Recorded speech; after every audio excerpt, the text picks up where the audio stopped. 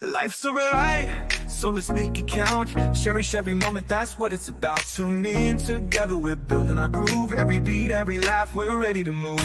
A little laughter, some love, we're soaring high. Every single episode reaching for the sky.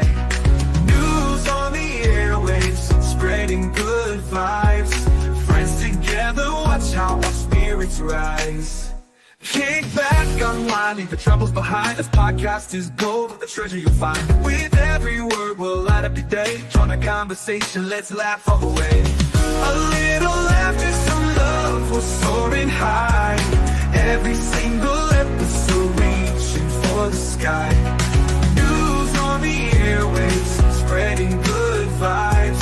Friends together, watch how our spirits rise. Kick back, unwind, leave your troubles behind. This podcast is gold, a treasure you'll find.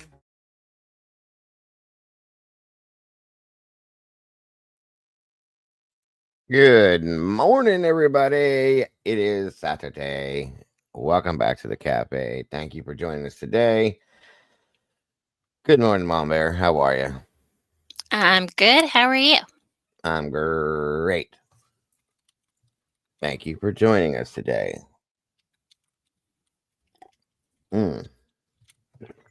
All right. Good morning, everybody else. Hope you're having a great start to your weekend. Great to have you here.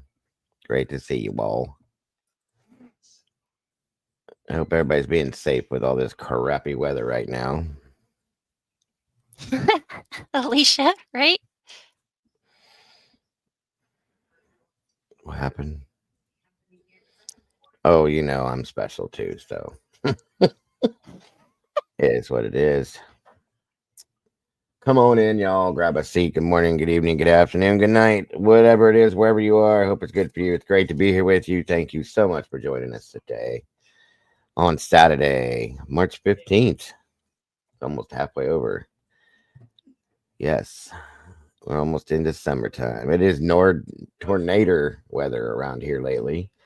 We're going to look a little bit of that stuff. We got some other stuff to look at. Come on in, hit the like button, share this out if you will, please and thank you. And thank you to the Blue Crew. I can't tell who's in here that's blue because everything changed colors now. Thank you guys for being here. I appreciate you very much. And I appreciate everything you guys do. So come on down. Let's see here. Yeah, I can't see nobody with them on. Sorry. They're green, by the way, for anybody that couldn't tell. So looking through those, it doesn't work. Yeah, it did give me a headache. Yeah, right. All right. So let's see. Good morning and welcome. The lovely Miss Leslie and Billy in the house. Mikey with the last 24. Again, Miss Alicia J. Welcome home. It's great to see you, dear. It's wonderful to have you back. Jody Walters, welcome back to you. Peggy Breidenbaugh. I hope I'm saying that right. She's never corrected me, but welcome back to you, Miss Peggy. Wonderful to see you today. Of course, Crime Time with the Mama Bear right here next to me, guys. Make sure to click the link that's pinned in the chat. Jump on over, hit the like button, subscribe if you have not yet done it. You know the drill. But mainly hit the like button, guys, and make sure that you hit that notification bell so you don't miss nothing Mama Bear puts out. The Seahawks fan in the house. Miss Tandy, welcome. Good to see you.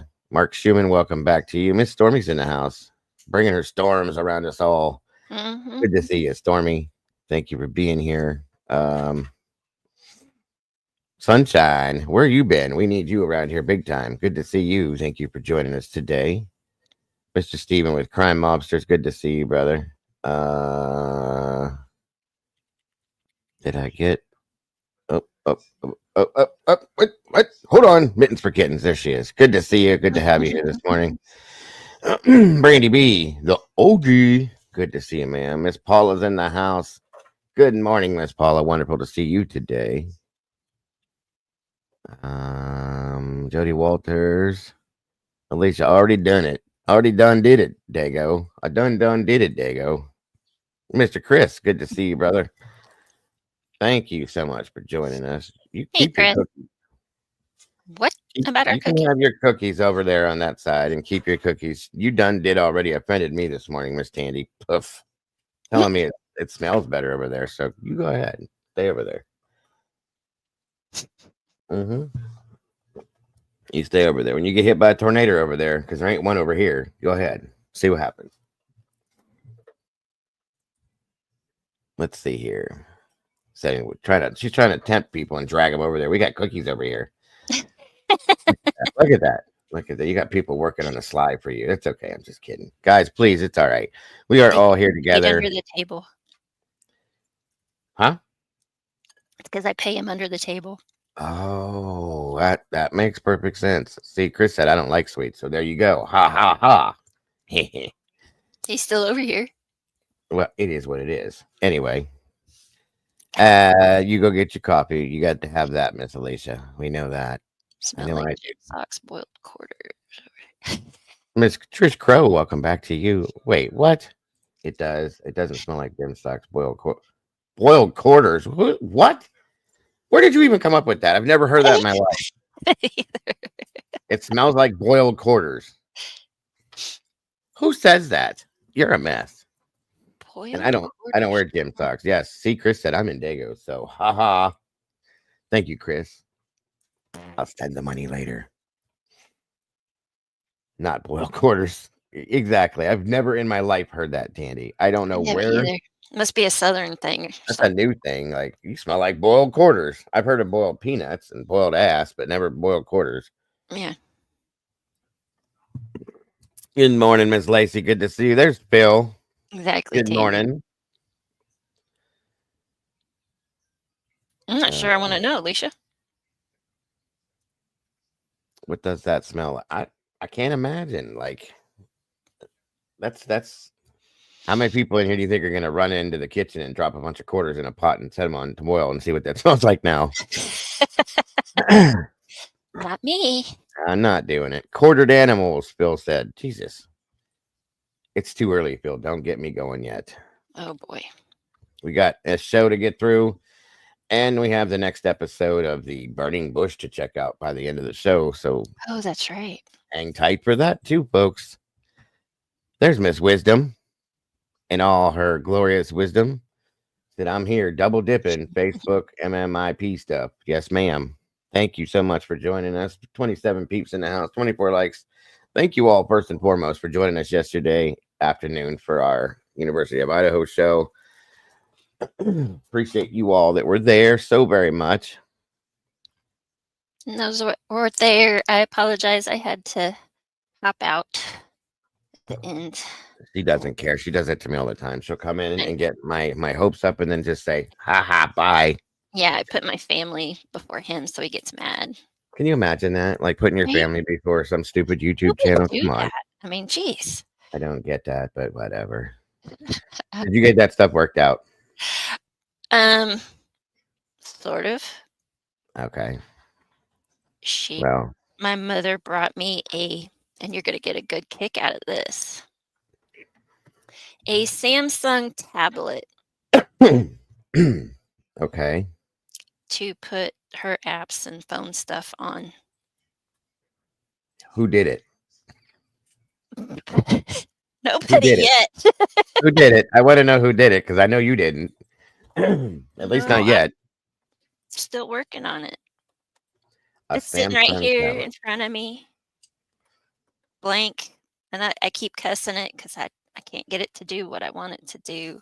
So, did you tell her to come back in like a month? No, after about an hour, she said, "You want me to just leave it with you? And I can go back home." I said, "Yes, please." Yep. Yep. Exactly. I couldn't do it. That's for damn sure. But I'm sure it's able to be figured out. Good morning, one maiden. Not good to see you, Eddie. Thank you for joining me today, buddy. The Hope you're having a great Amazon Android tablets, I can figure out no problem. I may have to have my husband do it. He's a Samsung person. I've never owned a Samsung, or I've never owned. The only tablets I've ever owned was like a, like an Amazon The Fire tablet. Kindle, the Kindle, the book thing. Yeah. You know, that's the only thing I've ever had. I've never owned a tablet. That's wild. Now that I think of it, or an iPad or anything. Of course, I would never own an iPad because it's caca. But I just get the Amazon Fires, but I was like, okay. It's like, all right, mom. Now, see, I can do the whole thing with like I have Amazon Fire TVs, the Fire TVs.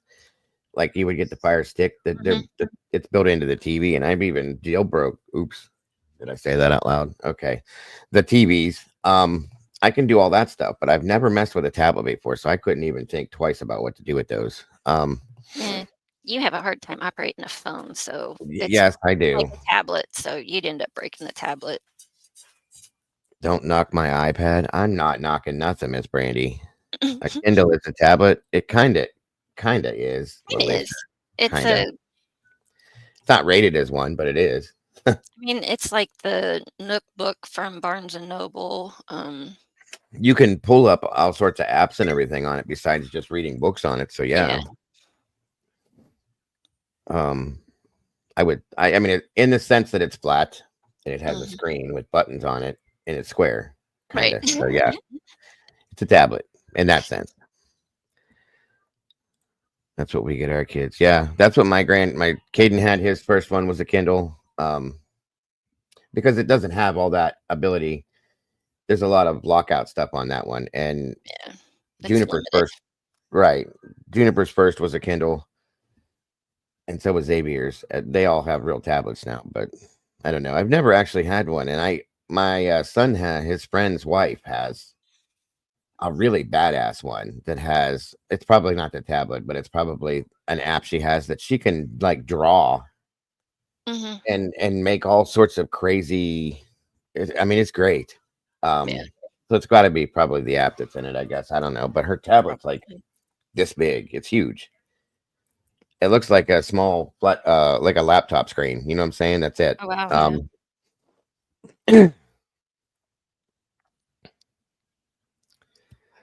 Wait, what the hell? Oh yeah, I know, Chris, and I've thought about adding one to my little rig here for certain different things, but I don't know. One of these days, if I ever come into some actual green stuff, maybe. But until then, I'll just have to settle for what I have here. With them, I miss my Lenovo laptop that would flip and turn into a tablet, and that Yeah, I miss those are that. cool. My sister has one of those. It's so neat. This is a reminder. I got a Lenovo laptop, and at first almost threw it out the door. It flips flops. Oh yeah, those are neat. Those are definitely neat. You can put all the same apps on a Samsung tablet as a Droid phone. Yeah. It's basically like having a giant Droid phone, from my understanding, at least. Yes. Yes, but here's the thing, Phil. I have a Samsung tablet. My mom has an iPhone. Uh-huh. So I have to get my techie brain to work. It'll work out. You'll get it. Yeah. You always work that stuff out. You're so awesome with all that stuff. So I'm sorry. It takes me a minute to get my wires crossed the right way. I'm sorry, Chris. So sorry, sir. Echo 444 in the house. Good to see you. Good to have you here. Thank you for joining us. I keep saying that. Let's see here. What'd you say? No, Phil said something before that. Hold on. One maiden nut. What bizarre territory can we nudge the conversation in today? As a starter, I have questions about maidens and nuts. Don't go there, because I screwed that up way long time ago. I was trying to talk one day and said it real super fast, and it did not come out right. So don't play around with the name, Phil. You're safer that way. Oh yeah, Tandy's right. Hand it over to a child 12 and above, and they'll have that thing probably folded in 4 cubes with every app in the world on it within 10 seconds. Believe it or not, my kids at this point are not that techie. Give them time. They're 15 and 16. Yeah, well, if they haven't messed with a lot of them, then maybe, I don't know. Aiden picked up that stuff when he was like 9. He turned into like super tech. He helped me figure out a Fire Stick when I first got one of them, and he was like, "Dad, you just got to do." I'm like, "Sit down. You don't know what you're doing." And I was wrong. completely wrong. He knew exactly what he was doing. Bill says you can add a full keyboard to any tablet and even screen share. And he sent, that's Mm-hmm. really cool. Samsung has some pretty good products. I know I liked their phones when I had them. Yeah, Matt likes Samsung. Mm-hmm. And the LG, I'm telling you, I was so pissed off that they stopped making LG phones because I loved it. I had every LG stylo that had come out up to 5, and then they just said, "Oh, we're done making them." When I went in to do my upgrade, and I was stuck with some stupid Motorola stylo because I like to have the stylo pen. Don't ask me why I want that because I don't ever use it. I have had one of these in every phone that I've owned, and you want to know how many times I've pulled this? It's fallen out more than I've taken it out to use it. I've never used it, but for some reason I feel like I need it because I'm going to use it one day. So, and now they sell them all over the place. You can buy like 5 packs of them for nothing. Stop it, Humper. Leave him alone. God, it's so gross. Hello, Echo. That is my Echo. daughter's name. Thank you, Echo. I appreciate that. I didn't know you were in there. And Ruby Slippers, morning to you. Yep, I told you guys when it came time that we would dive back into it head first, and we have done that. So, Yes, we did. I'm trying to stick with it. I said from the beginning, in it, you know, people got upset with me. They would, why'd you stop covering Idaho? I said, because there's nothing to talk about. There really wasn't anything else to talk about. And I said, as soon as there is, I'm not letting this go. I will ride this until the finish, all the way, until somebody is convicted of the horrible crime that was committed, and there's some justice for those victims and their families. And I said I would do that no matter what. So what we've been doing, and there's more to come, I promise you. Maybe even Monday, I don't know. Depending on what gets dropped, I should say. There's probably documents that'll be dropped within. Well, no, that would have been yesterday. I don't know. I haven't even looked. We'll see what happens. Mm-hmm. What's the male counterpart for a maiden? Traditionally, not by today's definition. Here we go. Never fails. Got to leave it to Phil. Maiden. I don't know. I do know, but I don't know. A musketeer? That was dumb. Anyway, I'm sure that Eddie probably actually knows that. He said nobleman, question mark. That could be it. It probably is true.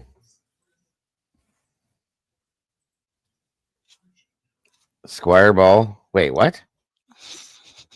One squire ball. Phil's saying I don't even know. What? Well, why'd you ask the question, Phil?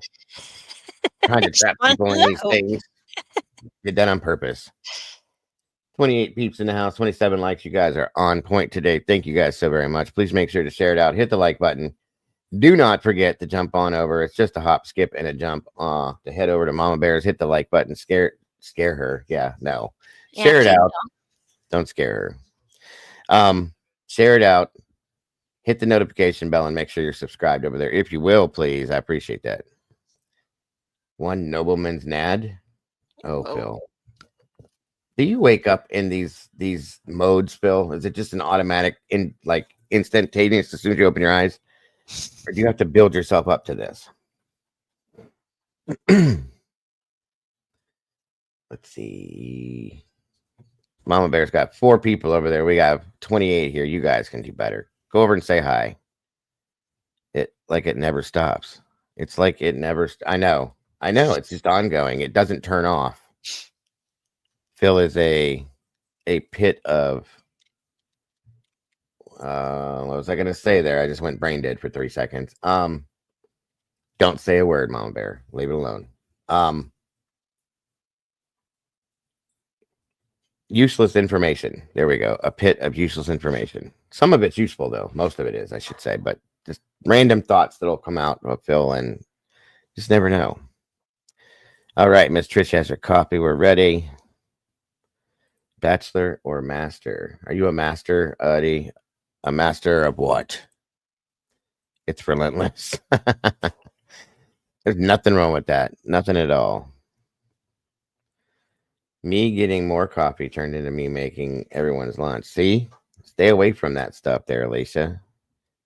You know better. You know how that works. As soon as they see you, they grapple onto you. Mom. Good morning, Peaky. Thank you for joining us. Good to see you today.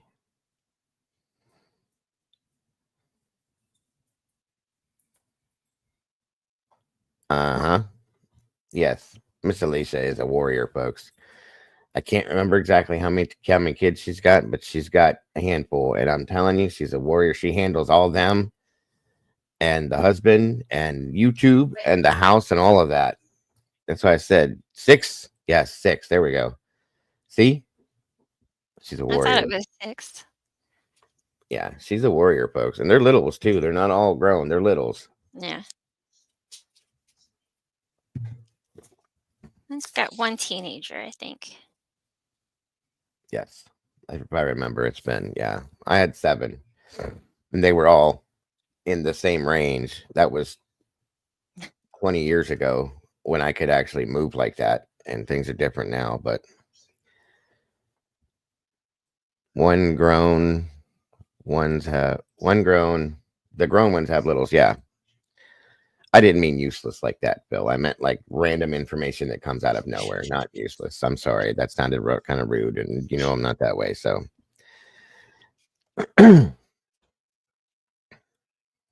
Eddie says in the Victorian era, male youth were referred to as master. Yes, that is true. I do know that. Stiggy and Mike, good after morning. Good after morning. Yes, whatever that meant. Good afternoon. There we go. Thank you for joining us, Stiggy and Mike. It's good to see you guys. Hope you're having a great day. Let's see here. I love seeing all this green in here, that's for sure. There's hardly any that's not green. That's Miss awesome, Kane. Stormy. Dude, what's Victoria Burgess? Good morning. What'd you say, Mom Bear? I said, Stormy, that's awesome. She busted out the laptop. That way she can watch both channels at the same time. See, that's very cool. I can do it over here too. I go back and forth between Mama Bears and mine too. How about that one? Yeah. I was a debater. I know there's something coming from this one. Here we go. I was a debater in school at one time. I was the best. Everyone said, "Watch out for Phil, the master debater." I knew. And Arctic's not even here. Jeez, I knew it. CZ's in the house. Good happy to you. Good morning and happy Saturday to you, CZ. Great to see you. I knew Phil was coming with that stuff. Alicia said, Phil, that does not shock me at all. And me neither. I agree, Alicia. I got excited and flooded Dago's DM this morning. Yes, you did. Yes, you did. Yes, we got some stuff to talk about. Faux show. Definitely. By the way, you're welcome, Phil. I didn't ignore your message. I just now saw it. So,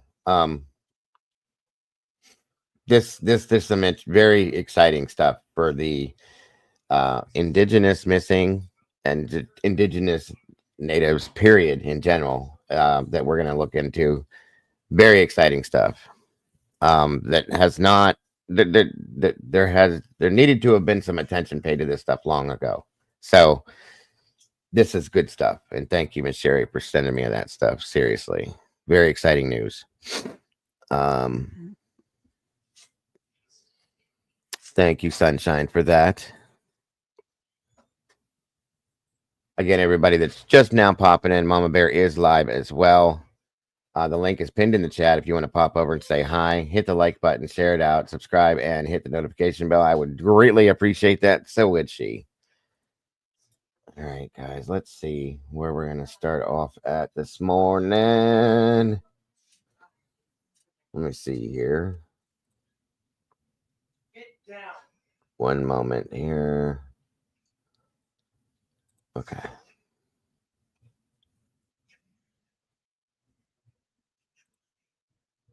Maybe if I get lucky.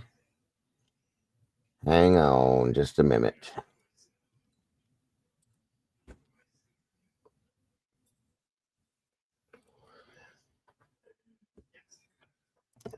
Yeah.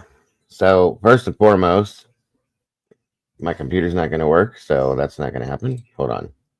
Oh. I don't even know where that came from. Let's try this again.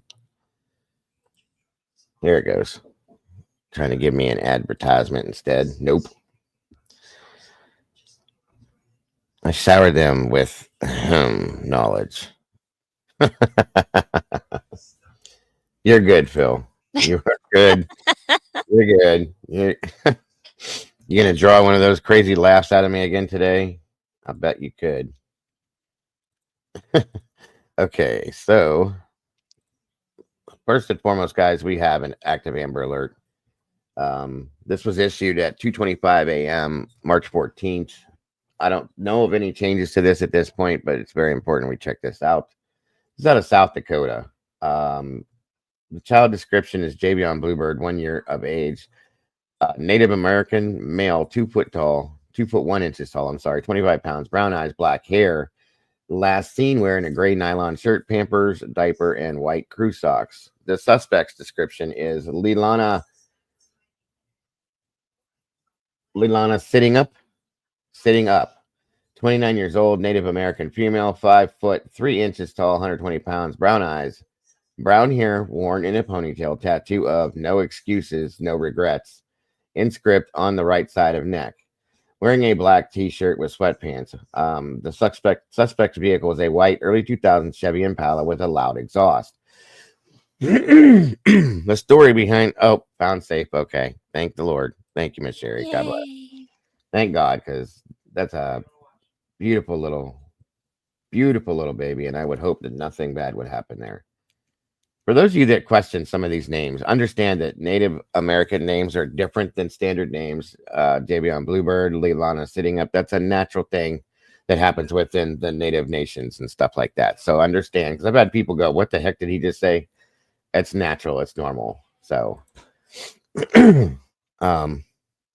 that's awesome, Sherry. God bless. Thank you for that. I always love seeing that kind of information. Always.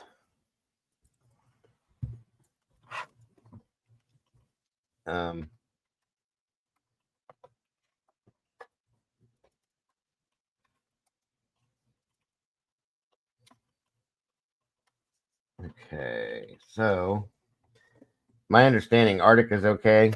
You said Mama Bear. Yes.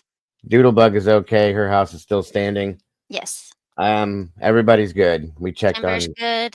Timber's good. Okay.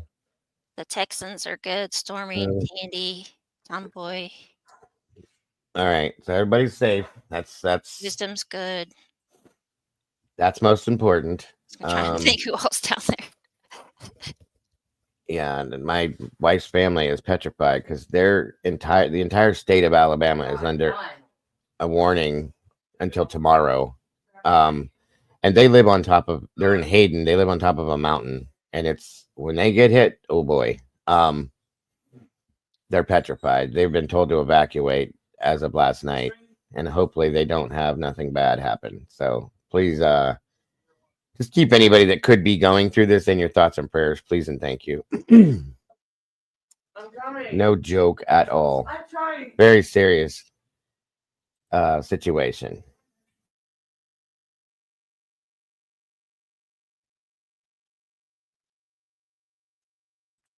Okay, let's see. I know, like, it's bad. The whole state, not just pieces of it. The whole state is under that same warning. I'm like, damn. Tandy said her and Tomboy are still standing. She's in North Half standing hotel because I bet 100%. Well, I hope she's okay. Her and her family, at least. I hope they're all okay. I hate this time of year. I really do. We're under a watch at this point, but could turn anytime to something else. There's Miss Cassie. Hello. Chris says, I'm good. Good to hear. Popping in quick before I get ready for the day. Popping. Morning, Miss Cass. I know, it's very scary. That's how I didn't know. Brandy got a call last night, my wife. And it was her uncle, and he sounded like shaky on the phone. I'm like, what's going on with him? And he started talking. I went, oh, and I went back and looked it up, and it's bad, pretty scary.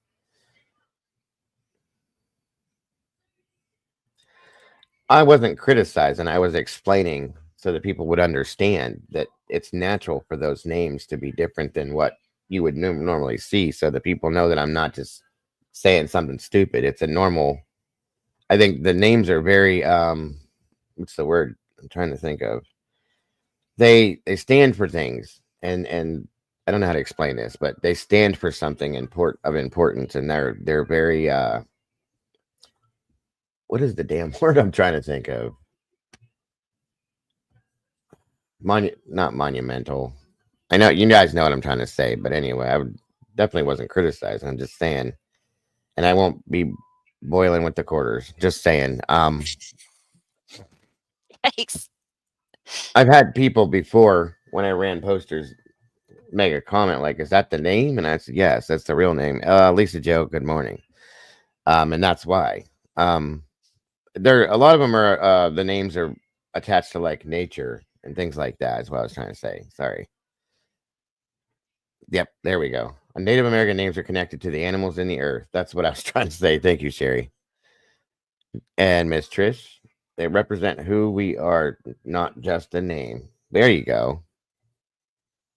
Sorry, I couldn't explain it better.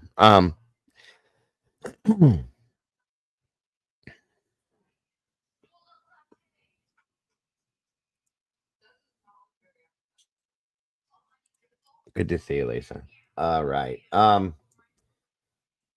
Well, hold on here. I don't know why that's showing there, but hold on. Let's see where I'm gonna go because I don't have. Oh yeah, I do. That's what I was doing. You guys threw me off again. Hold on. Good morning, Lisa Joe.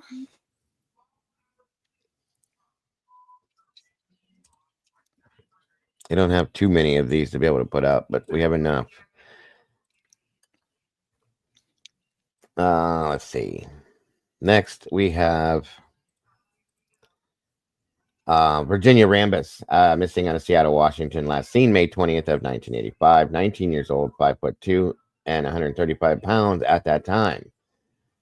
Rambis was last seen leaving her Seattle, Washington apartment at approximately 8 p.m. on May 20th of 1985. She was en route to visit a coworker who lived in the same apartment complex, which was the 6800 block of South 123rd Street. They planned to go to a party in the Rainier Valley area. Rambis had never been heard from again, and Rambis's apartment complex and back up, skip the whole line. In 2011, authorities announced that they were interested in identifying a man who lived in Rambis's apartment complex and was known as the Candyman. He was subsequently identified as Jesse Pratt. He's currently serving a life term in an Oregon prison for the 1986 murder of another Seattle woman. He had a prior conviction for kidnapping his then girlfriend in 1980. Rambis goes by her middle name, and if you have any information in regards to Miss Virginia Rambis and her whereabouts, please contact the King County Sheriff's Department at 206-296-4155. Case number is 8509-7654. If you by chance happen to see this, Miss Virginia, please reach out and let people know you are okay. Thank you. All right. Let's see here.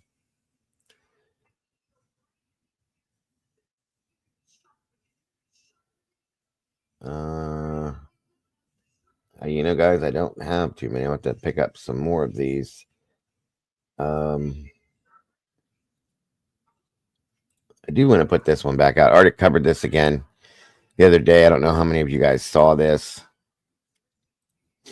AJ Sloan. The Greenbrier is 40 years old, black hair, with a beard, hazel eyes, 5'11", 130 pounds. Greenbrier County Sheriff's Office is attempting to locate a missing 40-year-old male, AJ Sloan.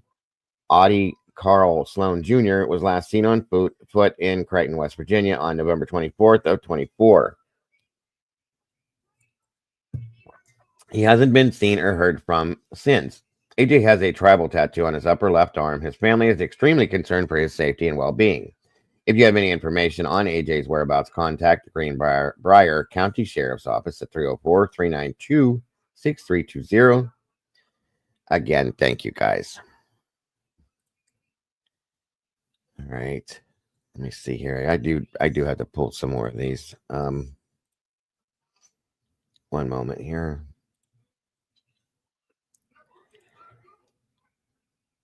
One moment here. And again, guys, I'm going to ask you guys to hold everybody and anybody that has gone through this weather over the past 24 to 48 hours in your thoughts and prayers. They definitely need it. It's that time of year again, guys. Badly. We go through this stuff all the time, and it's just not good. Bad weather stuff this time of year is horrible with the things it can cause. So, hold on here. Have a good day, Cass. Take care, Miss Cass. Jeez. Wow, guys. So this is where this is like by Doodle's house. And yeah. That'll tell you the damage that's been done where she's at. That's a car under there. You see all that down and wires and trees and all that stuff? That's crazy.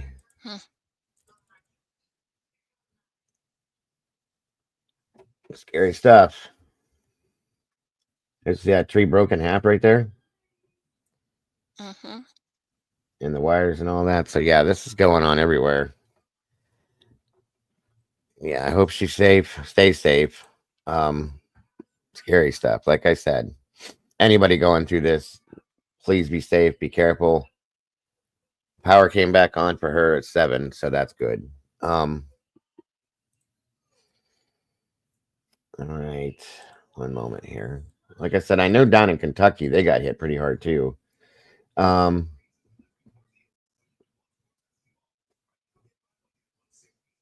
me one moment. Do you see Tomboy's comment to you?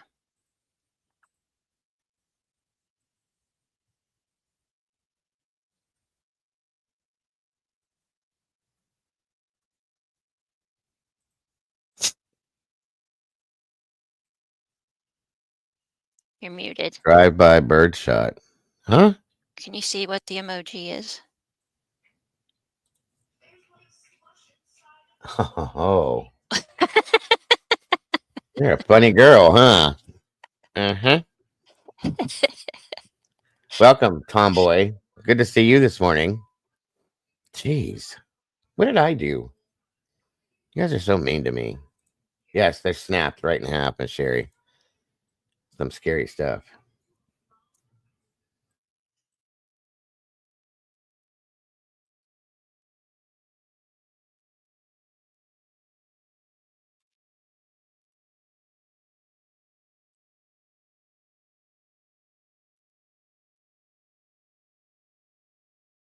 Hang on just 1 minute.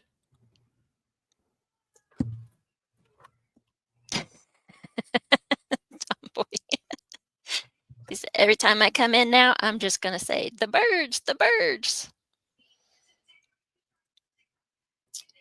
Yes. Roughly around that area, Eddie. Yes, absolutely. Thank you, Miss Sherry. Thank you.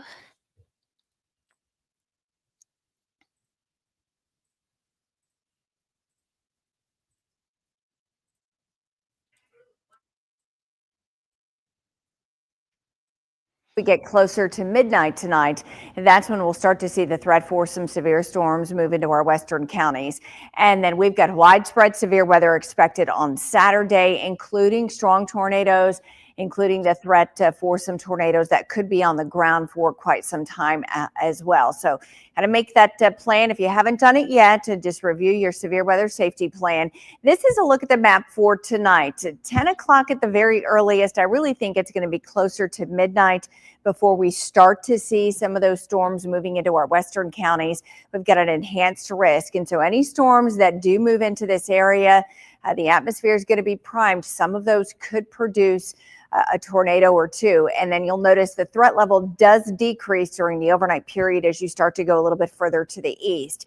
Here's a look at our latest storm timing, though, heading into the overnight period. So from 11 o'clock tonight through about 7 a.m. this morning, Detroit and Sullivan, Fayette, Tuscaloosa, Samantha, Cottondale, Northport, down toward Ralph and Foster's and Forkland, Utah, along this stretch of the interstate here into parts of Greene and Hale counties.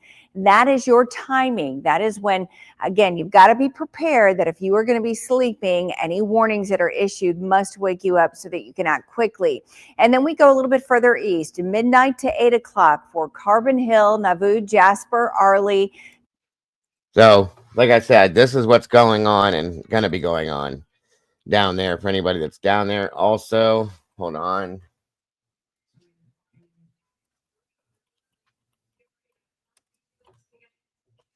Swear to God, we just ended this season, I swear. You know what I mean? And here we are right back to it. All right. Crazy. Here we go. Hold on.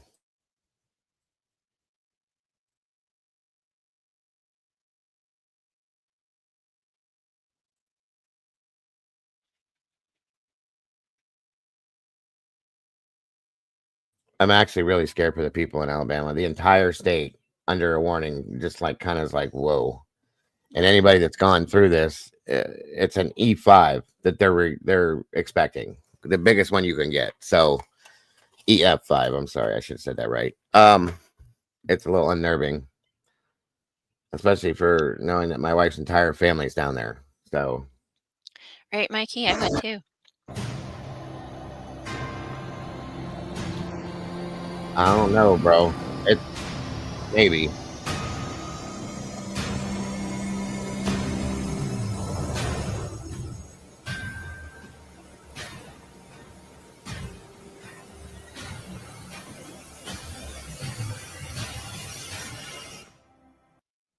See, even here, if you look at this right here, this is me. And this area, all of that is kind of flowing right over top of us right now, too. So,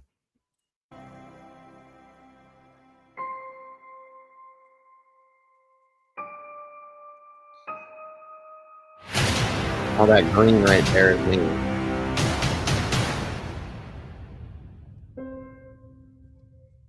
Anyway, I'm trying to show you something else that they had in Paducah, that area there. That's where Mom is from. Memphis, we know, is in Tennessee, in between Montgomery and Birmingham. Right, that's right where her family lives, Alicia and Hayden, and they're on top of a mountain. So it's like, oh shit. If it gets up there, if it doesn't stay down in the valley, they're done. I mean, it'll just wipe it off. If it stays down in the valley, they'll be okay. But it's still very unnerving. You know what I mean? So, yeah, this is some scary shit. And I know the hurricane does some damage for sure, but these tornadoes, oof. Just saying.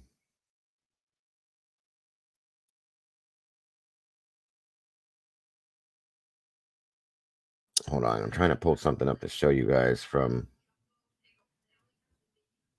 oh, that's where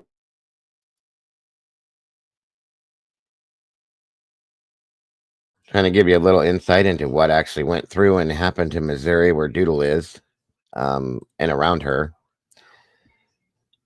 Joining right us back live in hard-hit Arnold, where parts of that area are being described as a war zone this morning. And Caroline, you've been talking to some of these homeowners. What did they experience and what are they dealing with? What's the cleanup looking like? Exactly, Alicia. Yeah, Laura, as we met earlier in this show, Sherry, the owner of this property, she's in pretty high spirits despite her home being. That's the thing right there. I want to say that real quick before we go through. Alicia's up above me. She's still in one of these Northeast states, Michigan, if I remember right. Michigan, Indiana, Ohio, and Pennsylvania. We get wrapped up in this mess a lot, and it's rough up here. But you can't really you can somewhat predict it. Like with hurricanes, a lot of times they'll get a couple days a week, possibly even to prepare. Sometimes tornadoes, they just come like a freight train sometimes out of nowhere. It's kind of crazy.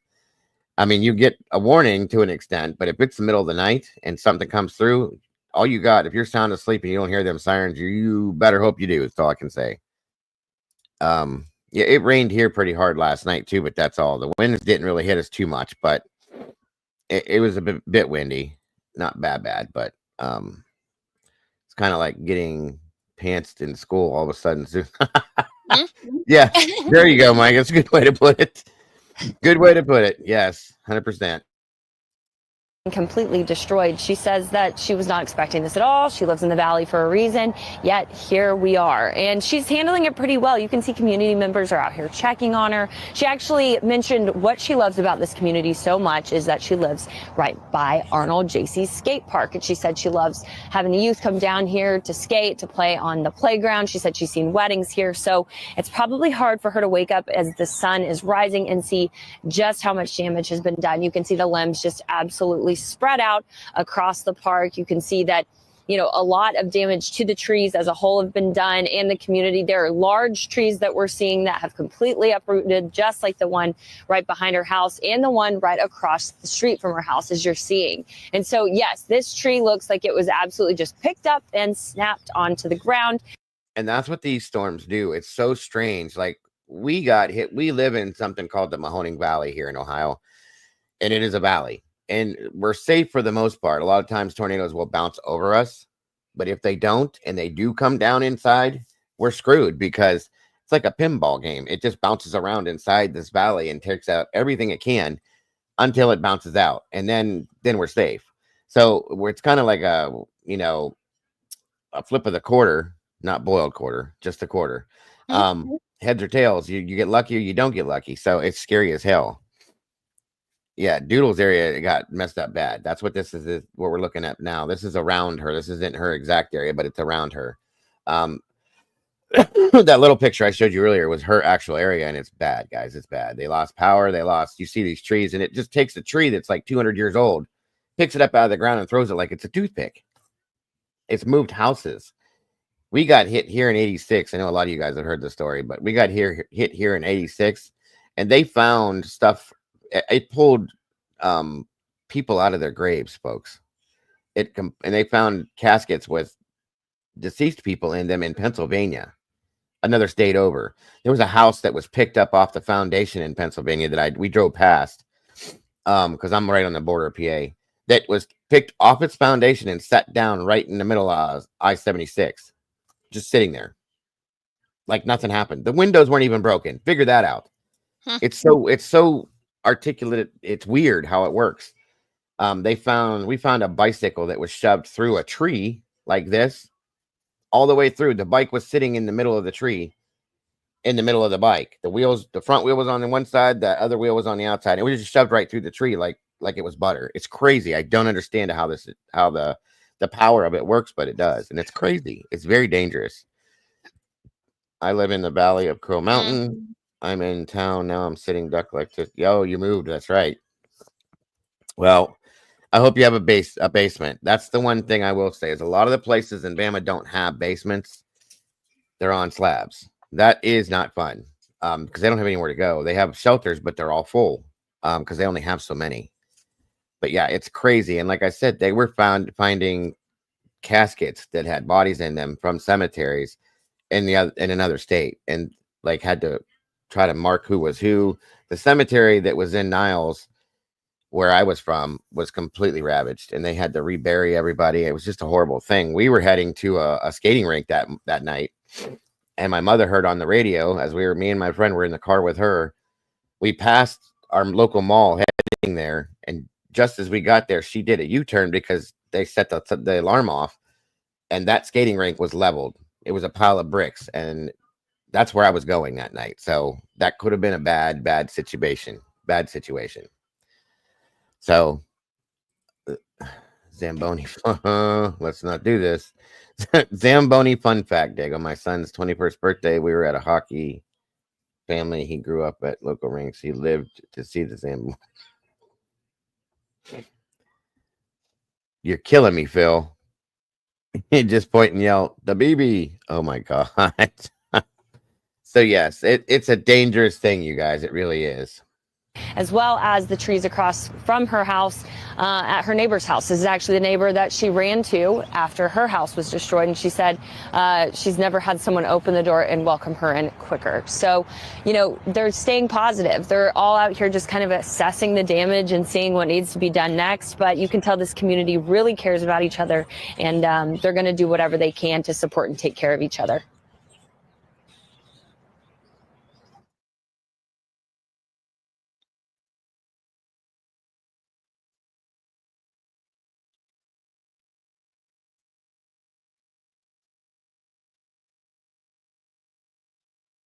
On a lot of damage here from the wind, tree limbs coming down, and you can see a carport here on Tideland in Bridgeton that it just collapsed right down on the car that was inside. The homeowner who lives here was inside at the time. She's okay.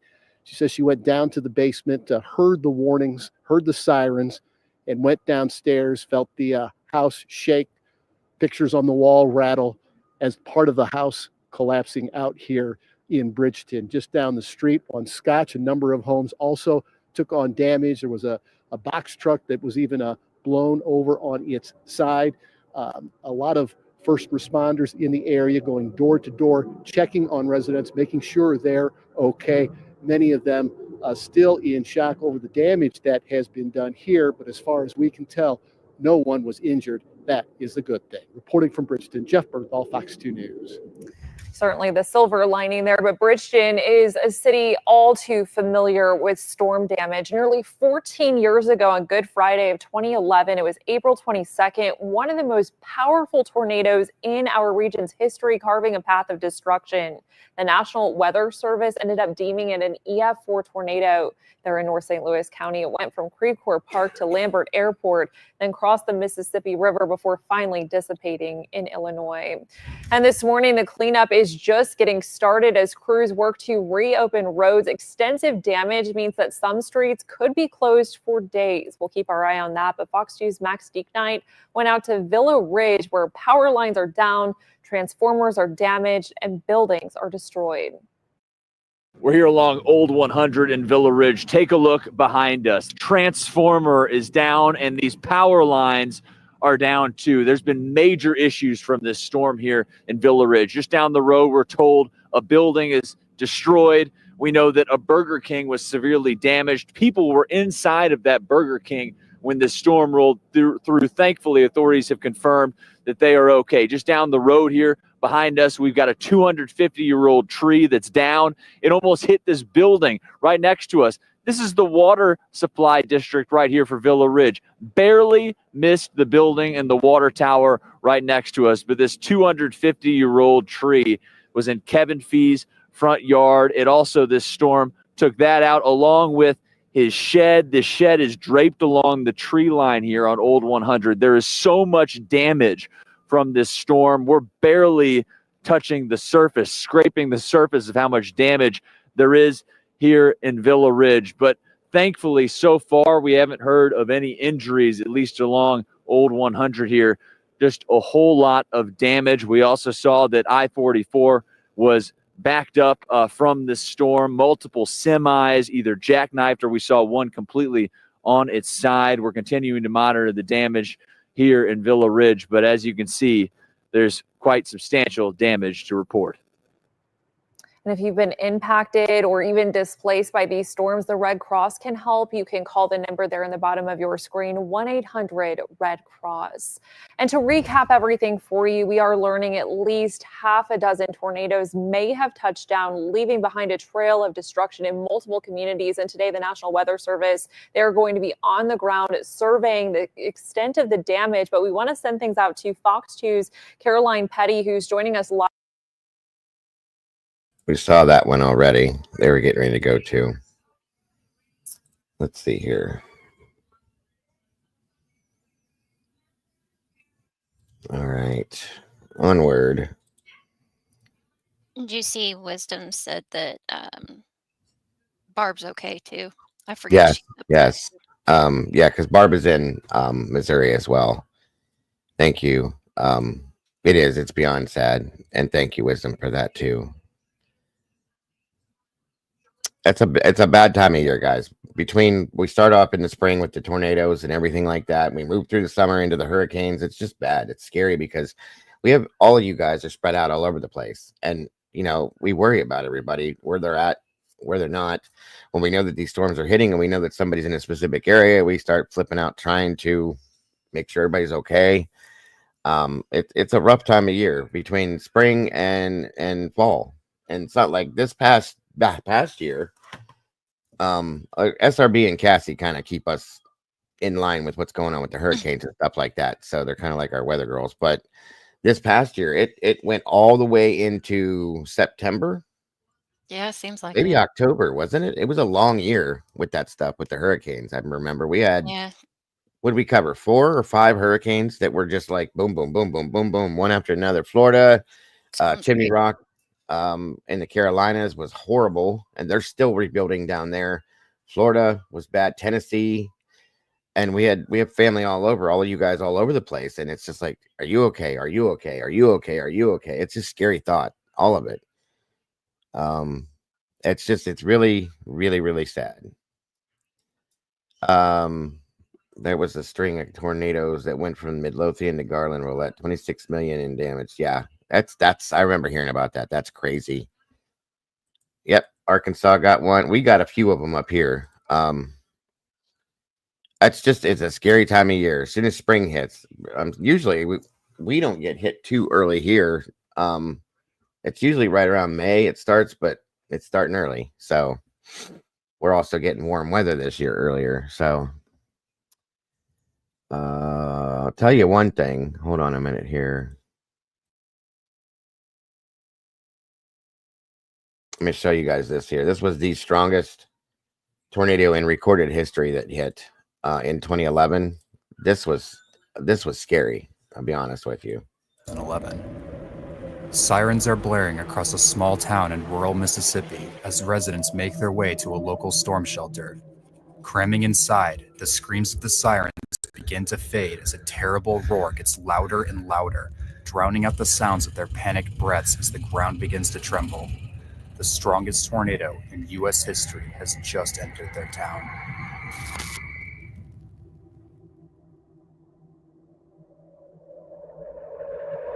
It's late April, and meteorologists at the Storm Prediction Center are scanning the atmosphere, looking for key ingredients needed for the formation of severe weather when they notice something concerning. A massive region of low pressure, called a trough, is moving across the United States. This giant, slow-moving trough is bringing with it a belt. Yeah, this actually should have been classified. Alicia's absolutely on point.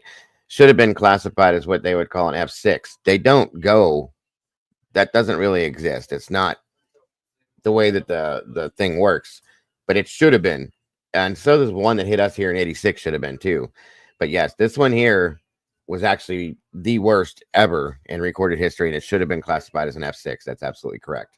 Belt of extremely fast-moving winds aloft, while at the same time drawing in inconceivable amounts of warm, moist air from the Gulf of Mexico, bringing together a dangerous combination of atmospheric conditions. Yes, we did. The Phil. mixture of warm, moist air with cold, dry air aloft is generating large amounts of atmospheric instability needed for thunderstorms called convective available potential energy, or CAPE.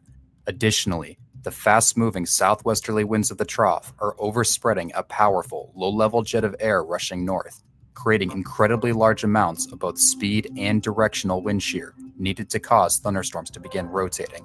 Noting that all the ingredients for severe weather are now in place, the Storm Prediction Center issues a rare, high-risk outlook for severe weather, including a 30% outlook for strong tornadoes. By 1 a.m., a tornado outbreak was already underway across Mississippi and Alabama as unexpected lines of powerful thunderstorms called quasi-linear convective systems, or QLCS, moved across the area, spawning over 70 powerful tornadoes along with strong straight-line winds, causing widespread damage to infrastructure, while also leaving behind a dangerous thermal boundary draped across northern Alabama and Mississippi. As bad as things were, they were only going to get worse. As the sun begins to heat up the atmosphere on April 27th, Meteorologists noticed that the storm system was even stronger than expected, prompting them to increase their outlook to an unbelievable 45% risk, noting a major outbreak of intense, long track, and perhaps violent tornadoes is expected. However, none of them could have imagined the scale of what was about to take place. At 10:30 a.m., a cluster of storms erupts near Monroe, Louisiana, slowly gaining strength before merging together, organizing into a powerful Don't worry, guys. We have more stuff we're talking about besides weather, but I just wanted to show this real quick and show this is amazing how crazy this was. But then we're going to move on to something else. rotating thunderstorm called a supercell, spinning faster and faster as the clouds began reaching towards the ground. Just after 3 p.m., an ominous-looking funnel hovers above. Peggy Bryan was in the show last night. We did the Idaho 4 show. We did. I don't know if you were in there or not, ma'am. I didn't see you, but yeah, he was there last night. He's okay. The ground and within seconds reaches the surface. The newly formed tornado initially causes only weak damage as it tracks to the northeast, bringing down patches of trees and causing light damage to rural structures. However, just 1 minute later, the tornado rapidly intensifies, completely destroying a couple mobile homes and scattering the debris long distances. The strengthening tornado continues to cause intense damage to rural structures, flattening large swaths of forest as it races to the northeast at over 60 miles per hour. It's at this moment that multiple people begin recording the tornado for the first time as it approaches the small towns of Anchor and Dixieland. One of these residents, Jay Rogue, films the tornado as it approaches his location.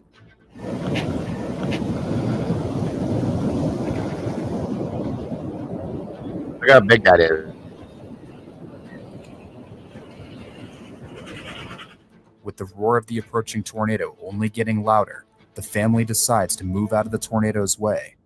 When they return, there's little remaining of their home.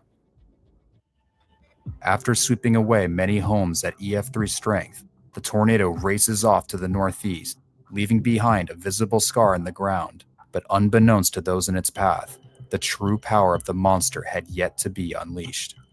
At 3:19 p.m., the National Weather Service issues a strongly worded tornado warning as the now large and extremely dangerous tornado is approaching the small towns of Okolana, New Wren, Amory, and Smithville, Mississippi.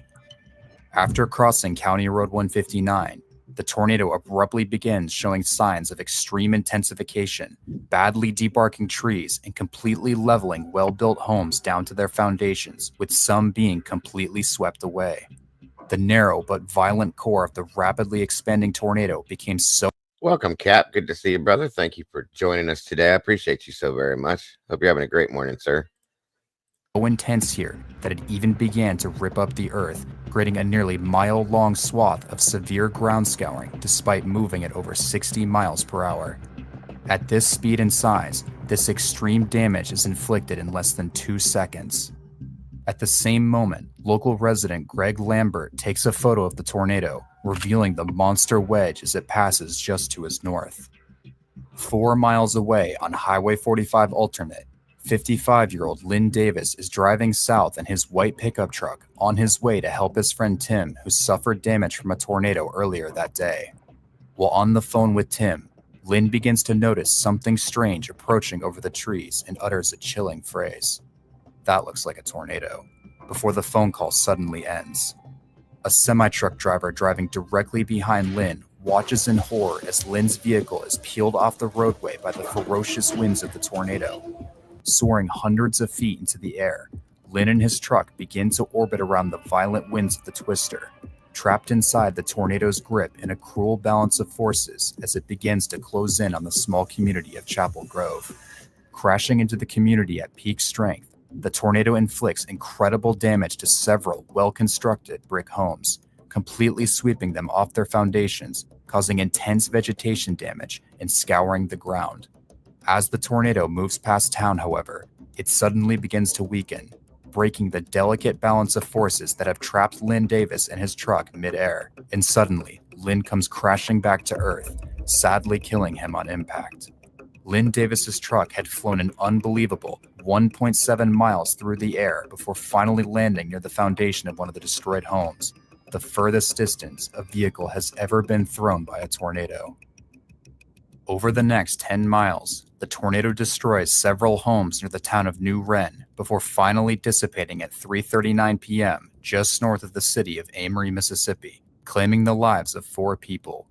However, something far stronger was brewing. As the first tornado begins to weaken, the parent supercell continues to track to the northeast, drawing closer and closer to the dangerous thermal boundary left by storms earlier in the day. Near the boundary, saturated air and backed winds will lower the storm's base closer to the ground and increase the already incredibly high low-level wind shear, turning an already historic atmosphere into what is possibly the most extreme tornadic environment ever recorded. If the supercell could tap into this environment, a tornado of unimaginable power would be released, and at 3:40 p.m., that's exactly what happened.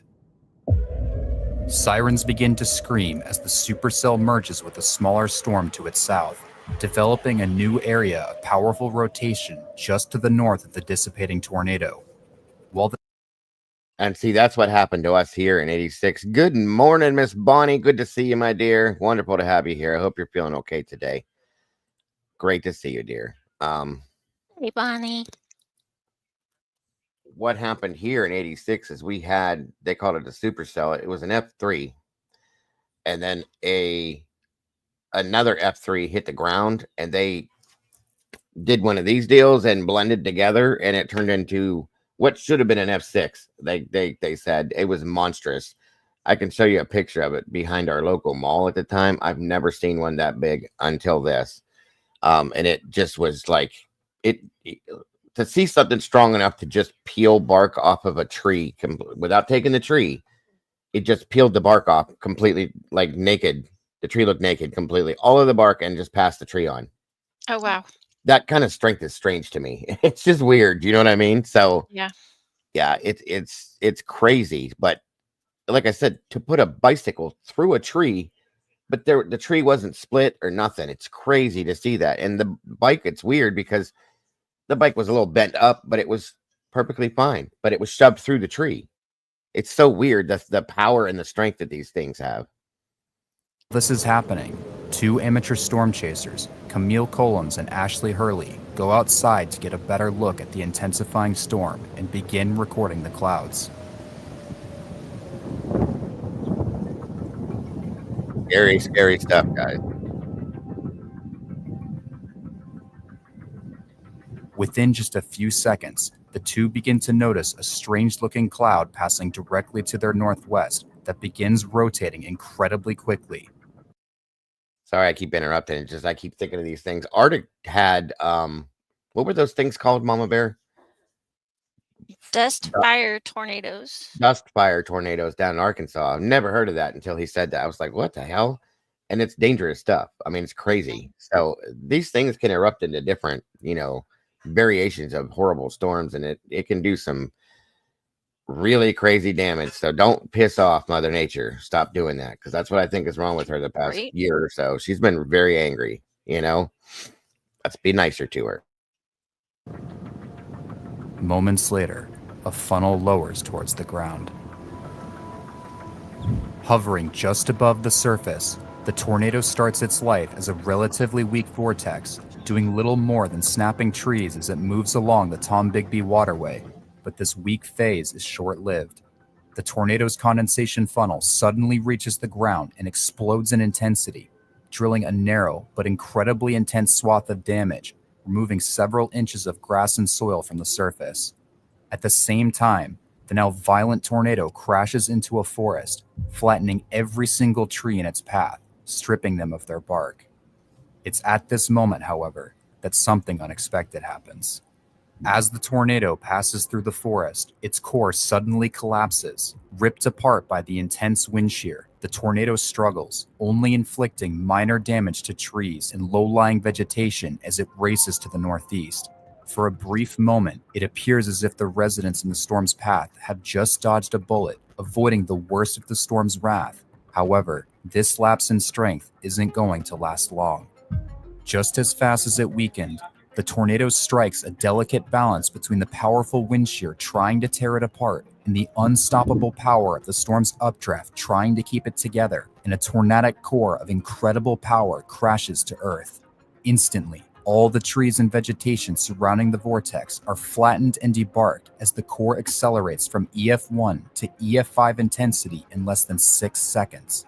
At the same time, the winds inside the vortex become so strong and the pressure drops so violently that the ground begins to literally explode outwards, digging a trench in the ground over a foot deep and 170 yards long.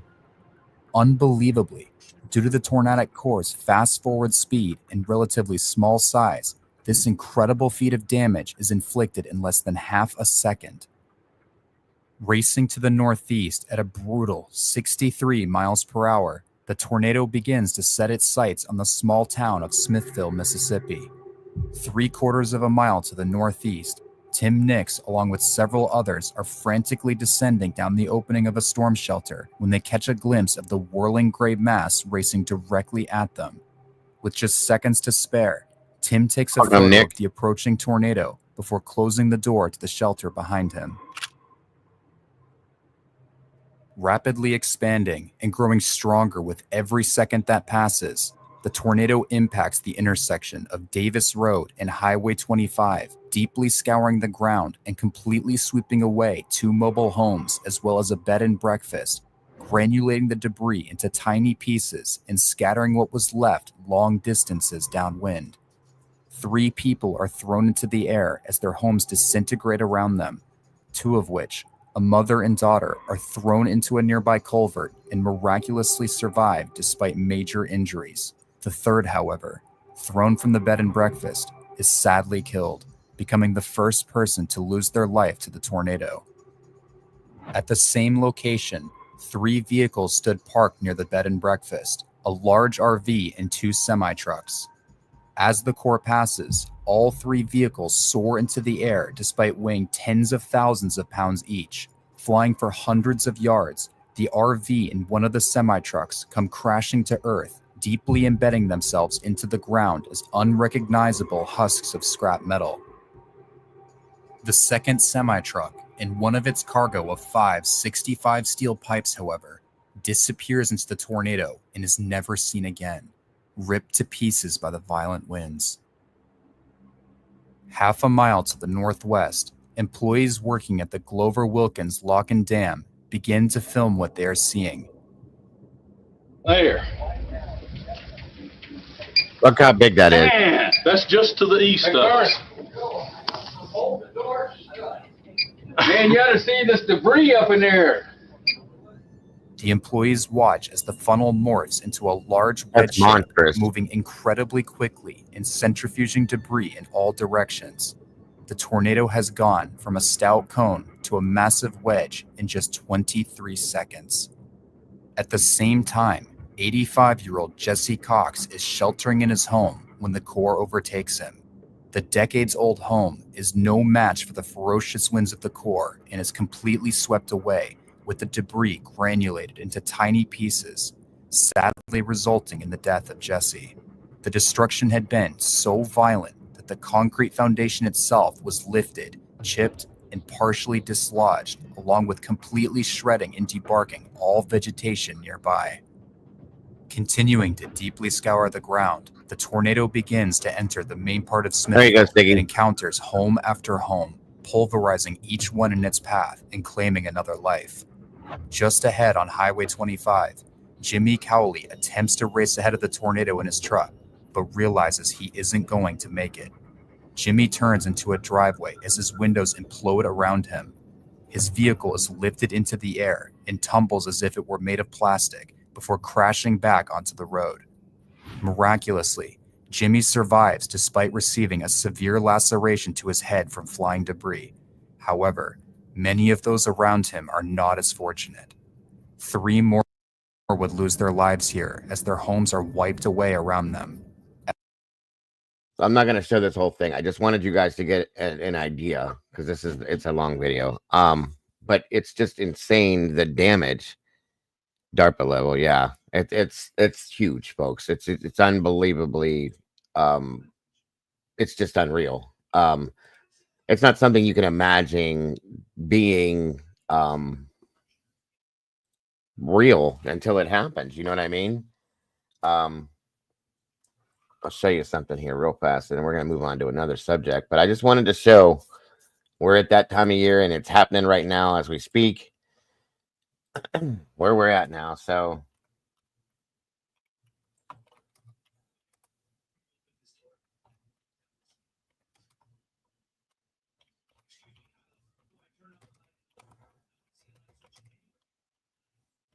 there's one photograph I wanted to show you guys.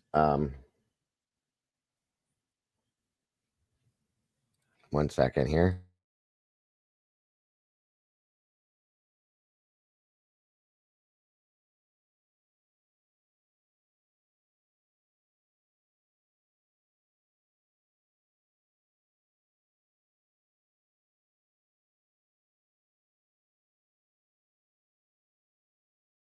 Actually, I'll just show you this. This is what I went through in 1986.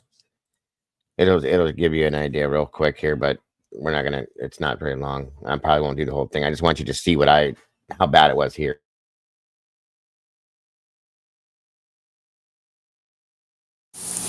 In Ohio, 16 people were killed. More are feared dead.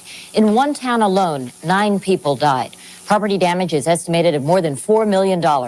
Ann Rubenstein has the story from Niles, Ohio. There may have been.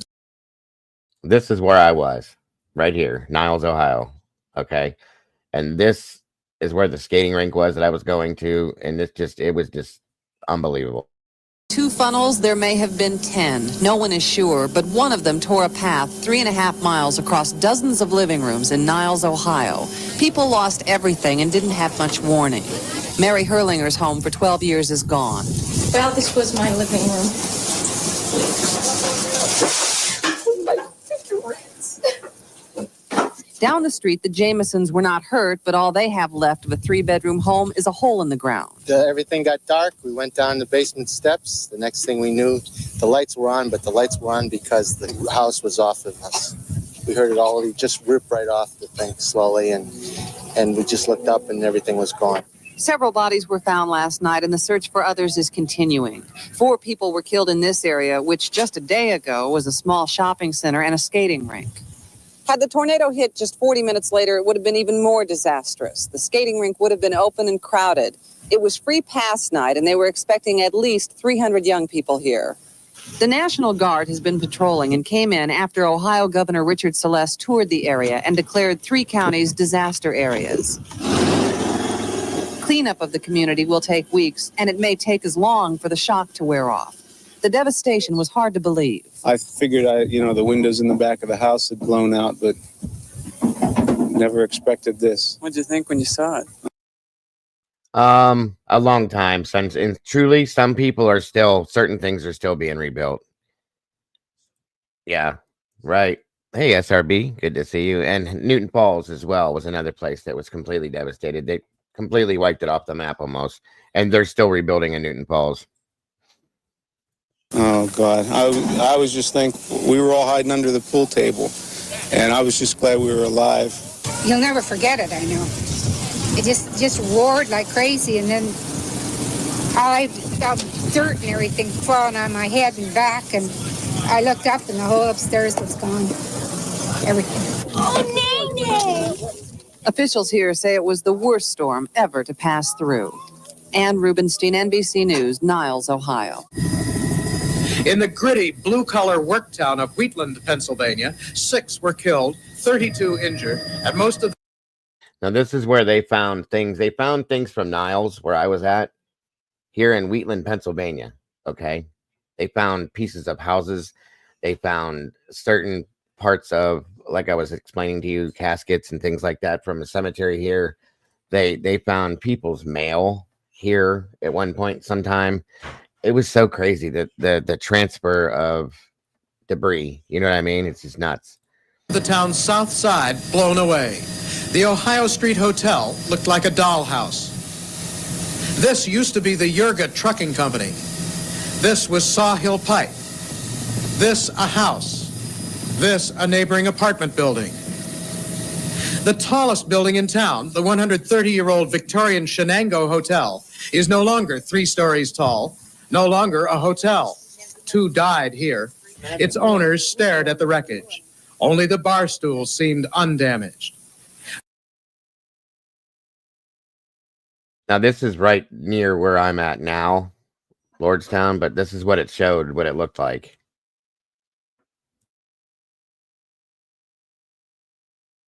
One who watched that tornado approach in Trumbull County was Jerry Dre.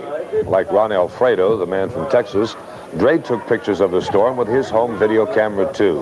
He later talked about what he saw. Jerry Dre had decided to bring along his video camera to record his daughter's dance recital rehearsal. At the time of the tornadoes, he was sitting outside taking a break. Off in the distance, he saw a spherical... No, Cap, it was an F5 plus. They said it should have been an F6. It was huge. This little thing here is nothing. This combined with another, they said it was an F3 that combined with another F3 per se. And there's a photograph I was trying to find to show you guys behind our local mall. It's insane. It just to see the picture of how they got the width of this thing was just nuts, guys. Clouds and decided to run in and get his camera. They say the South. I wasn't really scared because I've never seen one, and you don't realize the damage that one does. I know the other guy was holding the door open so we could run in. We figured we were at the high school would be a safe place, but. Wife Peggy was shocked when she'd heard what Jerry had done, because inside the school where she was, things weren't so calm. We didn't know where the tornado was heading. I mean, we thought it was coming towards the school. So all the kids and the mothers and, we were all just running through the halls and we didn't know where to go. So we all went to the auditorium. Jerry is pretty calm when he looks back on his decision to videotape the tornado, but would he do it again? I think I'd be looking for a good place to crawl under.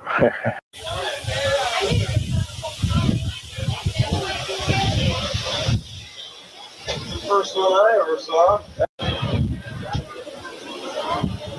Trying to find if it shows when it gets bigger.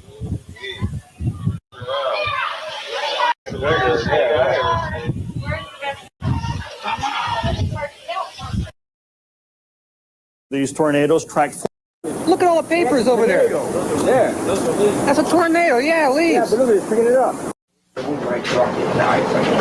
Okay. That was the hail that we were getting too. Look how big that is. Hold on.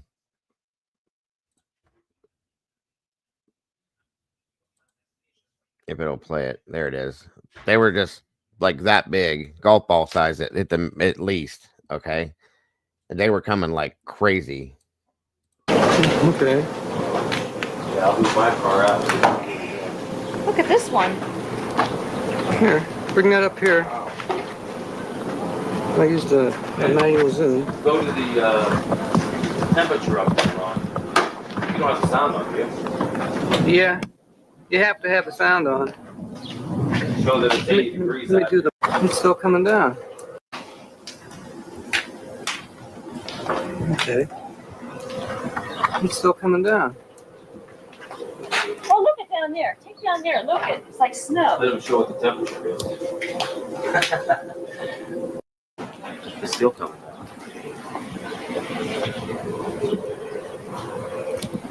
Well, that was.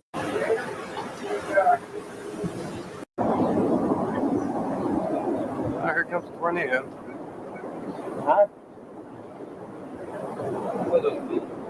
See those papers flung? Dude, that is a tornado. Look at all the papers over there. There. That's a tornado. Yeah, leaves. Yeah, but look at it, picking it up. Look at Dale. Here comes a tornado. Sure is. Holy shit.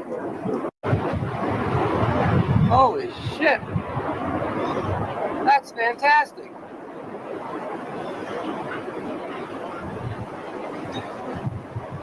Look at all the papers. Get downstairs, boy. Get ready to run.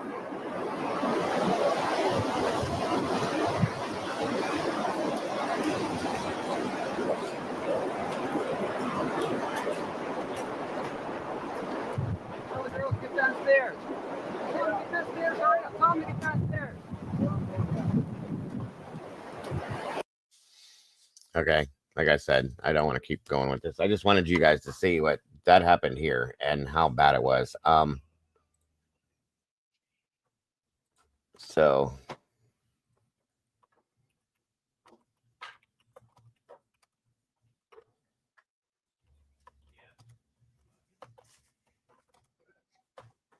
Nobody used the hamburger bun?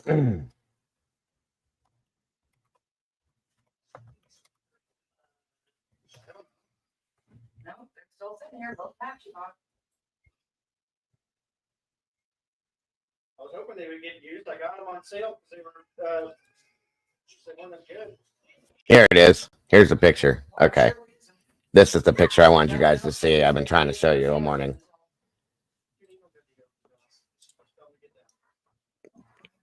This is how big this was. Look at that. This is our mall over here to the right. This is like Niles, the downtown area of Niles. Look how big that is. And when my mother, like probably 20 minutes before that came around, we were on this road right here, heading to that roller rink that you just heard about. And she turned around and went back, and this rolled right around and hit everything in here and just destroyed it all. It's crazy. But it's monstrous. It is. And it just got bigger. That's when I said that's after those two had combined and became one. Is big. It is big. Yeah, it was big, guys. Very. If you look at the Hills department store and Denny's, all the signs here as compared to that, it's monstrous. It's something you can't imagine would ever actually happen, you know. So yeah, and it just kept going, and it went from through Newton Falls, Niles, into Pennsylvania, and it just kept going before it dissipated. It was crazy. That's the picture I was trying to show you guys. Well, that's new, but yeah, those are the people that passed away. 85. I don't know why I said 86. I'm sorry. May 31st of 86. 85. Yeah, insane. Anyway, on we go. Oh, yeah. Makes our Dust Devils look like plant. Yeah, right. Yeah, it was the biggest thing they said they've ever seen. Next to the Mississippi tornado. So anyway. Okay, guys. Sorry. That time of year.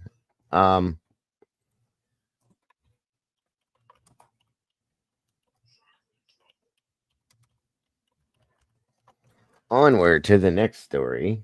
I don't know if you guys saw this. Hello, Taylor. Oh, there's Mama Bear. Hey, Taylor. Welcome, Horse TV. Good to see you.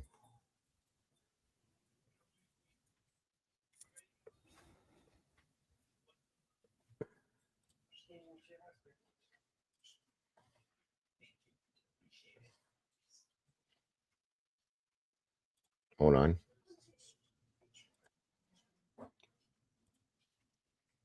I've been waiting a couple days to show this to you guys. Too much other stuff going on, but this is insane. The story is nuts. I'm sure a lot of you guys have seen this already, but here we go. Taylor said, "Morning, new." What's up? Taylor said, she said death was called out, but I don't think that's what she meant death. Sorry, was called out to evacuate a town of 700 last night. Due to fire. Mm-hmm. Where at? Where at, Taylor? Where you live? Yeah, I know she's in Oklahoma, but I was at Oklahoma. Yes. Good morning, Horse.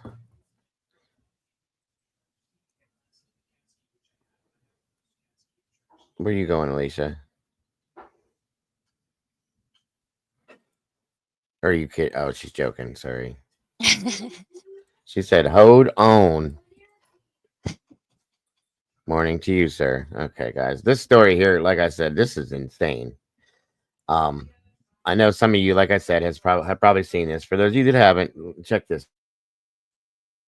Questions about how the system failed a 32-year-old Connecticut man allegedly locked in his bedroom by his stepmother for 20 years with little food or water. This is the worst treatment of humanity that I've ever witnessed. Records show the man had been in school until age 11 and was eventually taken out. When he was in school, teachers say they could. Good morning, Philip. Good to see you, sir. Was hospitalized with E. coli. Hi, Dago. Hey, Brandy. Missing me at the dialysis. Oh, Brandy. Brandy. Honey. Phil said hello to you. He said he missed you at dialysis. He's been in the hospital with E. coli. Okay.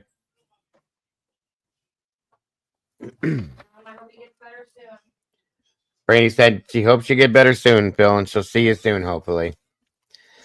Taylor said Valma, Oklahoma. Wow, Taylor. I'll have to look that up too. Same SRB. I keep seeing it too, but I haven't watched. This one here we're talking about? Yeah. Yeah, this is nuts, guys. Tell he was hungry. His former principal says everyone was concerned with this child since he was 5 years old. You knew something was wrong. It was grossly wrong. The principal says he.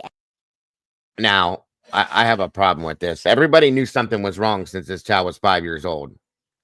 Nobody did anything over all these years, but you were concerned.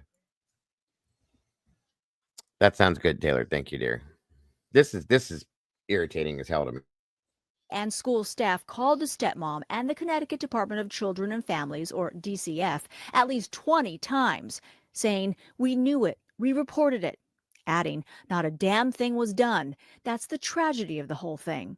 Police say they did 2 welfare checks on the home back in 2005, but there was no cause for alarm. And DCF says if claims are not substantiated, they're erased from the record after 5 years. It's truly a horrifying, and it's beyond comprehension what occurred here. The ordeal ending recently when police say the man set his own bedroom on fire to be rescued. Can you imagine? Can you imagine that it's that bad that you have to catch your bedroom on fire to be able to be rescued from a situation like Right. this? This is insane, From you your guys. mother, of all people. Stepmother, but still, yeah. Stepmother, Of course. yeah. Of course. For 20 years? Yikes. This is insane. And the only way this man saw fit that he could get away to survive this was to put himself in danger of burning alive, possibly, and light his bedroom on fire, knowing that there's no way you can hide that. You know what I mean? Yeah. This Have is just fun, this is- tomboy. yes. Be safe out careful. there. Have a good time. Hi. Long bear, I'm straight there. Very cool. You have never seen me with straight hair. I have not. It's beautiful. It's very longer than it was because the curls just bounce it up. Yep, they do. If you wouldn't have cut your own bangs, it'd probably look better, but you did. Mm-hmm. And I like Maybe my it was in her eyes. Yeah, well, it looks like whatever. Anyway. At least I did a good job. Why I came over here is because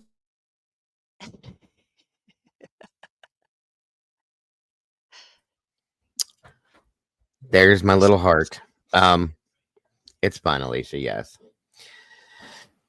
Thank you, SRB. All right, on we go. This is just, I can't understand. I can't imagine I can't even think of the right word to say. How I can't. I don't have a word for it, but it'll come eventually. But this is just nuts to me. Weighed only 68 pounds. His stepmother, 56-year-old Kimberly Sullivan, faces assault, kidnapping, and other charges. Her lawyer denying the accusations, appearing to place blame on the man's biological father, who died last year. My sense is, as this case unfolds, more will come out about the motivations for engaging in this type of behavior. Investigators say the lock outside the bedroom door was reinforced as the boy grew into a man. The stepmom was released on $300,000 bail and is due back in court later this month. Andrea Fujii, ABC. 68 pounds. Holy crap.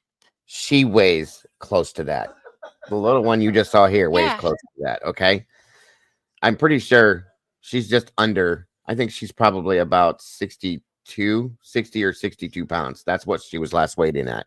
Well, She's 8. Alicia said her 9-year-old Yeah. weighs Yeah. 68 pounds. Junie's 8. Okay. She's going on 9. Holy crap. So this is a 20 some odd year old man, 20.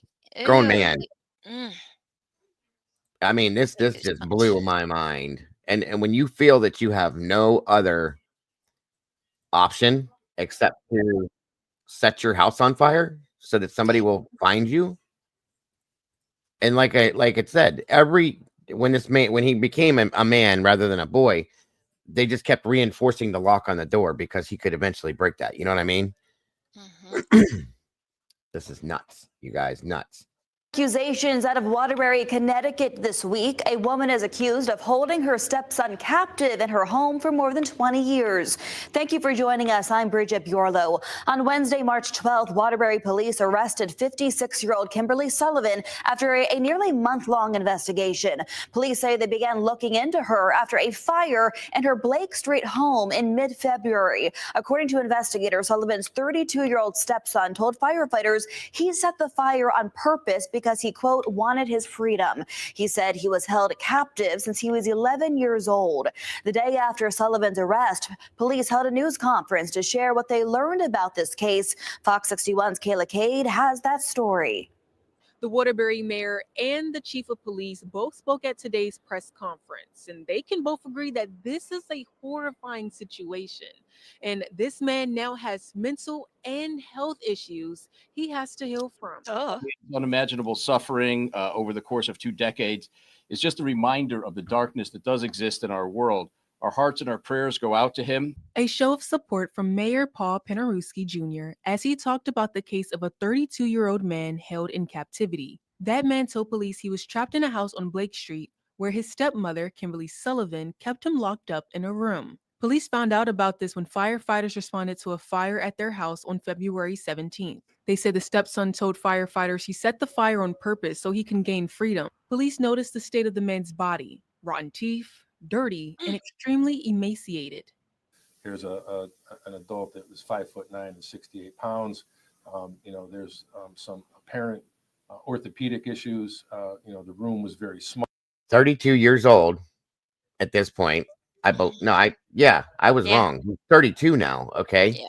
32 years old, 5'9" and weighed 68 pounds. How do you even walk? You couldn't. That's what I'm saying. His mobility had to be null and void, or like almost gone. Okay. And obviously, like he said, no, he didn't. I mean, he was stuck in that house for 20 some odd years. All his muscles were atrophied. All of his everything. Right, Alicia? His muscles are probably, there would be no muscles. Yeah. They're all atrophied in that because he has no ability to do anything. You know what I mean? He was completely, because of the malnourishment, there's no strength in his body whatsoever. Right. And did they say where his dad was? I think they're going to go. I think, his dad died a year ago, they said. And she blamed it on the father, the biological father. But you had if he died a year ago, say you were afraid of this, you could have changed the situation when the man died. Right. But you didn't. So that tells me no, I don't believe that. And that's what I'm saying. Too critical. They kept him like that so he couldn't defend himself. Because she's not a big woman, so. No, not at all. Yeah, his feet. They just said not pediatric, but oh geez, Mama Bear, what's that word that? Podiatrist. Yeah, that's bad. So I'll shut up and let it play. He was taken to the hospital for smoke inhalation. Police Chief Fernando Spagnolo said officers launched an investigation and they arrested Sullivan on Wednesday. In the arrest warrant, the man told police there was a lock on the outside of his bedroom door. That room did have exterior locks on it and a number of different styles of exterior locks, as was explained during an interview with the victim throughout the years. It appeared that the locks increased in security levels as time progressed. Spagnolo said this was a very controlling situation. Information was very guarded on what was. Also, from my understanding, the windows in that room were nailed shut and bolted, like with lag bolts. Good Shut, lag bolted, shut, and closed. You couldn't. That's what I've read. I can't even like process this. You know what I'm saying? Yeah, he basically was. It just this is just as bad as that girl that was left to rot and became part of her couch. This is getting pretty close to that situation. The 3 kids that were found in the home that were left there alone for 5 years. Okay, what is going on in people's minds nowadays? I don't understand any of this shit. But yeah, this guy, I'm sure they could bring him back, but mental health, physical, there's going to be multiple health problems that he's going to have to deal with at 32 now. Mental health is not, I mean, this is a lot, you guys. So this man's going to have to go through so much to even get back to being remotely normal. Okay. It's unreal to me. Was released and when he was able to see other members of the family and other members of the community. The man said he couldn't find other ways to get help, such as by getting someone's attention through the window. He was fearful that if he broke that storm window or tried to open it up, that there would be some retaliation. The police report shows how he would drink from the toilet to stay hydrated, and it says he was starved and was forced to find food elsewhere, like school. Because of this, the Department of Children and Families were called to the home twice. The man told police he was forced to lie about his true living conditions. Police said DCF called them to do welfare checks in the past. Spagnuolo recalled one from 2005. Officers went to the house. The house was clean. It was lived in. They spoke to the victim at that point in time, and there were no cause for any alarm or any conditions that existed that would have led officers to believe anything other than a normal childhood and a normal family existence. Exactly, Sherry. Police were called back in April, this time by the family who wanted to file a harassment complaint against the members of the school district. Saying that they were continuously reporting them to DCF and felt that they were trying to get the family in trouble and have the family investigated. We have no further information about where that went, other than there was no proof provided by the family that there was any type of harassment that was occurring. The man told investigators he was pulled from school in the 4th grade because of DCF. Mayor Penarewski said city leaders will make sure the systems are working in the future. Do the checks. We can make sure that teachers, and administrators are looking out for children, notice some of the telltale signs. Sullivan will face a judge on March 26. In Waterbury, Kayla Cade, Fox 61. Thank you, Kayla. News of Sullivan's arrest and the story her stepson shared with firefighters took neighbors by surprise. Fox 61's Kay Pattyfoot spoke to some of those neighbors who said they never knew a boy lived there. Neighbors in Waterbury were stunned to hear a man told police last month he was held captive at his own home on Blake Street in Waterbury. I never in a million years would have thought that was happening across the street from me. It's hurting me, just to see that little boy, just there and being hurt. God knows what they did to him, Yeah. It's heartbreaking. Paula DePina says she used to live next door to the home where police say the man was held captive. She says she would see him in the windows and always thought something was off. He was always upstairs on the second floor on the window, looking like a little ghost. He was pale, white. And then I'm like, I don't know why maybe he doesn't like to come out. But I never thought anything was wrong. DePina says after hearing about the allegations, she would have called 911 sooner.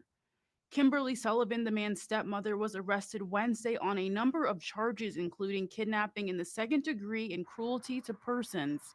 Her attorney, Ioannis Kaloidis, urges people not to jump to conclusions despite the allegations. All we have right now are... Don't jump to conclusions. What? What is there to jump to? Right. This is like the most inhumane thing I've ever heard of in my life. allegations. And yes, sometimes allegations look bad, but that's why we have a process.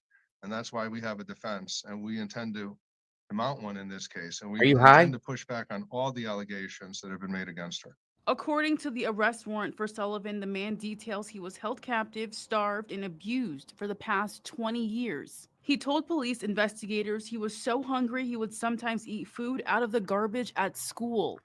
The warrant also tells when he was a child, he was taken out of school after 2 DCF visits. He says a lock was put on his outside bedroom door. He got little to no sleep and went hungry, quote, all day, every day, my entire life. They didn't even know he lived there. Critical. Nobody knew that he lived there. Yeah. The neighbors didn't. So, I mean, you would have to imagine, unless they saw him when he was younger and then never again, maybe thought he moved out or something. But yeah, I mean, I don't know. That's crazy to me. Shay Baker, his current next door neighbor, remembers seeing him years ago. I was just in the backyard playing, and I looked up and saw a boy, and I waved at him. He smiled and waved back, and I hadn't seen him in the house or anywhere around since. So I just figured, like, was family visiting? Is it somebody that I made up? There was just no sign of him being there outside of that day. Neighbors say they wish they could have done something sooner. I've been out here, I don't know how many times, with the dogs cutting grass. If he would have just tapped on the window and said, "Help me," I could have helped him. Thanks, Kay. Kimberly Sullivan scared. appeared in court on March 12th and was released on bond the following day. She and her attorney maintain her innocence and expect the case to go to trial. The case could be complicated, though, so Fox 61's Keith McGilvery sat down with attorney Ray Hassett to discuss how the legal system might handle the case.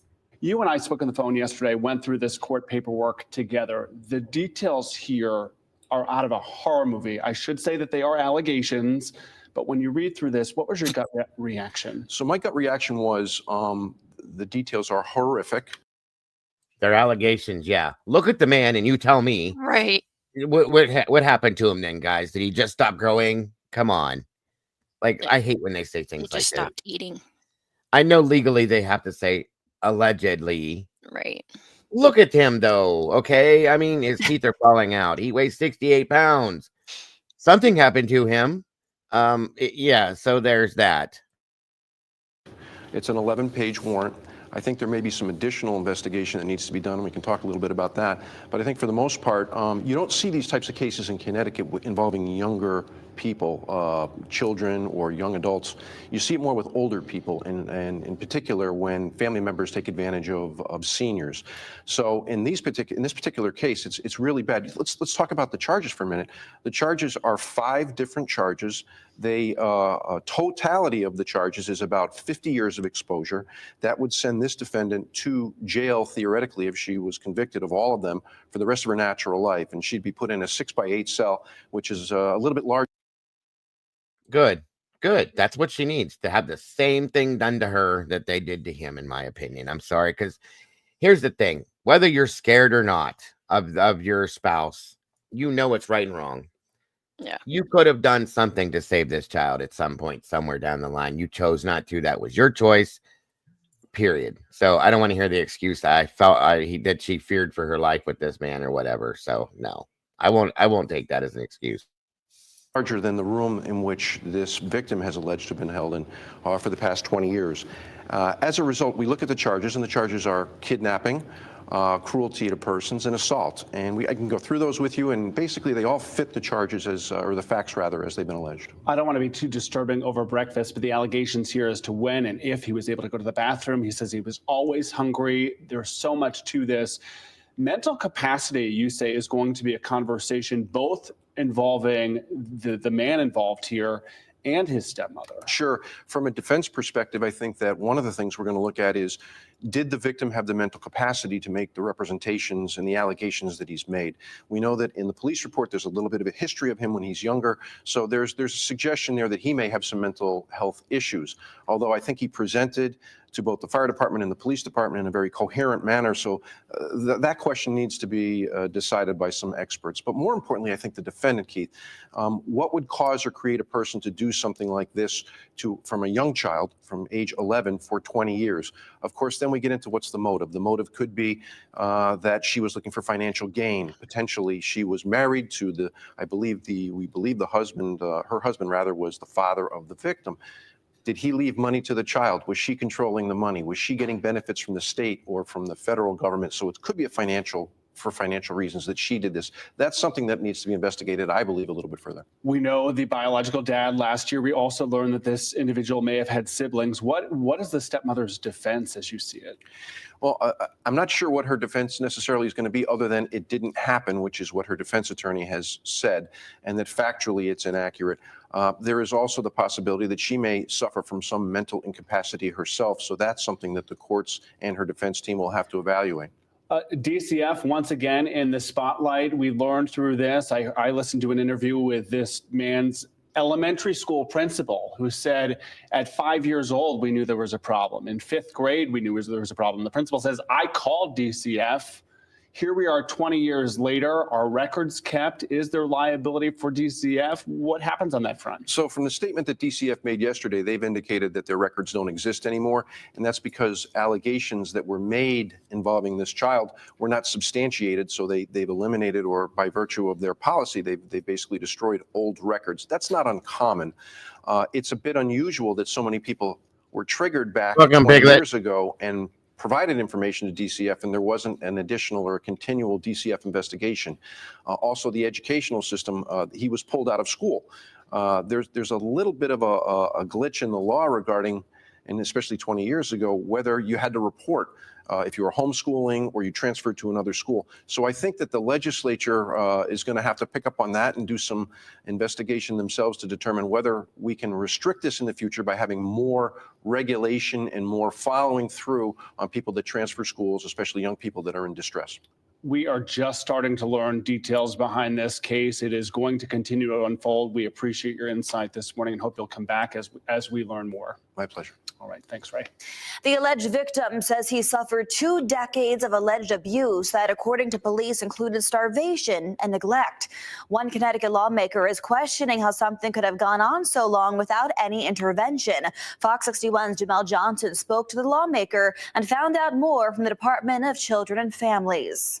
This Waterbury home behind me was set on fire in February, but it wouldn't be until later when reports surfaced about a man being locked up inside the house for over 2 decades. The alleged abuse from his stepmother started much earlier than that, and that's why officials like Senator Jason Perillo are asking the question, how does this go on for so long? The accused kidnapper in question is 56-year-old Kimberly Sullivan, the stepmom of the man who escaped. Reports detail that since a child, the man was held captive, starved, and was subject to other forms of abuse. As a child, it said that he would go through trash to find food and also beg and steal foods and drinks at school. His behavior prompted the school to notify DCF. We reached out to DCF for comment. They sent us back a statement saying, quote, "The Department of Children and Families has looked extensively at our current and historical databases and to date have been unable to locate any records pertaining to this family, nor any records connected to the names of others who have indicated they made reports to our department. In accordance with state regulation, it should also be noted that reports of neglect and abuse that have been investigated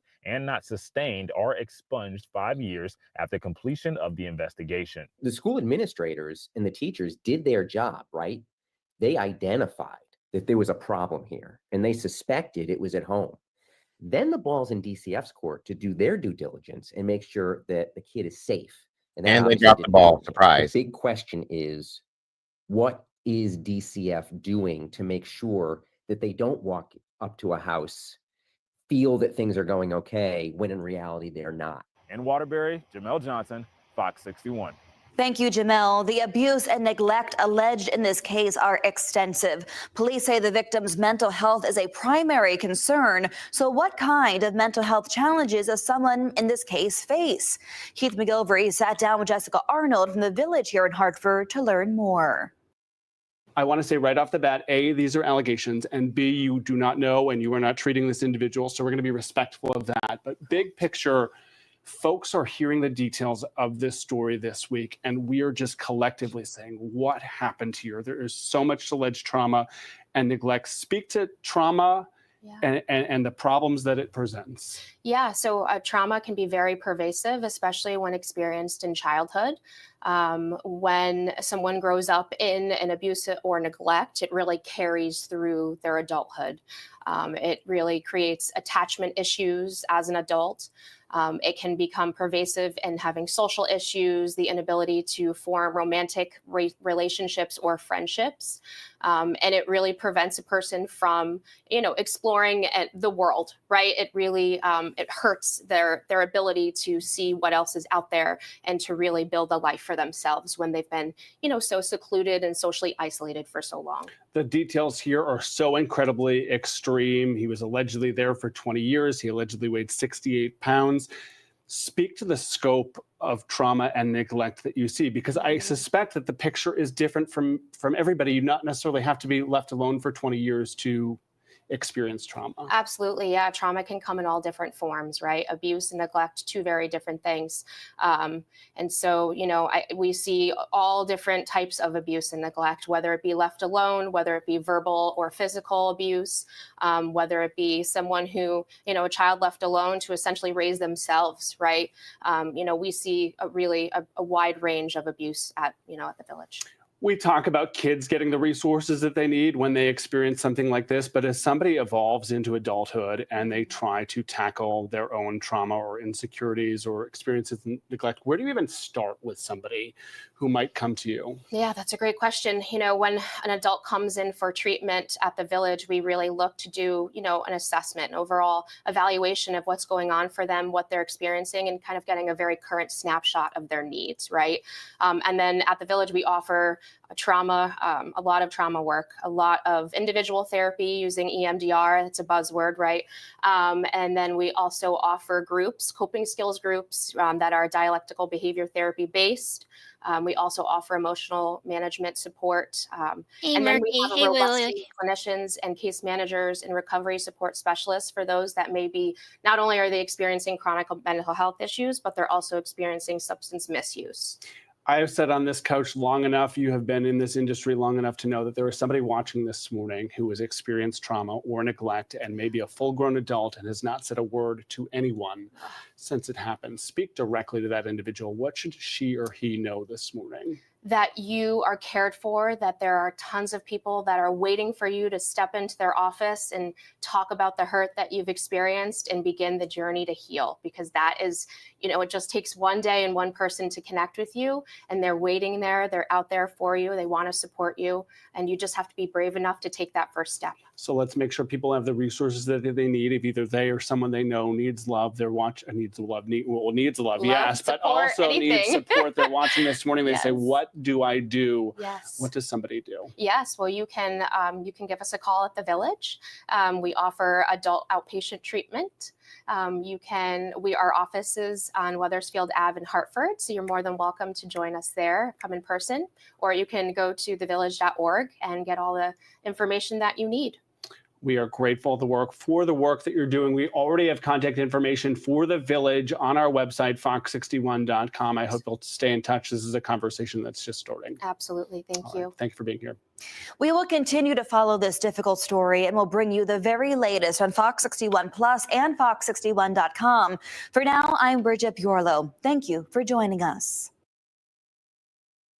I'm sure this man is probably enjoying as much as he can. Believe it or not, he probably can't eat very much because of the situation, but I'm sure he's enjoying anything they're giving him. Yeah, I was going to say, he'd probably have to have soft foods only.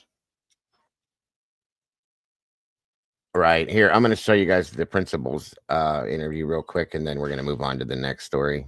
This is just horrifying to me. I cannot. Yeah, I can't process this. This is crazy. You know what I mean? Right. In every other day, we're getting some new story that comes out that somebody has abused, neglected, whatever, their children or somehow. This is a man now, but started 11 years old and then some. What did he do that caused them to do this? I wonder.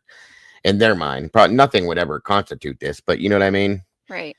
What started this? What was the actual beginning and why? It's my curiosity, but yeah, this is the interview with the principal real quick.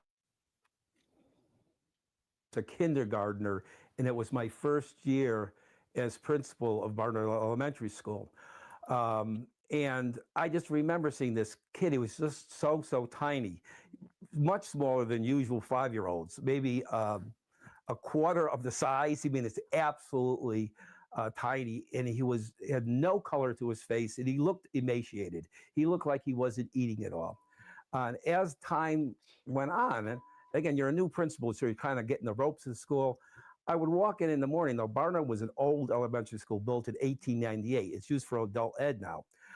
And they had, the kids would come in the morning, and there was an old bathroom, boys' room downstairs, and they had the old type ceramic urinals, which were probably about 4 feet high, bigger than him.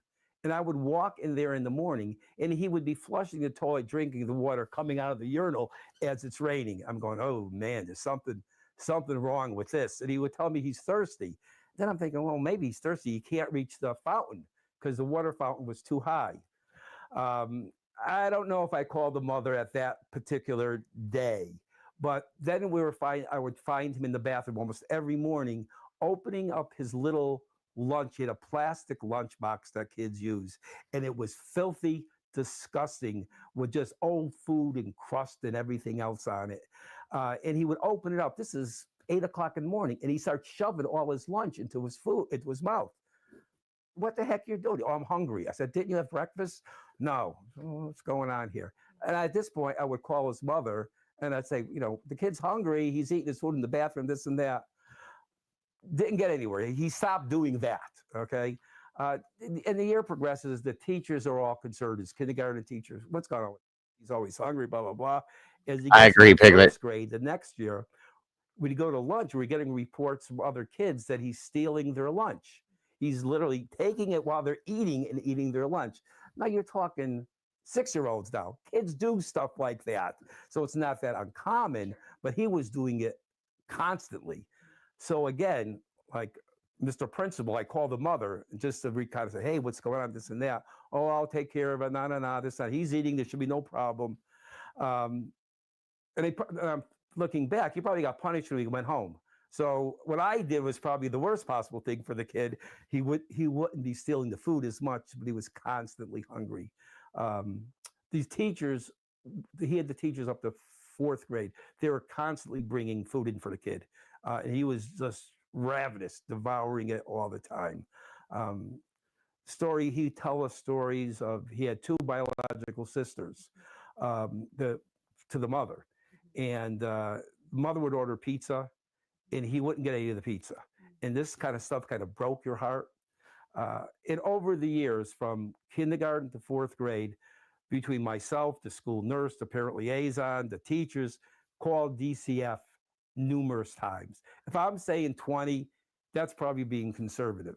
And whether they investigate, you do the paperwork, you do the phone call, they do the investigation, they come back, we went to the house and nothing, this and that. You really weren't getting anywhere going through that agency. After 4th grade, he never went to 5th grade. And I'm not quite sure if he finished his 4th grade at Barnard School, but I definitely know he didn't show up for 5th grade. It was a small neighborhood school. It was maybe 250 kids. All the kids, the neighborhood, this and that.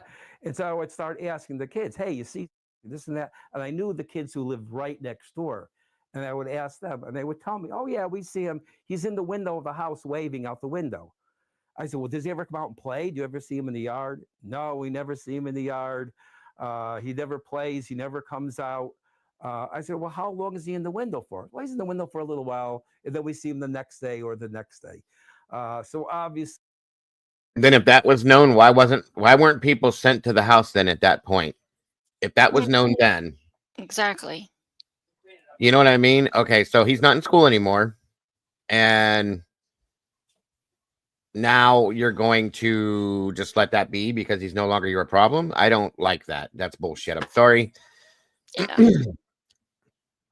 Yeah, Cap, we're going to look at that too, honestly. So yeah, again, even though you're mandated reporter, you asked the kids, did you see this? Have you seen that? So on and so forth. They give you an answer and you do nothing from that point on just because he's no longer at the school. I don't think so. Sorry. It's not even about being a mandated reporter. It's about being human. Okay. So that's bullshit to me. I'm sorry. If DCF didn't do anything, then go to the governor, attorney general, state legislation. Yes, exactly. Thank you. Go ahead, Mom Bear. I didn't mean to cut you off. No, you're fine. I was just agreeing. Oh, okay. Gotcha. Yeah, this is insane. Absolutely insane. See, I'm kind of concerned about that. I called the police at least 2 or 3 times, could be more, for wellness checks. And I gave statements in terms of there's something wrong. This kid, he's not coming to school. There's no reports of him going to school. Kids see him in the window. What's going on? I don't remember the police literally ever coming to the school to follow up on it, but I remember them saying, yeah, they went to the house, they saw the kid, they talked to the mother, everything's fine. And I would respond by saying, how is everything fine? He's not going to school. I mean, I specifically remember the police telling me, well, the mother said she's enrolling him in Wolcott schools. And I remember actually contacting Wolcott schools. There's only 2 elementary schools there, explaining who I was. We're looking for this kid. What our concerns was, there was no record of him going to Wolcott school. The 2 sisters went to, I want to say, St. Margaret's School, which is up off Highland Avenue, somewhere up there. I don't know if it's still in business, whatever. The 2 sisters, the twin sisters, went there. So we never had any communication with the 2 sisters, but they obviously went to a private parochial school, which was a pretty nice school in Waterbury, and he was at the public school. So we basically, after 4th grade, we lost the contact, other than me calling, and I think myself with the parents. So the sisters went to a private school, which has to be paid for out of pocket. This kid's not even being fed. Yep. I want to know why. This is what I want to understand. And where are the sisters now? Did they not know this was going on? They're adults. Of course. Why didn't they say something? I mean, that, in my opinion, anybody that knew that this happened needs to be charged for this. It's for something. Mm-hmm. And that, right, Alicia, why is he so special that he had to be treated so bad? What did you do? Because he's a boy? Is it because he was a stepchild? What's the issue here? You know what I mean? Right. This is insane. Parent liaison claims we went to the house when he was in 5th grade. It's more than likely we did. And I don't think anybody ever answered the door. I remember Agreed, walking Alicia. around the house looking. And even farther past, that had to be 2004, 2005. And after that, I was telling you about the after-school programs I do. One of the programs at the time I was doing was at Chase Park House, which is on right on the street, the main street going on Sunnyside Avenue. And we'd finish the programs at Chase Park House, and I would just drive across the street, and I would look to see if I could see. I said, that's the house. I would tell my wife the story. I said, that's where he lived. I don't know where this kid is, but I'm going to tell you right now, we're going to see this story on Dateline sometime, without question. And that was not just my thought. It was everyone in the school who had any kind of contact with the school at all. It was inevitable that this kid, you can't just drop a 10-year-old off the face of the earth and he never shows up again. And it's like, no one cared. No one cared enough to really follow up on it, other than me or somebody going up there and busting the door and pulling the kid out by his ear and saying, what the heck's going on here? Which I came to the point of wanting to do that sometimes and didn't, obviously. But everyone really was concerned with this child since he was 5 years old. You knew something was wrong. It was grossly wrong. How does that work that the school is saying this child isn't in school? How is it possible that, like, he was never accounted for? Yep. It's just, that blows my mind. I think it blows everybody's mind. And whether it was the police who went to the house, and I noticed on the article that it did mention the last report, there were 2 reports of wellness checks in 2004, 2005. They had to be the ones I made because that's when we left the school from 4th grade to 5th grade. He had never showed up.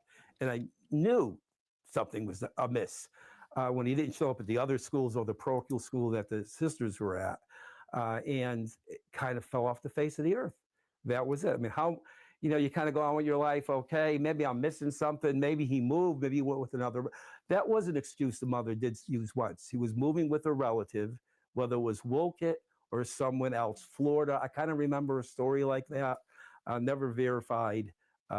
So that's where it ended up. Until today, when I'm working in the after-school program in Waterbury, and my phone starts blowing up with messages like, what's going on? I never pick up my phone. I just happen to pick it up. And it's all these teachers contacting me saying, do you believe this? We all knew this was going to happen. So prior to you coming, we've been calling on the phone, talking to this one, talking to that one, and saying, oh yeah, we knew this was happening. This is not a surprise to anybody. Everybody knew one day that either the kid was going to show up dead or he was going to show up in a situation like the kids out in California, the 8 children living with the locked up in the house. We've read these stories before. It was something crazy like that. And learning that allegedly he set fire to his own home to escape the situation he was in. I mean, what do you make of that, knowing the child yourself? I mean, not a child now, but having known. I'm actually proud of him that he had the gumption to do. He was willing to die to get out of that situation. And the same feeling myself and everybody that was involved with him in the school were sick because it had to come to that. Because what else could we collectively as a school community do to kind of cry out to say, this kid needs help. Somebody needs to go in there and find this kid and do something. And that's the extreme. He's now a man. He's a man. He's 67 pounds, according to the thing. Still. Okay. If I was a teacher, even if I wasn't a teacher, I would have went to this house every day, every single day until I got an answer or until something happened. Okay. You just don't give up at some point and say, okay, well, whatever. I would have physically went myself as a first responder, as a teacher, as anything, as a neighbor, as a person. If I knew this situation was going on, I would have done that myself until they either filed charges on me for harassment or the law enforcement did something at some point. Okay. Yeah, and like CZ was saying, what happened with like the truancy laws? Mm-hmm. Why wasn't it, something done there? I just think she slipped through, and I think, like he just said, maybe there was a point where she said that he went to live in Florida or something. She told him that he went to this Wolcott school. He checked into it. No, he looked into the parochial schools that the sisters went to. No, okay, then at that point, you just let it go. I know, Karen, what he just said. I can't believe he just said, or will the kid up and end up dead or something. This is what I'm saying. There was a couple, two wellness checks between 04 and 06, I think you just said. That's it. It's 2025, you guys. Okay? This has been years. What happened to the rest of that time? Now, I don't know. I don't know. Something bugs me with this. Like a lot of people dropped the ball and everybody failed this guy. Everybody did. Welcome back, Trish. Well, good. I hope you enjoyed your lunch. So, yeah, that's my opinion with this, at least. Starving to death. For how many years for somebody to live like that when you know that was going on and you couldn't do anything about it? That many years ago. And as someone, to what it seems like one of the only people that, if you were the last wellness check, one of the only and last people that seems to have tried to make that connection and reach out. Is there anything you want him to know? Anything you want to say? I hope he remembers us. I mean, it was a long time ago, but I hope the student remembers the staff at Barnard School and how much they really loved him and tried to help him the much they can. And sorry, we couldn't do more because you went through more than any of us ever will go through in our lives. And I'm glad you're out of there and getting hopefully the help that you need, that you deserve. He was a good kid. The kid really never caused any other than taking people's food, but there was a reason for that. He was really a good kid. He wasn't a malicious kid. He wasn't a troublemaker. You remember as a decent student, considering everything he went through. Yeah. Wow. I mean, just such a profound story. And it's really crazy to me just hearing this, how many attempts to law enforcement and Seriously folks made. I mean, you're the principal of the school.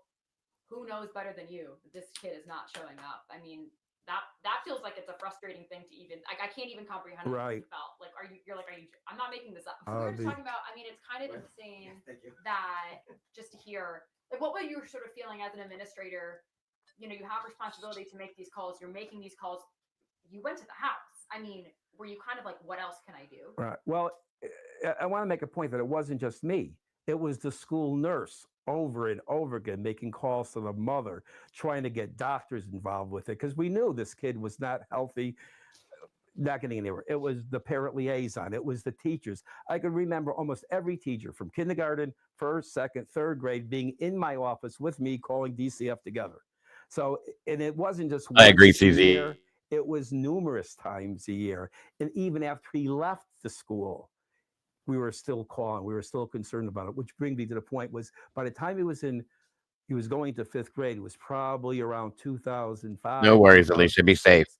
The laws are different in school attendance. You could just simply withdraw your child from school, and you didn't even have to make a plan for homeschooling. It was a very lax system. And a lot of parents would just say, oh, I'm homeschooling them, and that was it. And at one point, the parents had to provide a portfolio to the principal. Here's what they're doing. Very few ever did it. And it was never mandated in terms of, they never pressed the case on it. Where is it? So, you know. Maybe if it was today, Yeah, and this was a 6-year-old, this wouldn't be able to happen. Is that No. kind of the thinking? If DCF's involved, anything's possible. And I'm giving this experience with this young student, but in my 35 years, 14 as administrator, DCF dropped the ball 99% of the time. It's just the reality of the agency.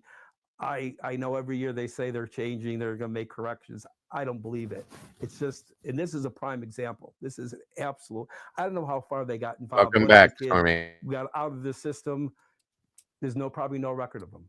I'm interested to see when they do an investigation, what the DCF records, if they could find the records of the number of times that were called for, well, not just wellness checks, for concerns about it. So you would say between you and your other, teachers, dozens of times. Easy, absolutely easy. Wow. And just calling the mother. She'd always had a song and dance. There was a typical, and when you start seeing these other stories of these tragics where kids are. By the way, real quick, we need to try to work on getting Bonnie into the Discord. If she's not, I don't, she's Okay. not, so that we can do the music thing with her in there as well. Okay. I just remembered that. I'm sorry I interrupted for that, but before I forget again, I just wanted to make sure that we could try to work on getting Bonnie in there. Okay.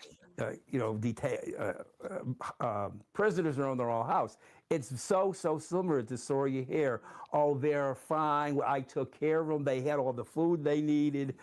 The same song and dance I just read in the newspaper from the mother. Yep. It's frighteningly similar.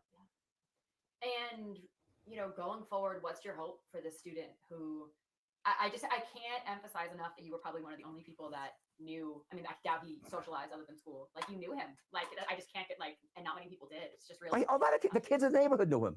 I mean, if you go, well, they're not kids anymore. They're grown adults. He's 35. So I don't even know how many of the kids that were from that neighborhood are still living in that neighborhood. It's a pretty stable neighborhood. It's one generation after another is still living there. If you talk to the kids, they all knew him. They would give their lunch to him when they knew he was really, really hungry, and they were all friendly with him. He wasn't like he didn't have any friends. It was, so what's my hope? He's a man now. Is the harm irreparable at this point? I mean, mentally, how could you survive something like that? He obviously did. And he went to the extreme what he did to try to get out. So I just pray and wish him the best, whatever his life could be after this. It's such an active.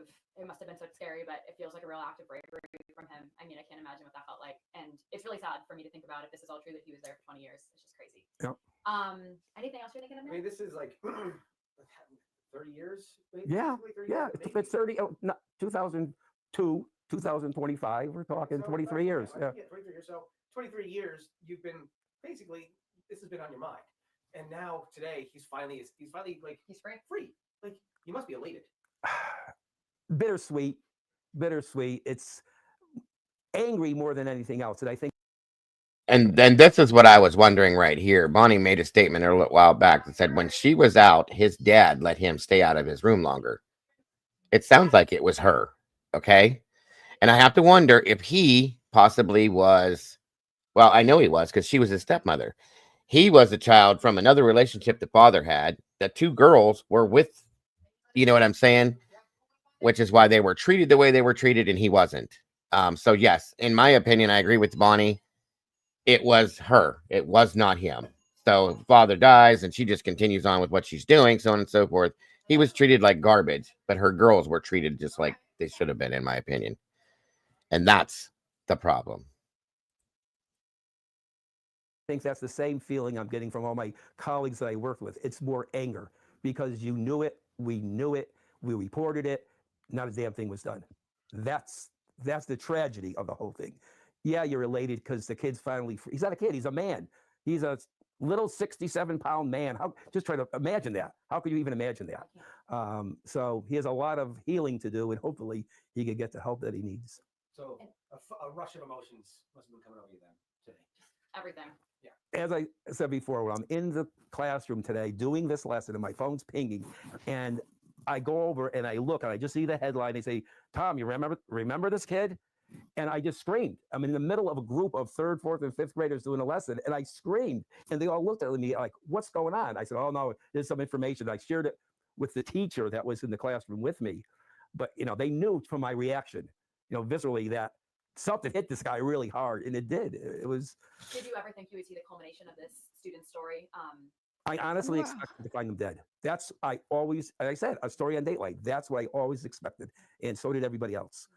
You don't disappear off the face of the earth at 10 years old.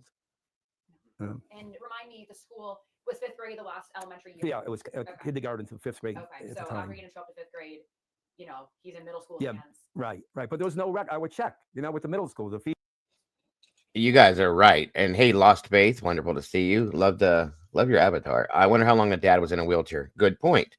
Now, backing up from that point right there, Stormy said to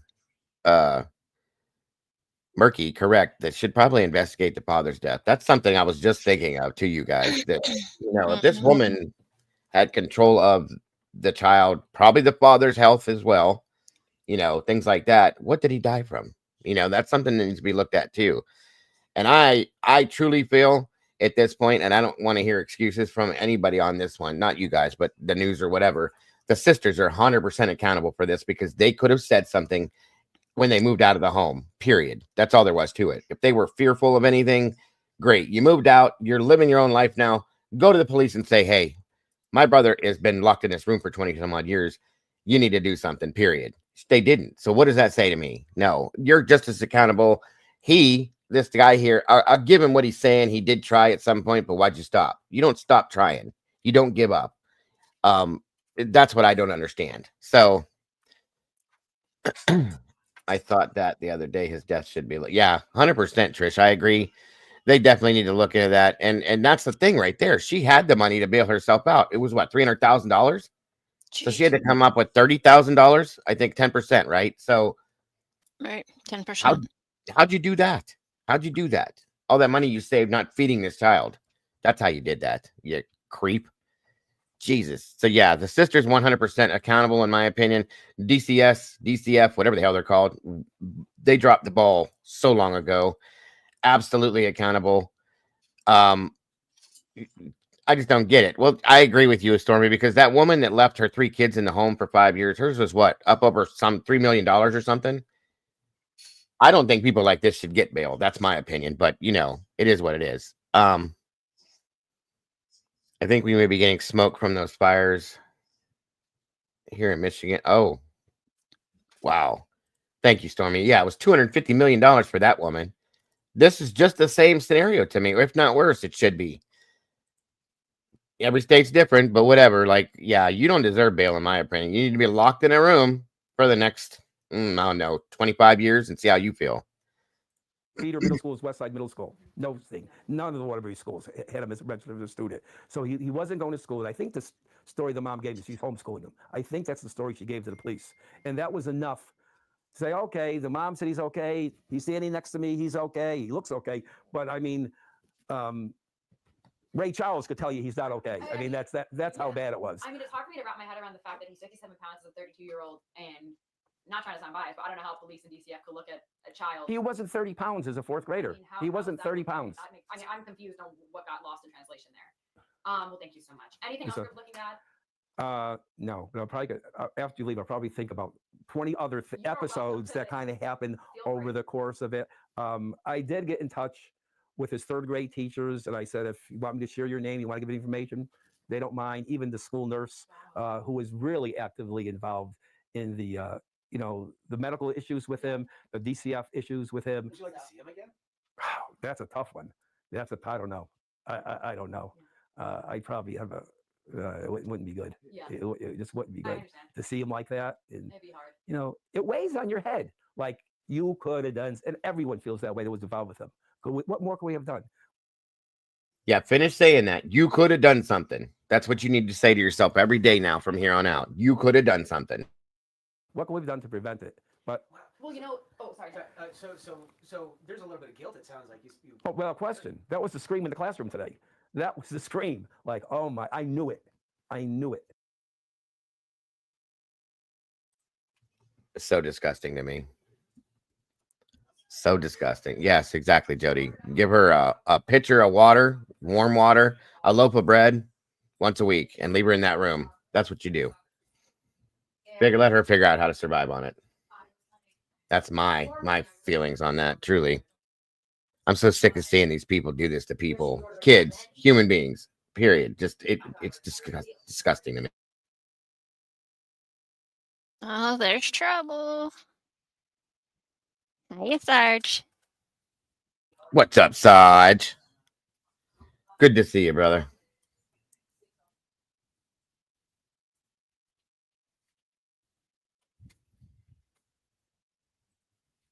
Mind you, his room, the size of his room that he was in for 20 plus years was 8 by 9.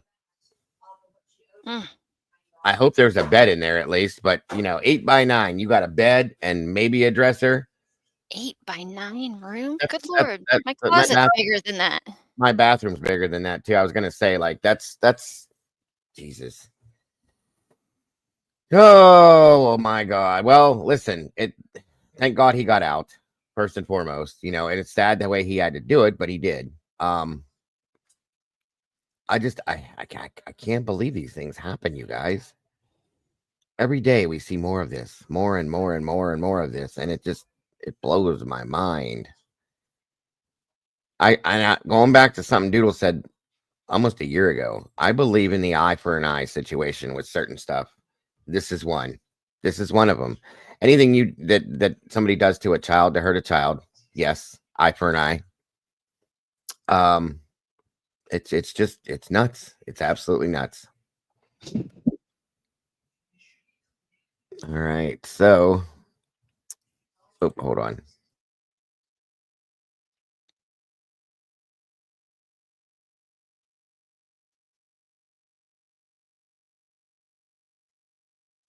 Well, Faith, they're supposed to, but apparently What'd you some say? slipped through the cracks. I don't know much about homeschooling, but don't the state keep yeah, they're supposed to. I think they're supposed to. I mean, you have homeschooled kids, Mama Bear. How does that work? Hold on one second.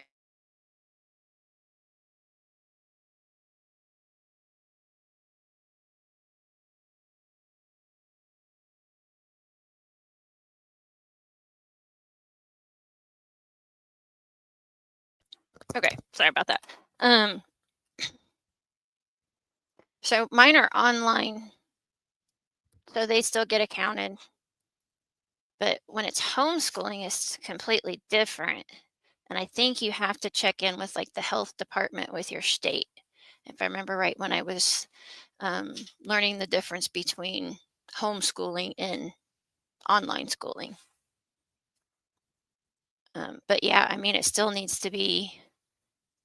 In Michigan, there are no checks and balances for homeschooled kids, and they are not checked on. Oh, wow. Yeah, Alicia, mine, that was one of the things when they started the online schooling. They said that they would have to go to do the state testing, and they have to do it in person. So I guess it just is state by state. I don't know.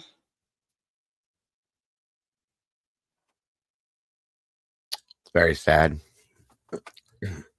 Now I know when we had talked about at one point we were gonna homeschool Caden, but chose to go against it based on what his doctor said. But that we were gonna have to report with the school, the local school district, and hold on.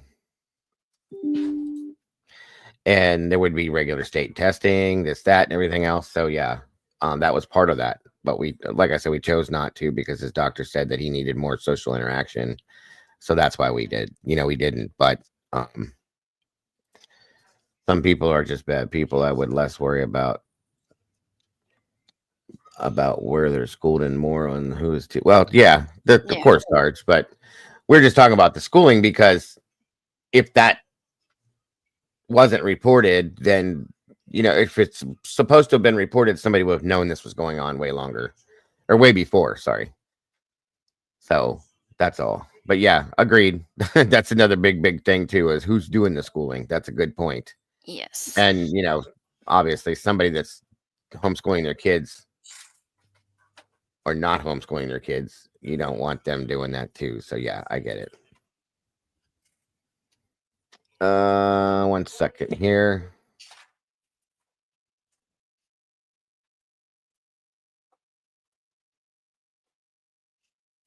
Oh wow, Trish.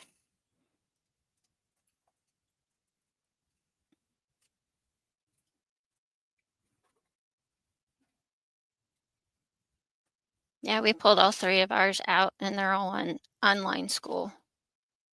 I'm not teaching them because they won't learn anything. So Somebody sent me this footage, well, email with this in it, and I'm trying to work some different things into this crazy news, weird stuff, so on and so forth. This is a little wild to me. It's called The House of Forgotten Children, found footage. Now, I don't know if this is real or not, but I don't know. It's like 15 minutes real quick here. I'll show you guys, and you give me your thought, I guess. oh, that's a good point, Bonnie. I didn't think about that. Well, did that happen, or did they let him out to use the bathroom? I don't know. Bonnie, did you see Miss Sherry sent you a message in here and said to send her an email so that we can get you into the Discord so that we can do the music thing with you? Today's steak day, Sarge? Of course it is. Every day's steak day. Exactly, Stormy. I can teach you about life, but actual schooling, my kids would fail. Oh, yeah. Especially with math. Good God, forget that. Anyway, let's see what this is real quick and keep going. And this thing is on.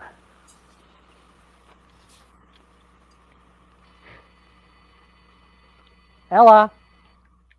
Ella. Come on, sweetie. Come on over here.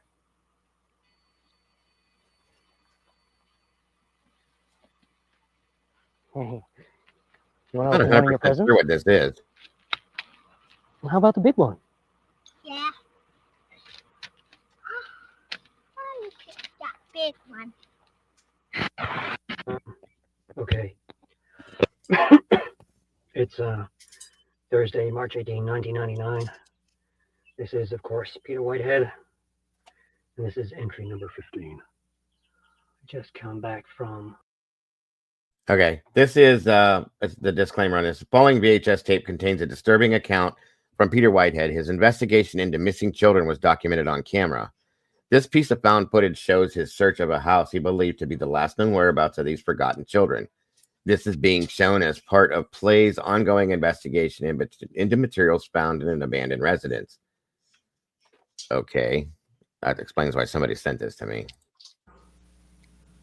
Talking with a detective at the station, and we've had to reallocate resources to... So I guess these kids went missing at some point. This guy starts investigating it, probably as a PI, films this, and then found something else. Whoever sent this to me, I thank you. Interesting. Candy Girl. Well, Candy Girl, good to see you, dear. Thank you for joining us again. Focus on more pressing matters. I don't know. Guess that's their way of telling me they're just not interested anymore. Maybe that's not fair. Trigger warning. Trigger warning. Content may include sensitive or violent content not suitable for all viewers. Feel free to step out if needed.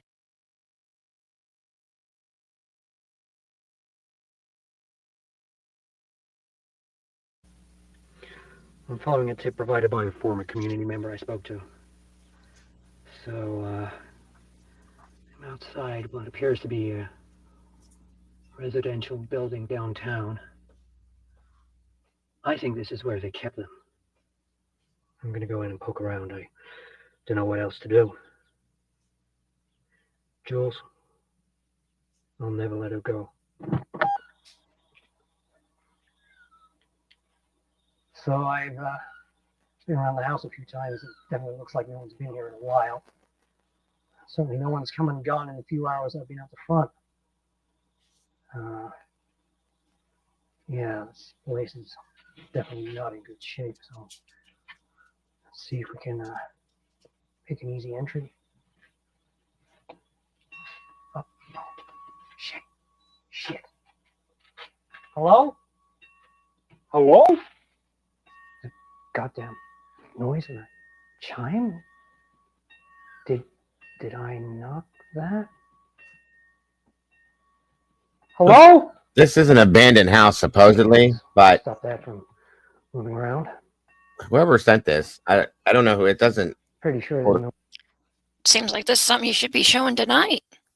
I'm Yeah, I hoping that somebody left something here that gives me a pointer. Something.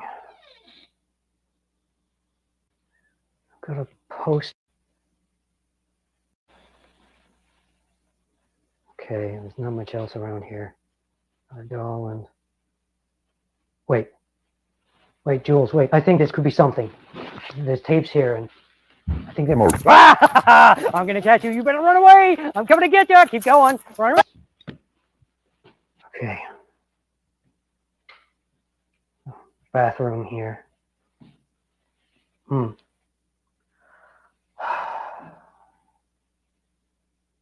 Mess. Hello? Hello?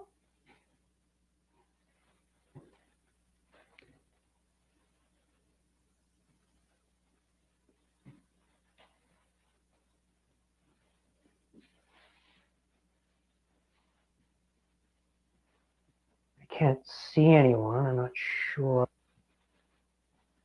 Huh. Well, that's definitely locked, so maybe it was outside. Anyway, debris and paint on the walls all over the place. Yeah. It's incredible. Just, this has been lying under. Oh, what the hell? Seriously? Okay. Look at this. Look at the state of this. Somebody really thought this would work? Come on. Come out of there. Look. Stupid fucking mannequin, for God's sakes. Look at it. Oh. Uh-oh. It's gone. Back. So much for Dude, being this told. is weird. Guess somebody thought that was a. This is very weird, which is, I'm sure, is why it was sent to me, but trying to scan through here and see if it shows any. Oh, see, this is, I think this is something that was maybe made up. See the tall, slender man looking thing, and then, yeah, guys, I don't know about all this.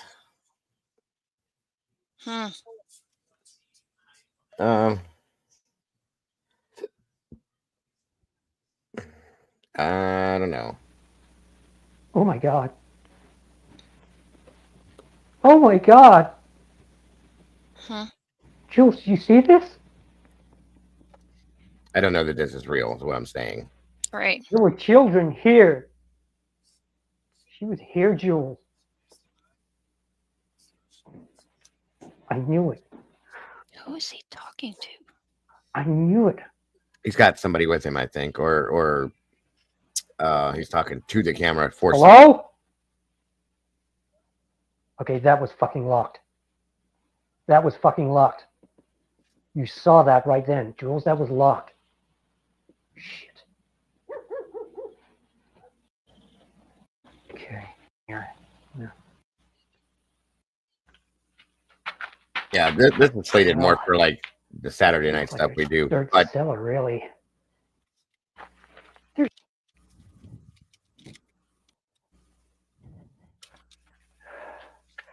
There. Oh, what the fuck? God damn it. Who's there? Where are you? Where are you?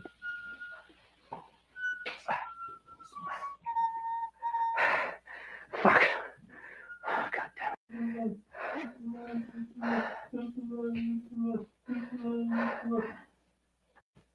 Who are you? That's what I thought. Okay. Anyway, thank you guys. Or whoever, yeah, thank you for sending that to me. This is not what I thought it was. It wasn't listed this way, but okay. Maybe we'll go back and watch that on a Saturday night, but that's not. No. Anyway, it is a little creepy. I'll say that much for sure. Okay. The way it was read was that it was about children that went missing and so on and so forth. So I thought it was something that, you know what I mean? Yeah. Anyway, I'll save it. Let's see here. What else did I have in here for y'all? Where are we at now? 247. Okay. Yeah, there's a lot of those. I've been getting a few of these sent to me because of the Saturdays now. Found footage stuff and things like that, which are kind of cool. Murky said check email, 911 call, and body cam sent. Okay. Hold on.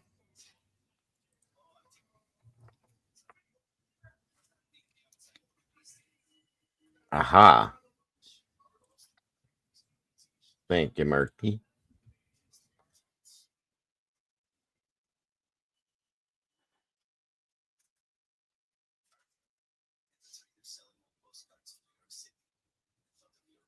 Okay, so this is the 911 call from this situation. Interesting. Thanks, Murky. It's 2 Blake Street. What's the address? Please hurry. It's 2 Blake Street. There's a fire. Okay. Oh my God. There's a fire. I'm trying to. Ma'am, what's 2 Blake Street? The TV. I don't know. My son, a stepson, is in his room, and I don't know. He did something with the TV. I was sleeping. I fell asleep. See flames or smoke?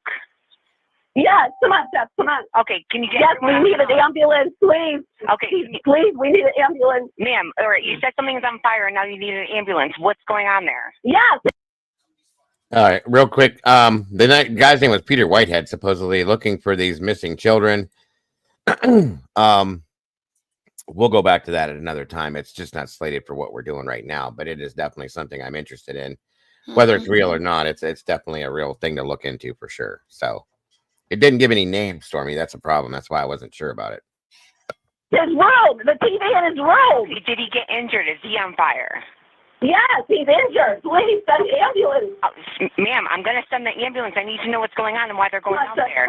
Where is he injured? I don't know. He's kind of, I don't know. He's kind of passed out. He's out of it. Please. Okay, what's your phone number just in case we need to give you a call back? Okay, is the fire out, ma'am? No, it's not. Please. I'm trying to. I understand, ma'am. I'm trying to get information on what's going on there. Oh my God, it's like all the power in the house is out. I don't know if it blew a fuse. Okay, ma'am, just get out of the house, okay? Yes, I'm going to call my daughter. All right. Oh my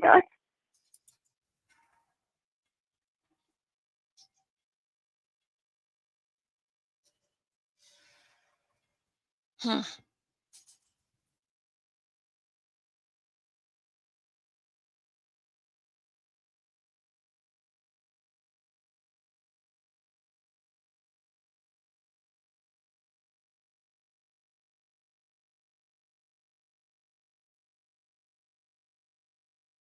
All right, that was the 911 call, and I guess I have the body cam too for that. Hold on.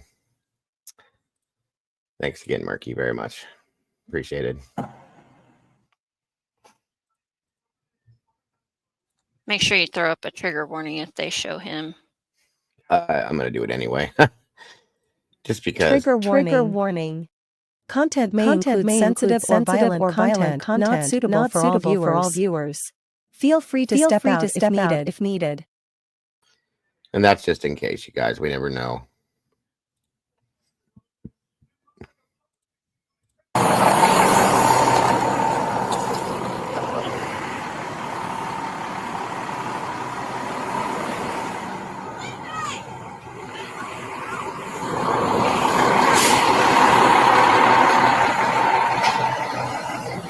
Come over here. Go down the road. Come on. Come down. Come down. Who else is in the house? Who else is in here? My stepson is in here. How many other people? Listen, That's it. I have 2 cats. Everybody's out? Yeah. But your stepson's still inside? Yeah, he's right here. Okay, Yes, come out. he's in Come the down the road. Come on. Come on. It's not safe to stay here. Come on. It's All not right, safe here to he is. stay All here. right, my dog is Come on. shaking. I know. Come down here. That's 287.33 victim. Fire victim. Okay. Come on. My 80 dog seconds right here. is, I Come know on. my dog. I know. Come on. I'm coming. You're seeing it. Got one victim right here.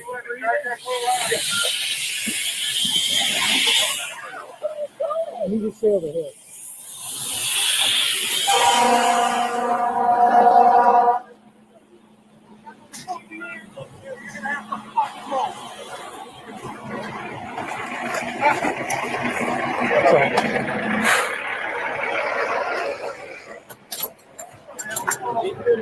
Yeah.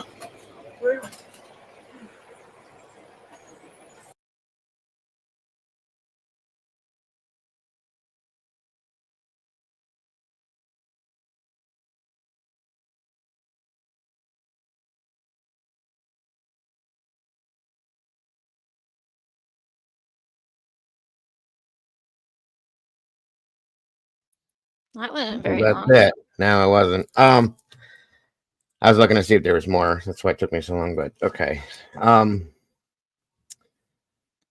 Hold on a minute. Give me one moment here. Get to the next bit of info. I was going to show you guys.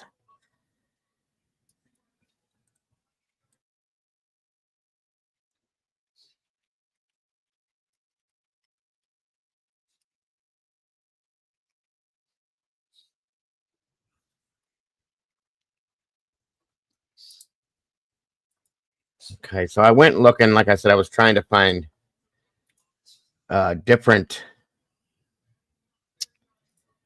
things to add for the morning show, different types of segments and stuff like that. And I found this one. I thought this was kind of interesting just to see it. Incredible moments caught on camera. Some of the stuff that they have on those things are absolutely insane to me. So I'm going to show you guys this here, and then we're going to move on. Because we got one or two other things. And then, of course, we cannot forget that we're going to be jumping into the new episode of The Burning Bush today, guys. So I don't like running nothing but bad news on here. So sounds great, Alicia. Anything. Throw it my direction, please. Yes. First responders also stated that she was so concerned about her dog when they were there. I mean, she didn't sound like she was concerned about the stepson whatsoever. Truly, at least in my opinion. That's my feelings on it. Hello, everyone. Fisherman in Peru accidentally crossed into someone else's territory.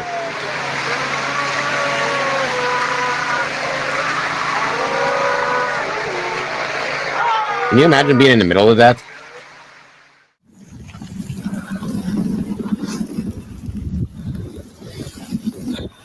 Thank you, Murphy. Who?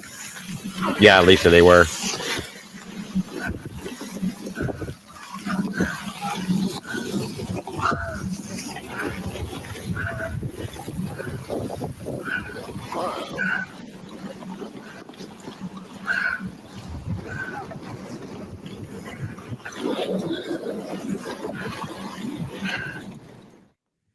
They're not in trouble because I mean it's not like there's a bunch of people around here or you're gonna get some Yellowstone situation where somebody's gonna come up and this is pretty I had one of my in-laws up here last week.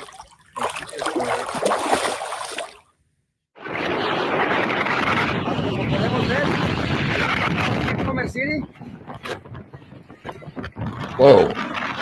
Flying ship. Perhaps the scariest consequence of this hurricane was the smell.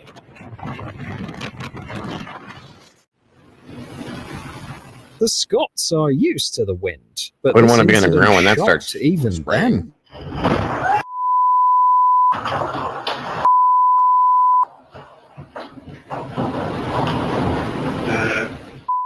Внимание, прыжок. Ready, set, go.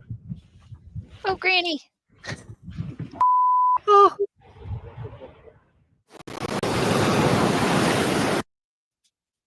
Where'd she go? They just didn't show her bounce back up, I guess. That's freaky. They just wanted to show Granny could do it. Scared the too. hell out of me for a minute. Like, where'd she go?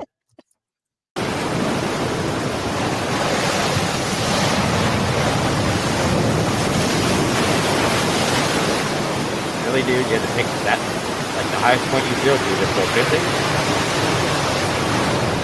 Hell no.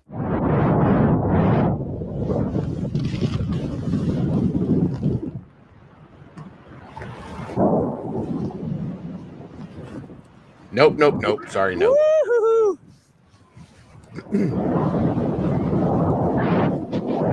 No way.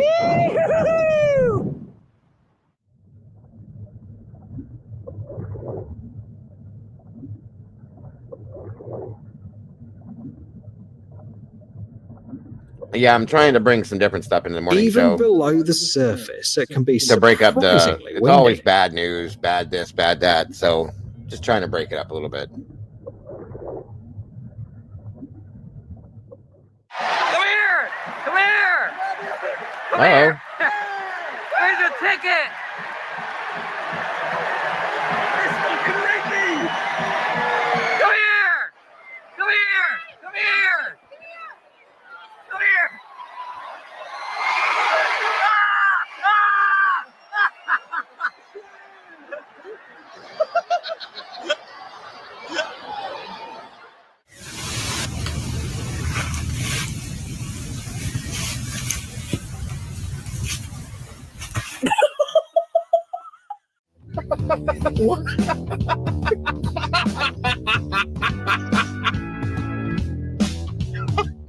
Are you seriously not getting up?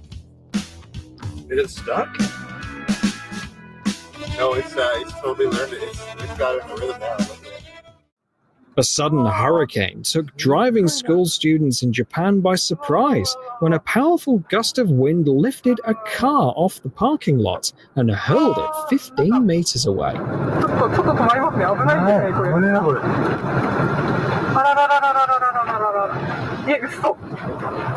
Holy shit.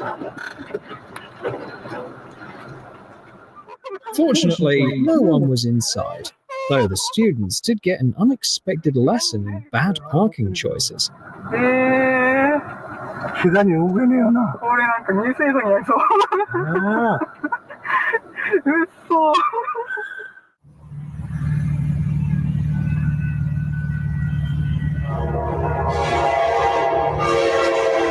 What are we doing here? Whoa. That was so close, bro. Last summer, a city in New Mexico faced nature's fury. A massive flood hit the area almost immediately after a series of wildfires, and the aftermath of this weather disaster took weeks to clean up.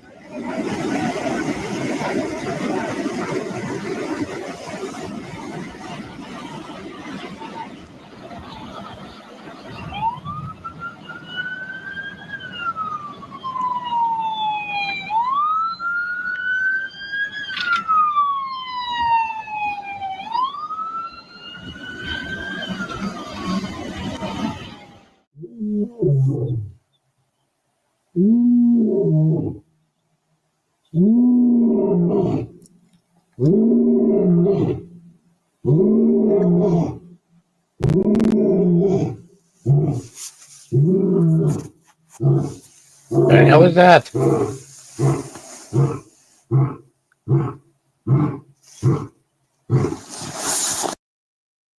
I hope these aren't bears mating or something, because that.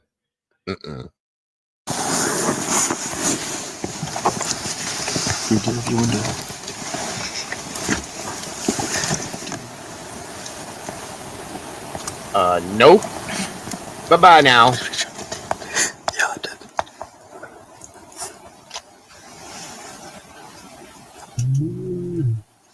Oh, lions, okay.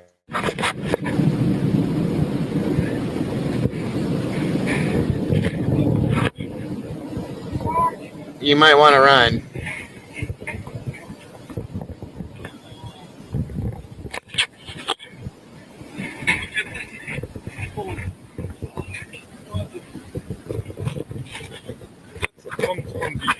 Yeah. Oh my god. Oh, you don't want to.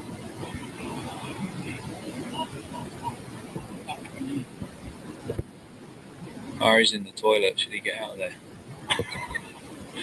Don't turn around.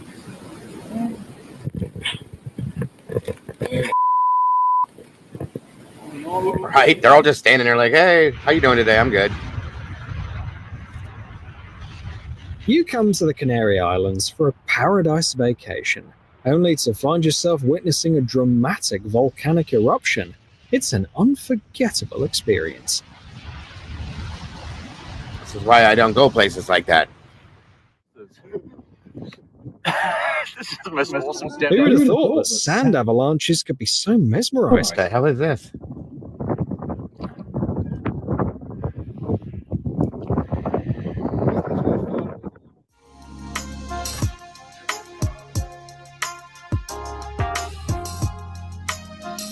Oh, that's wicked. Look at that. That's pretty cool. Frozen bubble. Very, very cool.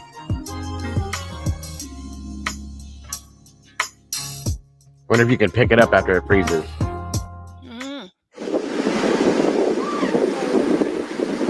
That was smart. Hey guys, look at the waters coming at us really fast. Let's stand here. Ding, ding, dong.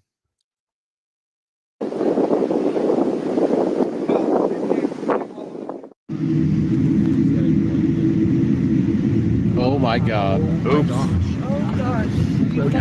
See? Yeah, we don't need to see any more plane oops.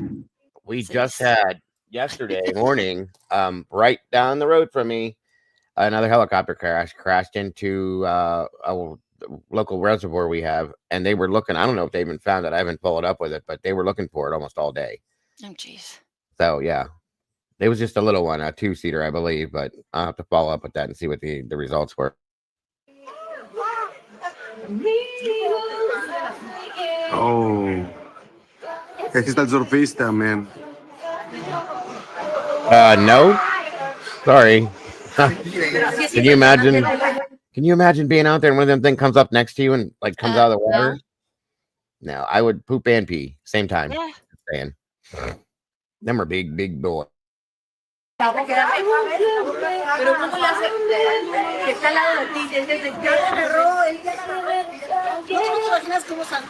think it's a sperm whale. Adelante, Gaby, Gaby. Or more than one, obviously.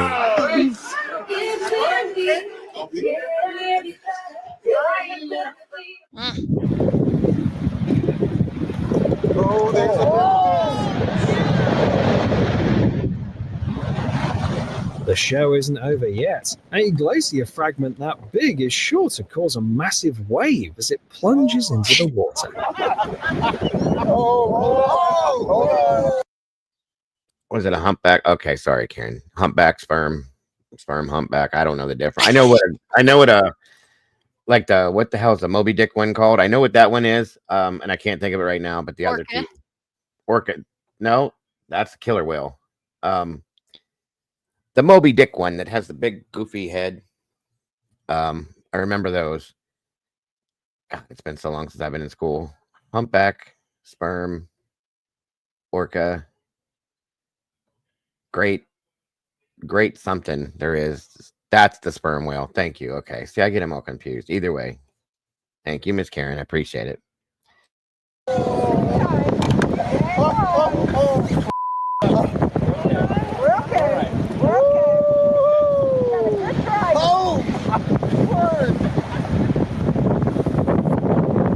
I got all this.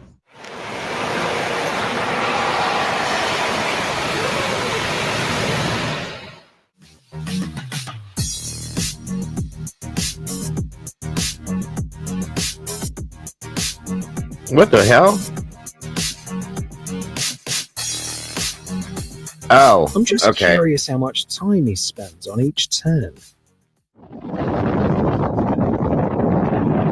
Beluga, that was the other one I was trying to think of. You think that Thank was you, CZ. fast?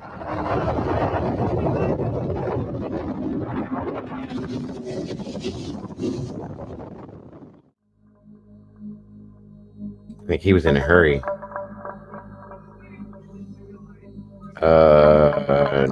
Nope.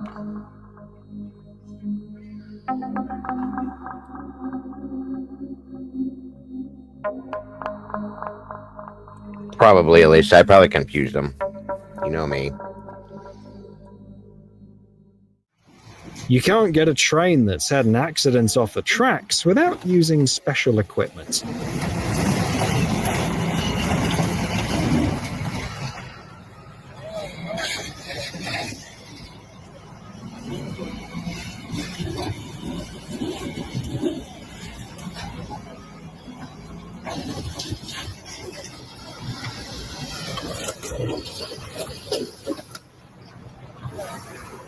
That's the way to do it.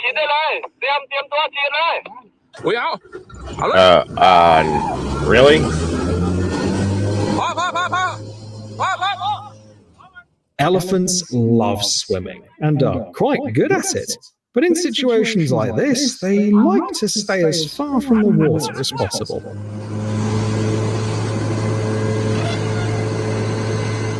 Check it out. This technique is an effective way to keep wild animals away without hurting them. Have you ever seen birds observing a hailstorm so in awe?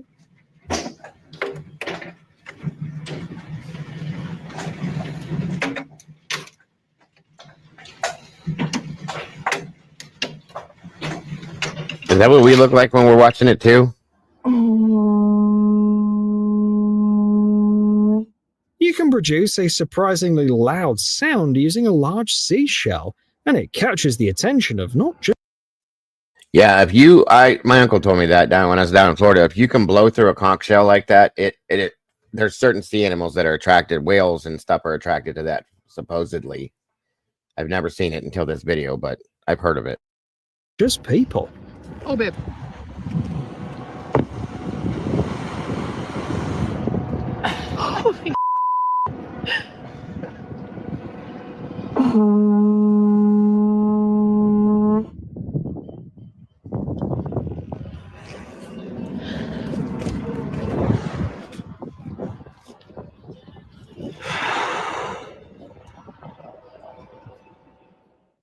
Keep going.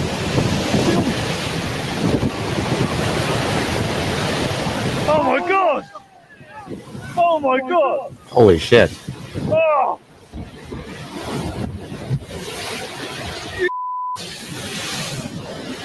This is why I stay in my boring ass suburban Ohio and don't go around places like this, because I don't want to see these things in real life.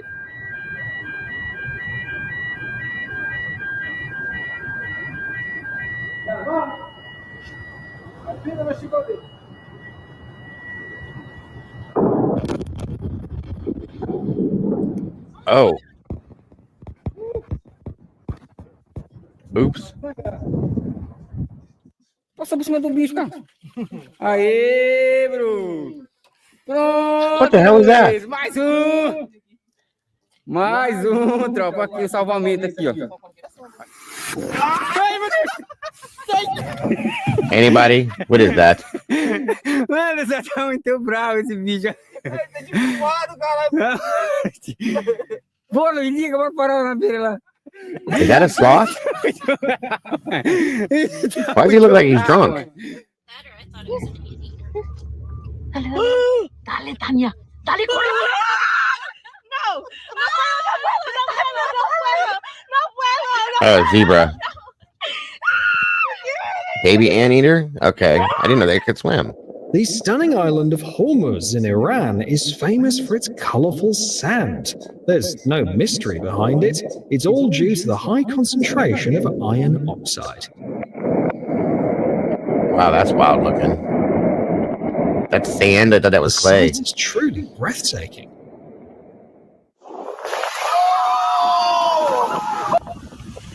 one. Happy birthday! Oh my God! What the Scary. Good boy. Oh my gosh. Happy birthday!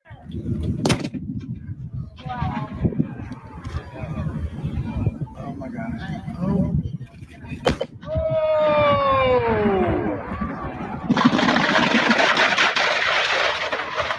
If you've ever wondered how battles were fought more than a century ago, a demonstration of a Civil War era mortar will satisfy your curiosity.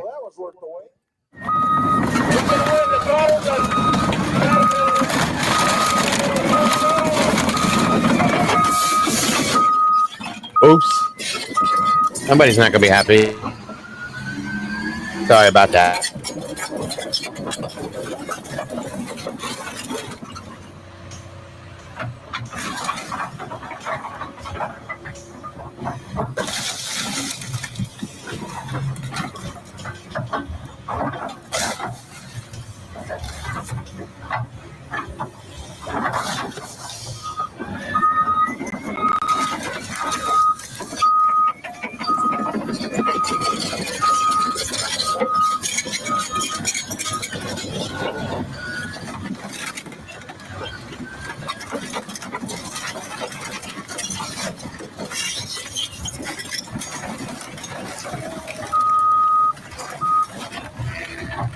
Yeah, I could see myself having a blast doing that.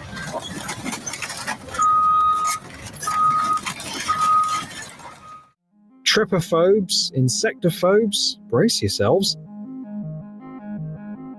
The good news is these Australian bees don't have stingers.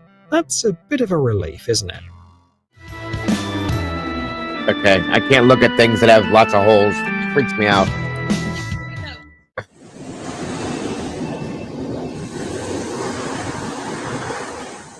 Oh no, poor guy.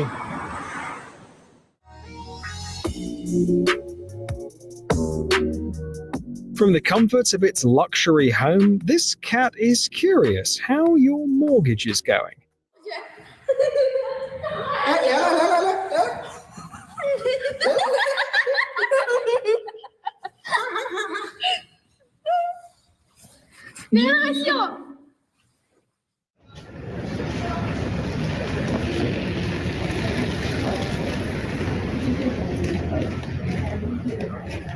There must be birds over there. I don't really understand contemporary art. Can someone explain the meaning of this performance? Ready, set, go!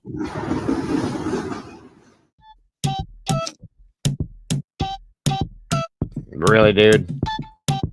He looks so serious, as if he's the one riding the motorcycle.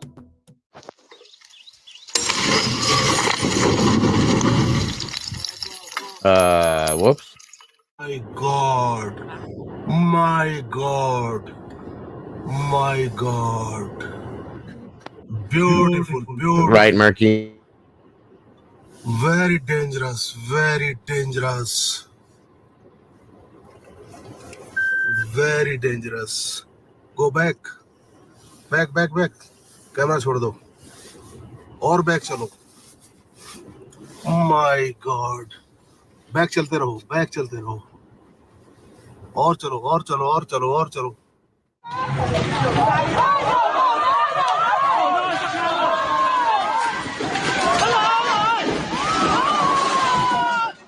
Fortunately, the barber shop was empty at that time, and it clearly wasn't going to open anytime soon.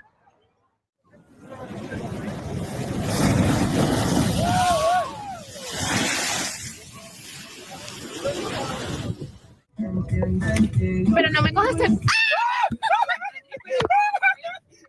Gordy, pero... Gordy, el carro. El carro, Andrés sube, Andrés sube.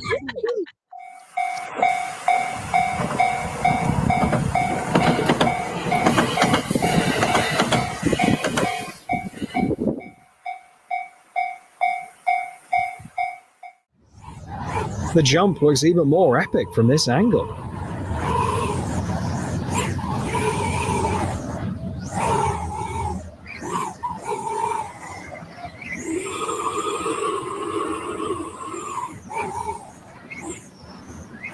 Wow, that's wild looking.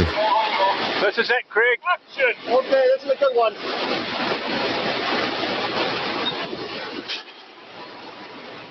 Yeah, hot dog. Hot dog coming back. That's a winner. There you go. Well done. Woohoo! That's the service now.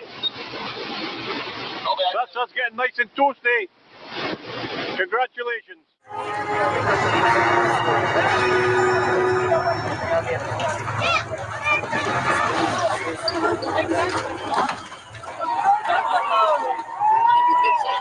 Even the destruction of an old car can be turned into a show.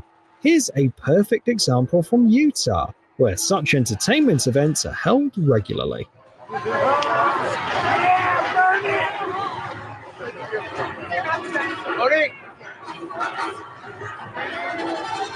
I wonder how much they had to pay my first wife to do this.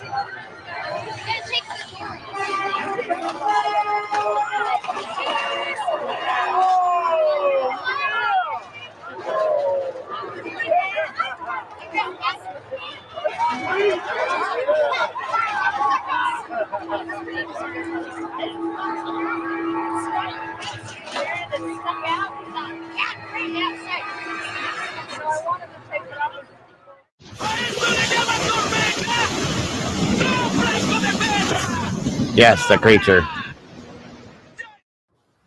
Hey, no, come on, leave it. What is that? Is that $50?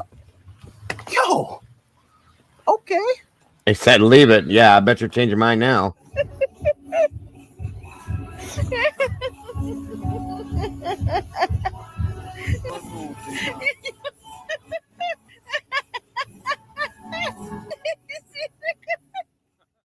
This bird keeps attacking me every time I go to my car. Hey, get out of here. I'm watching you. Mother.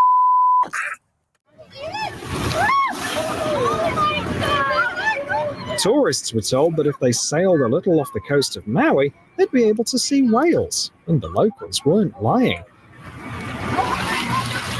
It seems like the mother whale brought her calf along to check out the people too. I have never seen a whale this close.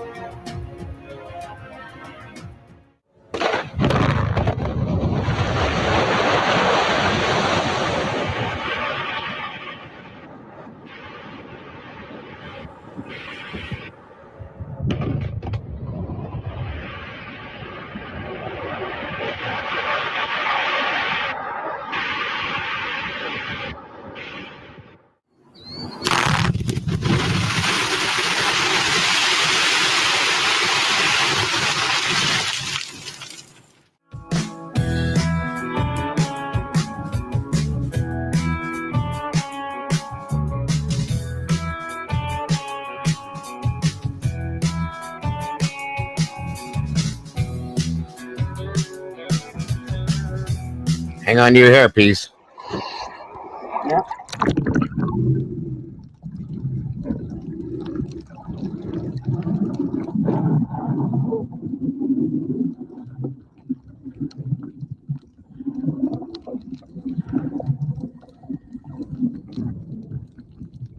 What the hell were they doing?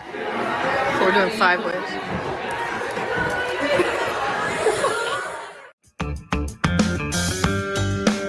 She's the one who sets the rules in this house.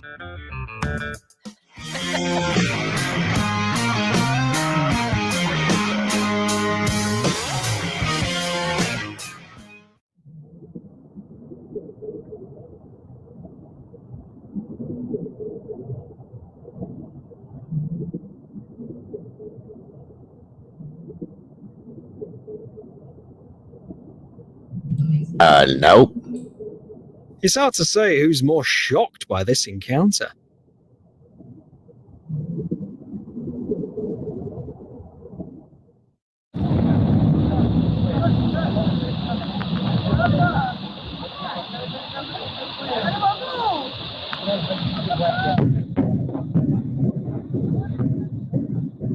A crowd gathered to witness the Corvette sink, but no one had a better view than these two.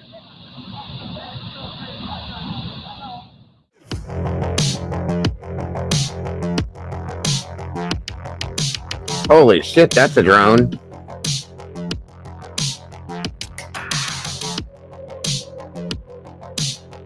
The era of flying taxis is closer than we imagine.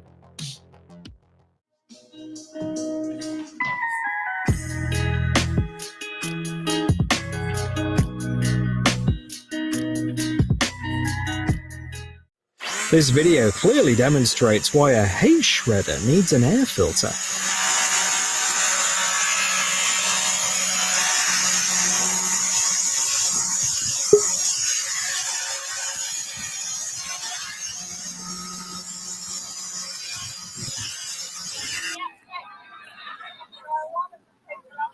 Welcome, Miss Bonnie.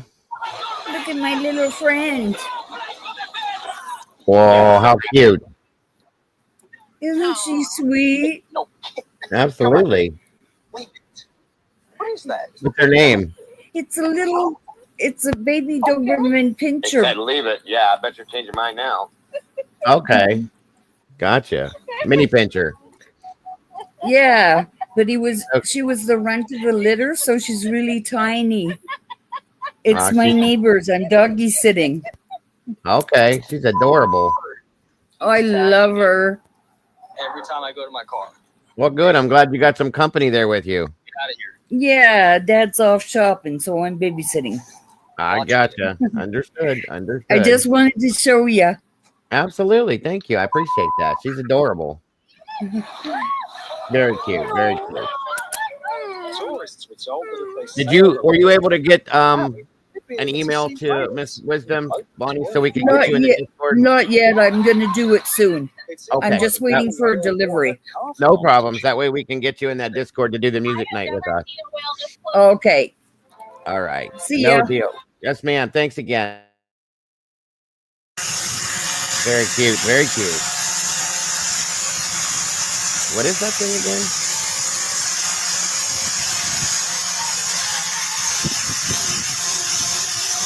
This looks like a giant air filter. Are they cleaning it? Oh, yeah. Okay, I see it now. They're blowing out all the dirt and everything. Gotcha.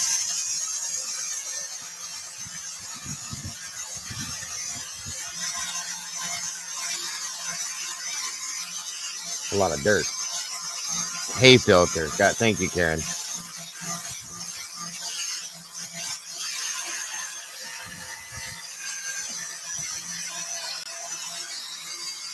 Maybe for a hay baler.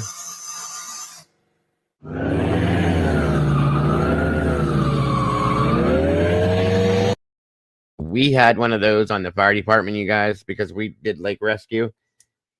Those things are a blast. But I'm telling you right now, if you don't hold on, your face is going to, when you get going like full speed on that thing, your face like opens up all the way. They're a lot of fun, though. You got to hang on tight. The best thing about an airboat is that it takes you straight to dry land.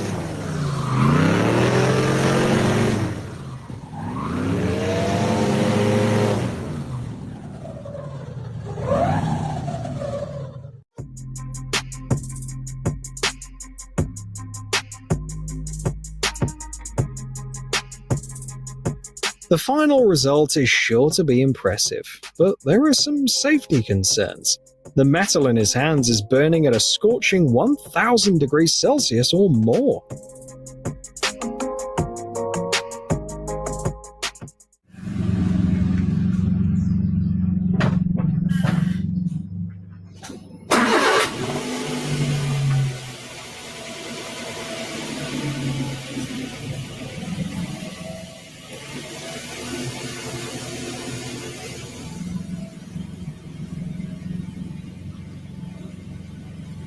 The driver should be awarded a platinum drop. Shut up. Are you serious? No way. Honestly, it's after that.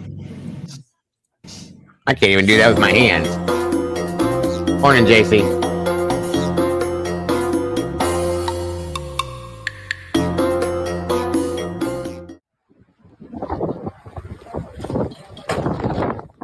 Oh,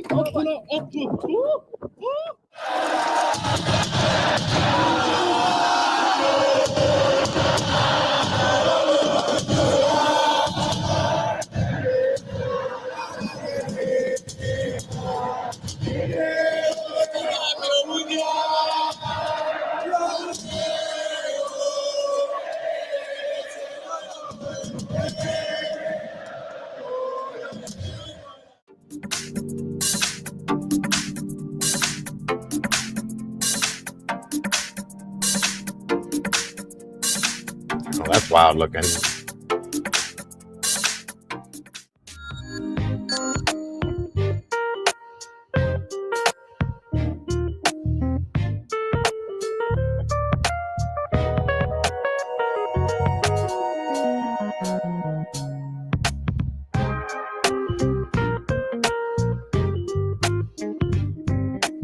A bit large.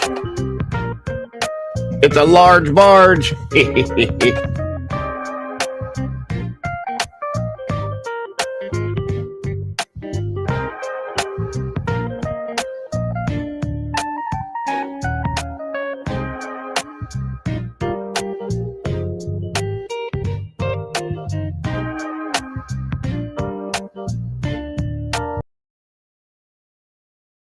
All right, y'all. Like I said, I was just trying to do something a little different.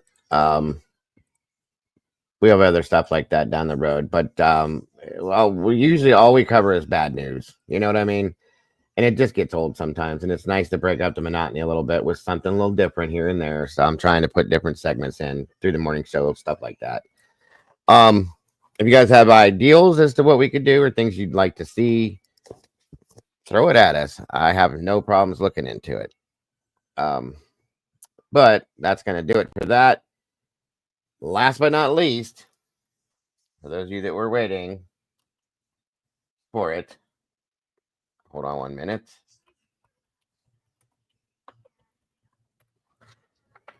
All right. As always, I want to thank Mocking Media for the hard work they put into these things. There is the link right there. Check out Mocking Media if you will, guys. Please and thank you. They come in here all the time, support us, so please support them as well. Run on over, subscribe, hit the like button, share it out, and please hit the notification bell so you don't miss. We don't miss the newest episode of The Burning Bush and anything else they put out. We have 2 different things here we can look at today. This is part 12 of The Burning Bush. For you that are new and not familiar, I think you'll enjoy it. If you are familiar, you know what we're about to see. So, always. What's up? What were you saying? Here we go. Yes, here we go. Hang on to your chairs and be sure that you have clean clothes near. You may need to change soon.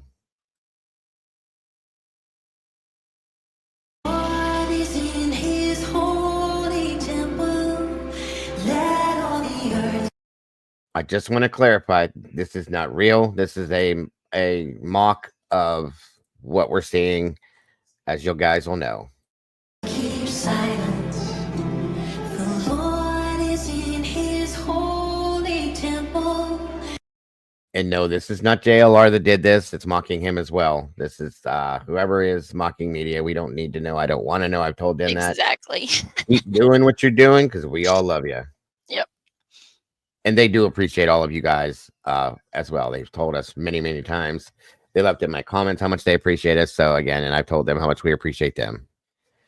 Yeah, I was going to say, like, yeah, grab an extra pair of pants or whatever for this because you may need them. Exactly, Alicia. Who can tip the heavens water jars or set up on earth the Lord's dominion? Do you give the horse its flowing mane, or does the hawk? Welcome back to another inspiring episode of The Burning Bush. I'm your host, Reverend Lee Jonathan of the RLJ Ministries in Manatee County, Florida. I'm so excited that you're all here because tonight we have a very special treat for all of you. If you hadn't already noticed from the opening credits, we have 5 wonderful guests with us this evening. And since we have a lot to get into, let's get to it. Hello, everyone, and thank you for being here. It's nice to see you. By the eternal name, we do summon Samuel, the angel of death. O Samuel, fierce and unrelenting, stretch forth thy hand, not in wrath, but in righteous protection. By the eternal name, we do summon Here we go. the angel of death. O Samuel, fierce and unrelenting, When I say we're fine, I mean a split person. Did you say something, Bear?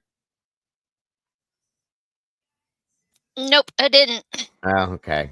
Here we go, guys. Sorry. Enough! Heavenly Father, I come to you asking for your power and authority to cast out Samael or any other evil spirits that Daddy Box Braids, the keeper of the panties, may be trying to summon to enter this chat. Send your angels to protect us, and let this chat be a place of refuge where your love and light shine brightly. We ask of this in your name. Amen. Amen. Amen. Amen. Amen. I hope to God the trolls, legit trolls, because that's what you people are, that are attacking him while his child is missing, You mean like how all of you attacked Sebastian's mother and stepfather? and you're attacking him, calling him all these fucking names in the book. The only names I've called him so far is Daddy Box Braids and the keeper of the panties. With no proof. Well, because you're obviously touched in the head, let me grab some proof. Give me a second to pull it up. Now, I know that your IQ isn't as profound as your nose or that long-ass slack-jawed chin of yours, but here he is in court, looking like Boss Hogg and Coolio's love child. As you can clearly see, he has some Timu cornrows going on, as well as a few rat-tail box braids. I hope. I'm not finished, you broken and twitchy mess. Have another drink or pop a volume. This next one's a banger. Now, if we take a look at this screenshot right here, we can clearly see a broken and depressed man who's just having a hoot in some asshats chat, surrounded by other asshats that stroke and finish each other off. As you can clearly see, as I have stated, he's the self-proclaimed keeper of the panties. I hope one of your childs goes missing and this shit happens to fucking you. Wait, one of my childs? I hope that. I do, honestly, and this is gonna probably. Pumpkin, it's so cute how your voice trembles when you think you're being all big and tough. I'd like to suggest that you lay off of the bottle or any of the antidepressants you're clearly on. Also, that nose ring isn't distracting anyone away from your Jay Leno chin. Typically, I'd advise someone with your issues to seek out a therapist, but in your case, a good plastic surgeon would better suit your needs. After all, I hear they're making great strides in rhinoplasty. Okay, I'm done. Before you leave, how about we find a replacement for you? Can you stick around until we find someone in chat to take your spot on the panel? Okay. Perfect. Now let's look at the chat and see who wants to take your place. Let's see. Here we go. Here's one. The user going by Subaru Steve says, I've located and decoded all of the secrets in KP and CP's recent interview. Bigfoot is real. He also says, keep your fancy picture-in-picture screen up so I can show you my findings. You seem extremely stable. Well, goodbye Jay Leno's chin or Chase and Wine, whatever your unoriginal name is. It's been a treat. And hello, Subaru Steve. It's nice to see you. I am Subaru Steve Montgomery, and today I am talking about the 1 year Sadiversary interview with Chris and Katie Proudfoot. This is Katie Proudfoot right here, and this is The Living Nightmare. Parents speak 1 year after Sebastian Rogers' disappearance. Did you see this? Yes, I just watched it the other night. Parents speak 1 year after, because they've spoken very little during the year that this young man has been missing. What's your point?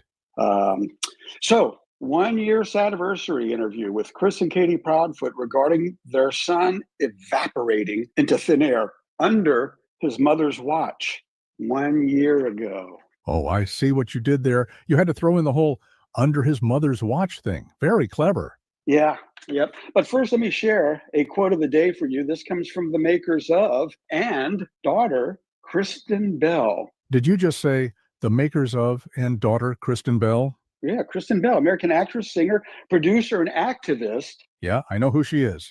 Known for her roles in Veronica Mars, Frozen. Just tell me the damn quote. I don't need a list of her television and film roles. She said it best. You see, she said about being a mother, Katie, pay attention to this. Wait a minute. You think Katie is going to watch this? I'm not a good mom. I'm not a bad mom. I'm the mama that I am. I try very hard, and when I fail, that's okay. And I assume that you have a zinger of a point for using this quote? That's what a mom does for her young. Katie. Katie. Wow. Again, you think that Katie is going to watch this? Let me ask you this. Did you take your pills today, Grandpa? Also, by the way, last week, I made a comment about the photos that I see online of the home, the residence on Stafford Court there in Tennessee. And, everybody says, well, the photo, because I said the walls are bare. What on earth are you rambling on about now? Welcome, Angel. I'm talking about the photos that show Chris or Katie or Sebastian in the house. We've all seen many photos of them together in their house. Can you give me an example of what it is that your touched brain is talking about? For example, the green tea video that was done in the house. In this image, I can clearly see a china cabinet behind Sebastian. Behind that, I see some board and batten paneling that goes up the wall at least 3 to 4 feet. And finally, in this entire video, you can honestly only see a few square feet of empty wall space. It's not that suspicious.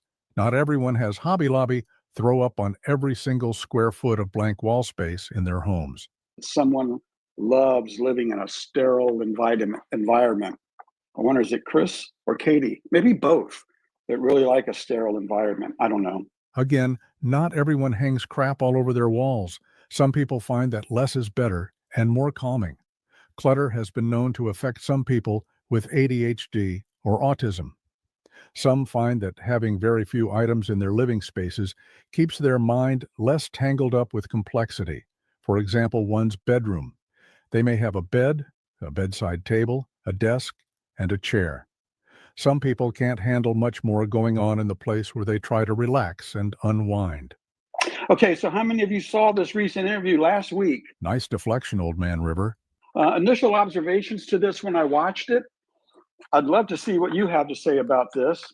And I just can't wait to let you know what I think. So where did all of this excessive weight gain come from? Because these two people were thin. Go back and look at photos of them a year ago. They were thin, okay? They weren't big and filling out the jeans legs so big and the big bulky clothes, the baggy clothes to try to hide the weight gain. What is going on with this?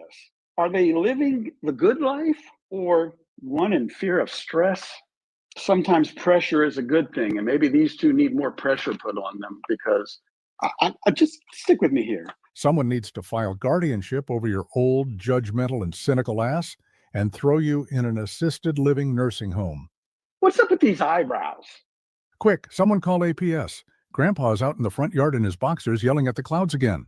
What's up with these eyebrows? With these eyebrows right here. Did she get them tattooed for this interview? Or did she get them sculpted? Or they are extremely shaped and plucked and groomed. And be quiet, Grandpa. I'm on the phone with the Sumner County Detective's Office.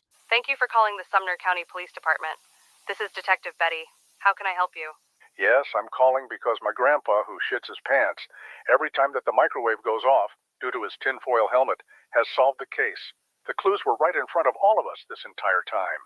Their weight and her eyebrows are the key to cracking this case. Sir, are you with your grandfather at this moment? I'm in a live chat with him as we speak. Perfect. Stay on the line with me and tell me everything he says. This information could be the big break that Sumner County Police, the FBI, some thick chick named Hong, and Dog the Bounty Hunter finally need to solve this case. I promise to stay on the line and relay to you every detail and clue that my grandpa tells me. Copy that. Standing by. Grandpa, did you catch all of that? Detective Betty is on the line listening. So by all means, please continue to share your findings. Why does she have, what is it, rosacea, whatever, with the red in the skin? I don't think she has that. Holy shit. How in the hell did we miss this? Of course. Her rosy cheeks. Number one, I'm also just noticing for the first time, why isn't she wearing her earrings? Okay. Does she not wear earrings anymore? Because I see 2 holes here. What a rebel. 2 earrings in each ear. But she doesn't wear them for the interview. I wonder why. I wonder what's up with that. I knew it.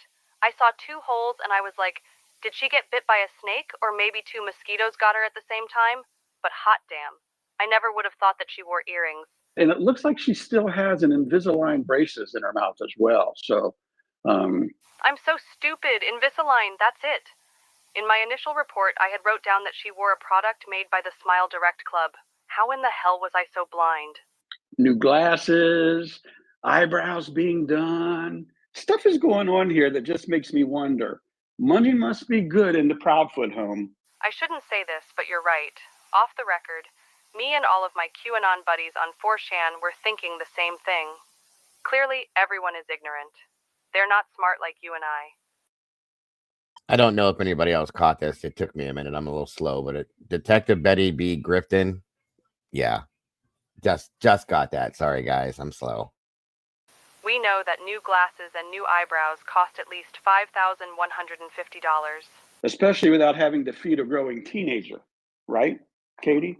Chris? Do you think that it's possible in a year's time, with or without children, that someone can possibly get new glasses through, I don't know, work insurance maybe? Or do you think it's possible to save up money over a whole year to maybe get your eyebrows done before you do a live interview on your local news channel? And what's up with this? Let me show you this one now. Again, nice deflection. So his hat, I want you to look at the hat. Yep, looks like a hat. So let's talk about this for a second.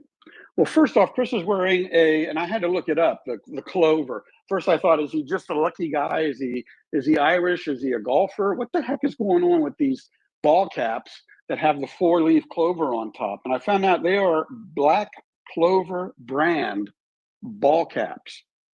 And they're not cheap little $5 hats. Does he think the 4-leaf clover is really bringing him luck? Look, if you're allowed to believe in Bigfoot, and trust me, I've seen your videos, then Chris can believe that a hat with a 4-leaf clover on it may bring him some luck. Who are we to judge? All right, check this out. And you can see this really good here. So he's got these Black Clover brand ball caps. And I guess he thinks he's bringing him luck, which is probably why I'm here, because he's wearing his lucky hat, has me here. Thank you, Chris. You're psychotic. But look what's written under the brim. Look right here. Under the brim, it says L-I-V-E. Live. Live. Okay? Why would this man write live under his Black Clover ball cap that he paid $20, $30 for? Why would he write live there unless that's a subliminal reminder? Live. I got to remember, he's alive. He's living. I don't know. You tell me. It's just odd to me. I'll tell you what's odd. Weak and pathetic investigative skills, I swear, for a guy who searches for Bigfoot, metal detects, has schematics of the USS Enterprise, and can find a tag sale within 50 miles of your house. You struggle doing a Google search, just like my grandpa struggles to figure out how to use the TV remote. So what now? I think now would be a good time for me to show you how to do an easy Google search prior to doing your streams, so that you can jot down in your notes some facts instead of all of your QAnon conspiracy theories. Okay. I'll just bring up Google and search for bottom of a Black Clover hat live lucky. So let's talk about this for a second. There's nothing to talk about. It's obvious that you were able to research the brand of hat that Chris is wearing in this interview. You also more than likely saw images of underneath the brim of this brand of hat to know that this is where Black Clover's slogan is typically printed. Clearly, you left out this little tidbit so that you could spin your senile delusions that Chris wrote live in that spot to remind him of Sebastian. Reverend Lee, I hate to interrupt, but after seeing your findings, I can clearly see that this geriatric asshat doesn't know what the hell he's talking about. I'd like to ask him a few questions if you don't mind. To law enforcement, I want to ask you a couple questions if I can. Of course. Can we, the online community, get a name of an individual instead of a tip line? Somebody that we can directly call or leave a voicemail to directly, their voicemail. Why on earth would we give all of you online nutjobs a number to a single person? You'd all be blowing up that individual's phone 24/7 with all of your crazy and half-cocked conspiracy theories. Why, you ask? I don't want to call an anonymous tip line and wonder what happens. I want accountability. If I call John Doe at the TBI, I want to know that John Doe works at the TBI and that I left John Doe the message, not the operator, not the tip line. So there's a group of us like that that really need the name of your agent or agents that are covering this case, whether you're local or state or federal, please give us a name and number where we can leave a direct voicemail. In this day and age, accountability, as you know, is everything. Accountability? Like the accountability you need to take for doing zero research and trying to sell your opinions of Chris and Katie as facts? Talking to you was a waste of my time. I'm out. What the hell? See y'all later. Bye-bye. Wow, he must have really needed to change his Depends. Best of luck to you, Subaru Steve. Let us all know when you find Bigfoot, aliens, or a good memory care unit to move into. Now let's go back to the chat and see who wants to take his place. Let's see who we got in here. Well, look who's back already. Chase and Wine has returned, and she says, "Let me back up. I lost a bunch of followers, and I need to say sorry to win them back." I'm sure this will be interesting. Let's see what she has to say. Hello, Chase and Wine. Welcome back. Hey guys, I wanted to come on here and take accountability for something I had said. I had said something out of anger, and I let my anger get the best of me. No shit. I was angry and I was lashing out, and I said something completely wrong, and it came out not how I intended it to come out. How did you intend for it to come out? I can't think of another way, no matter how butthurt you were, that you could have reworded what you said. When you said that you hope that others who don't agree with your batshit crazy theories should suffer the loss of their child. I am truly and genuinely sorry. Oh, Pumpkin, the sincerity in your voice is so believable. Not only did I lash out, I didn't even realize I had Tony and Seth's picture behind me. You poor and fragile creature, of course you didn't. I just wanted to let everybody know that I'm very, very sorry. Oh, sweet child, it sure does sound like it. And I 100% take full accountability. Oh, child, you're so brave. Hashtag you got this. Hashtag own your nasty. Hashtag girl boss. And hashtag oopsies. And I should have never let my anger get the best of me. Christina, that was all very moving and seriously touching.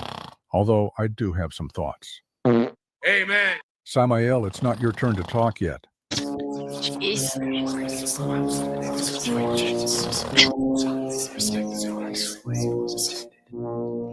said that I should say I'm sorry. Who's Tony? He's a little bald man that lives in my mouth. Is Tony your imaginary friend? What if you opened your mouth right now? Would I be able to see Tony? No. Why not? Because he hides. Where does he go? To my stomach. Does Tony ever tell you to do things? I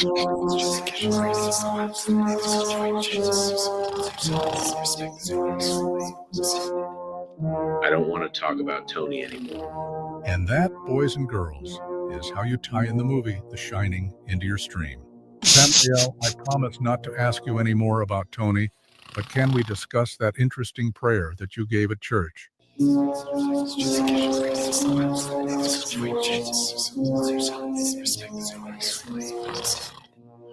Tony said that it's time for us to go. I think that it's time that we all took a little breather. Please enjoy this worship song, and we'll be right back.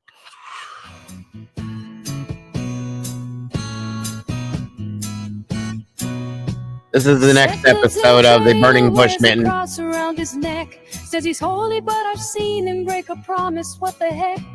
He walks with pride, but hides his sins. It's a real shame. Calling on the darkness, playing dangerous games.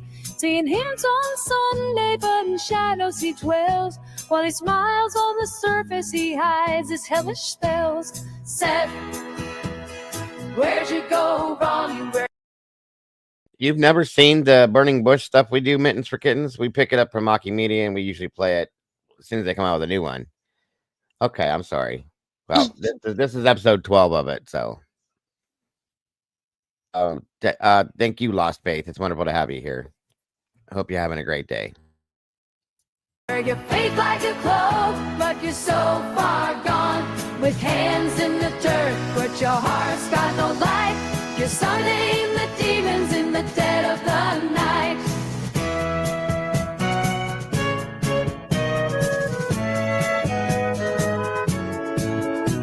His neighbors whisper tales of the things that they see. Playing guitar by the fire, lost in hypocrisy.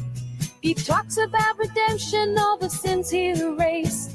while calling on the darkness to show him its face. It's okay, Mitten. He thinks he can play both sides in this life, but the truth comes out through his struggle and strife. Seth, where'd you go wrong? Wear your faith like a cloak, but you're so far gone. With hands in the dirt, but your heart's got no light. You're summoning the demons in the dead of the night. Oh, Seth, can you hear the call? It's time to rise. Don't let yourself fall. Leave the shadows, let the light invite.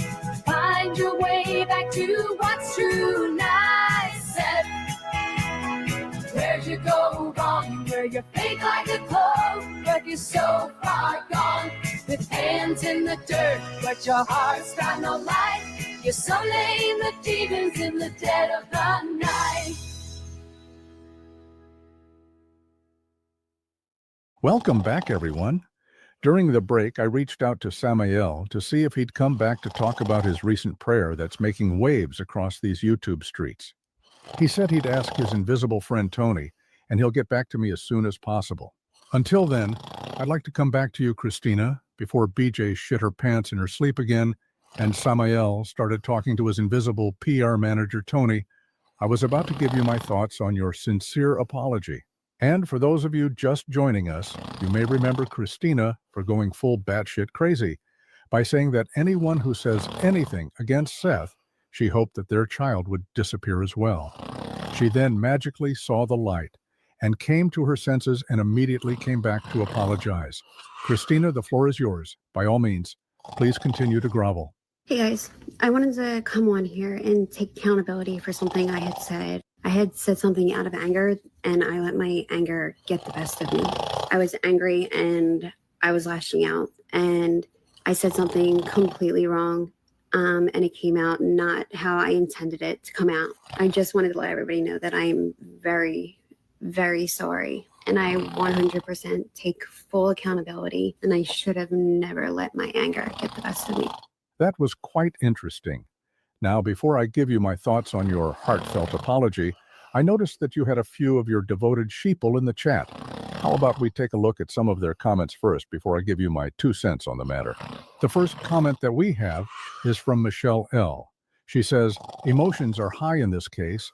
There is not one creator who hasn't made a mistake. However, the fact that you can own up to it and apologize speaks volumes. Wow, that was so sweet. The next one is from Cali Cat. She says, this is why I love you as a creator. You own up to your mistakes and are such a sweet, genuine person. We've all been there, especially when it comes to a missing child's case that we all feel so deeply about. It amazes me how your sheeple sane wash your behavior by saying that it's okay to say such things because you're so passionate about the case. Now, this next one is from Susie Stitches. She says, nobody wants to listen to you ever again. Nothing like what you said or did was an accident. Save the apology if you're ever really sorry for something. She then ends her comment with some sort of sign language emojis. This is getting interesting. It doesn't seem like everyone accepts your apology. Let's find one more comment from the chat. Let's see. Oh, here's one. This is from the user named Toby Proctor. They said, you're a tragedy-chasing slob. You speak as if you got hit over the head. Take your apology and stick it up your white ass. I hate to say it, but I agree with Toby. I hope one of your childs goes missing and this shit happens to fucking you. I hope that. I do, honestly, and this is gonna probably bite me in the ass in the future, but I hope. Given your looks, I don't think that anyone will be biting your ass in the future. Okay, I'm done. Well, Christina, just by looking over your numbers, I'd have to agree with you. You're done. Moving right along, I think that we should... Wait a minute. Look at this comment in the chat, everyone. It's from the user named #GraceCase. She says, hi, Reverend. I'm loving the stream so far. Today is my birthday, and I'm happy to be starting it out with you. Hello, Grace, and happy birthday. I'm so glad that you're here on your special day. Now, normally I'd sing to you, but as luck would have it, I just happen to know someone whose voice would do the birthday song justice. Let me see if I can get them up on panel for you. Hello, viewing hours, and welcome back. Thank you for taking some time out of your busy day to come up and sing to Grace. Oh my. Such a shame. I'm so sorry, Grace Case. Sadly, it looks like viewing hours won't be singing to you after all. I suppose that I'll have to do my best to honor him and sing to you myself. Oh, sweet Grace. I hope that this little hiccup and my singing doesn't ruin your very special day. Well, hello, everyone. Vampire! I know your He's time sweet. is very, very valuable, and I do appreciate you spending some time with me. Thank you for coming on Vampire! the panel and for also waking up BJ and clearing out her Captain D's. Now, I hate to ask, but would you be a peach and back away from your camera just a bit? Your scalp looks like someone stapled a bunch of ant legs all over it, and it's starting to make me nauseous. That is not what we see in this case. Clearly, you can see. We all see ant legs. Now back up. So I'm sorry, I'm still not following you. Would you just back away from your camera and sing Happy Birthday to Grace? That being said, how do you mean? It's not with that. If you don't start singing to Grace, I'll release the images found on your computer in the folder labeled Peanut Butter and Monkey Business. Happy birthday to you. Happy birthday to you. Happy birthday, dear Gracie. Happy birthday to you. Are you freaking kidding me? Get the flip out of here, dude. Betty, you know the rules. It's not your turn to talk. I'm going to have to mute you. Wow, really? Yes, Betty. And when you learn to follow the rules, I'll unmute you. You will never have my respect. You will never have my viewership. You will never have me talking about you. This will be the last. I'm sorry about that. Clearly, Betty doesn't appreciate your enchanting singing voice. I thought Alert, that it was alert, beautiful. FBI You sounded raid. just like Marilyn Monroe. And when I say that you sound like Marilyn Monroe, I mean like Walking Dead Marilyn Monroe. Like if she was a walking corpse that was on fire while being thrown into a wood chipper, you'd sound just like her. I don't want to get sick. So I'm going to go lay down or something. So Please just stay for a minute until we can find someone in chat to take your spot. All right. I'll try to make it quick. Now let me see here. Oh my goodness, could it really be? This user calling themselves Your Unaliving Me Smalls says, it's me, Patrick Renna. I played Ham Porter in The Sandlot. Love your channel. Can I join you? It would be an honor to have a real-life celebrity up here. Viewing hours? Thank you for being here, and please just shave your head or wear a wig. That shit that you got going on up front is embarrassing. Seriously, Betty has the whole George Washington look going on, and you have a pompadour made out of ant legs. All right. Good night. Bye-bye. All right, everyone. Are you excited as I am? Please welcome Patrick Renna, who played Ham Porter in the movie The Sandlot. Patrick, it's good to see you. Holy hell, you're not Patrick. Damn it, Smiley, you tricked me. Silly Jedi, silly Jedi. It's good to see you, Smiley, you old trickster. Did you do something different with your chins?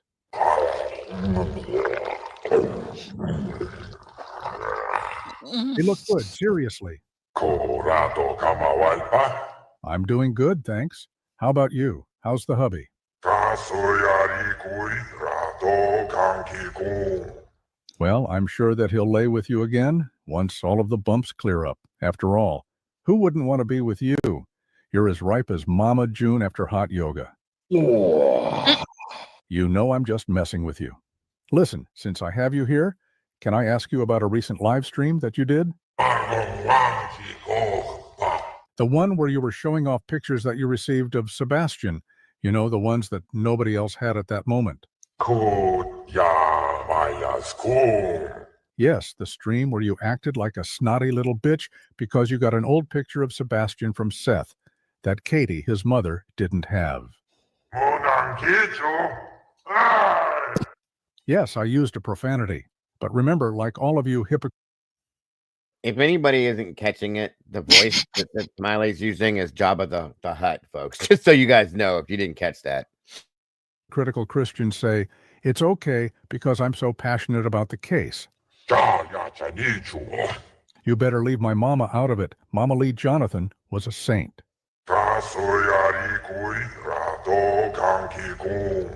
It's fine. Just don't be talking about my mama again. I accept your apology. Now, can we get back to how you acted when you got a picture of Sebastian from Seth?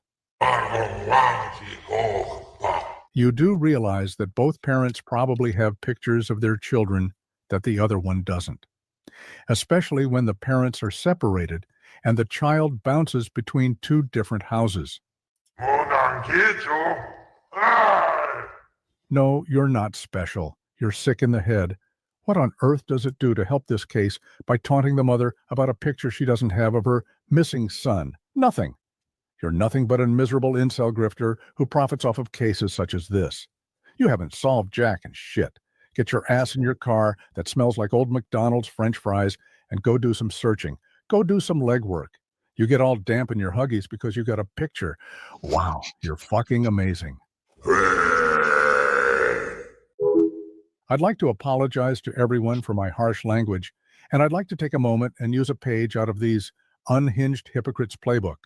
So I'll say, I'm not perfect, I'm flawed, I'm just really passionate about this case. I take full accountability for my words, and by the power of the holy YouTube streets, I'll be so easily forgiven. It's just like my mama used to say, wait, hold on a second. I'm getting word of a breaking story from our Fox affiliate, Fox 13 Tampa Bay News Channel. We now go live to this breaking news story. Breaking news out of Bradenton, Florida today. Manatee County Fire, police, and hazmat teams were called to a local Chili's restaurant. Sources say that a Chili's employee was taking out the garbage around 11 o'clock last night when he came across two individuals hidden behind the dumpster. After throwing up and burning out both of his eyes, the employee then ran inside and called 911. Local hazmat and the makers of ShamWow spent over 6 hours power washing and sanitizing the entire area. Lead forensic detective Ron Jeremy said that he hasn't seen so much sad and pathetic seed spilled like this since the mid-70s. Manatee County K-9 units were called in to sniff around, but unfortunately, both dogs were life-flighted to a nearby hospital for contracting a horrible case of pink eye and multiple cold sores. Both are expected to make a full recovery. Suspects were described as two tragedy pimps who needed some privacy.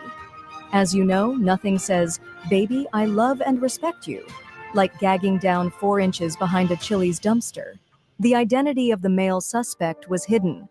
He was seen wearing dark sunglasses, a clothespin on his nose, and yellow rubber dishwashing gloves pulled all the way up to his elbows. However, the female suspect has been identified as imaginary YouTube celebrity, Bullhorn Betty. Frat Night Investigations has issued a BOLO and a reward for any information on Betty's. Hold up. I gotta say it. Welcome, Dag Burn, Johnny Gobble's dead floozy mother. I love saying it. Great to have you here. I appreciate you so much for joining us. Welcome back.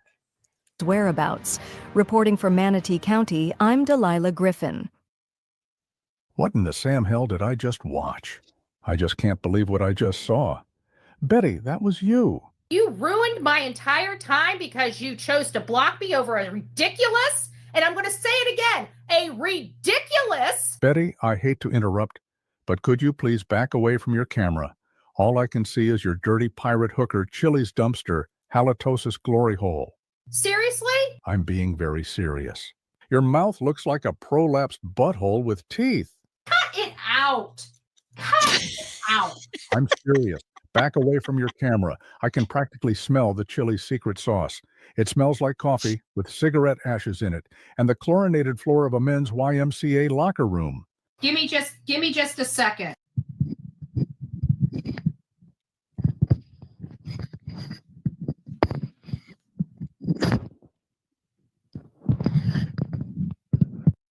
So there you go.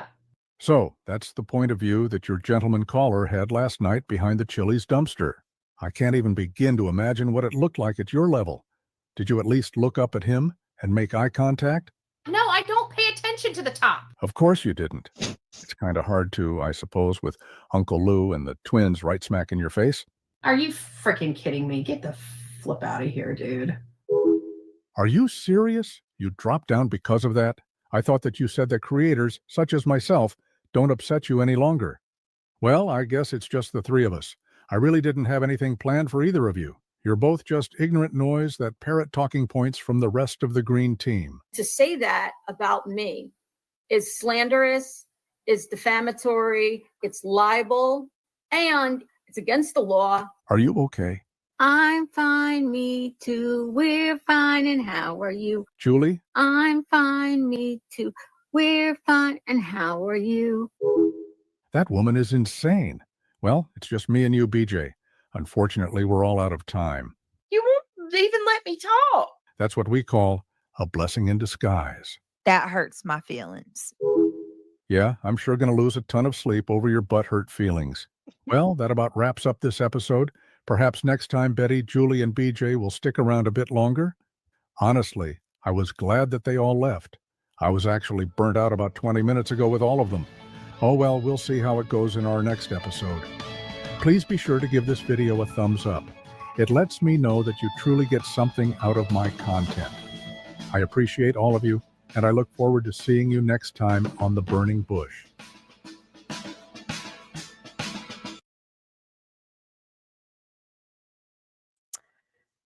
Well, that was interesting, for sure. Any comments there, Marma Bar? No, but it was interesting, that's for sure. I can't with the chili stuff. It's killing me. I All of know. it. Every bit of it. I mean, Detective Ron Jeremy. I didn't know how many caught that one. Keeper of the Pantry. Yes. Yes, guys. It's nice. And it's good to be able to laugh a little. I mean, truly.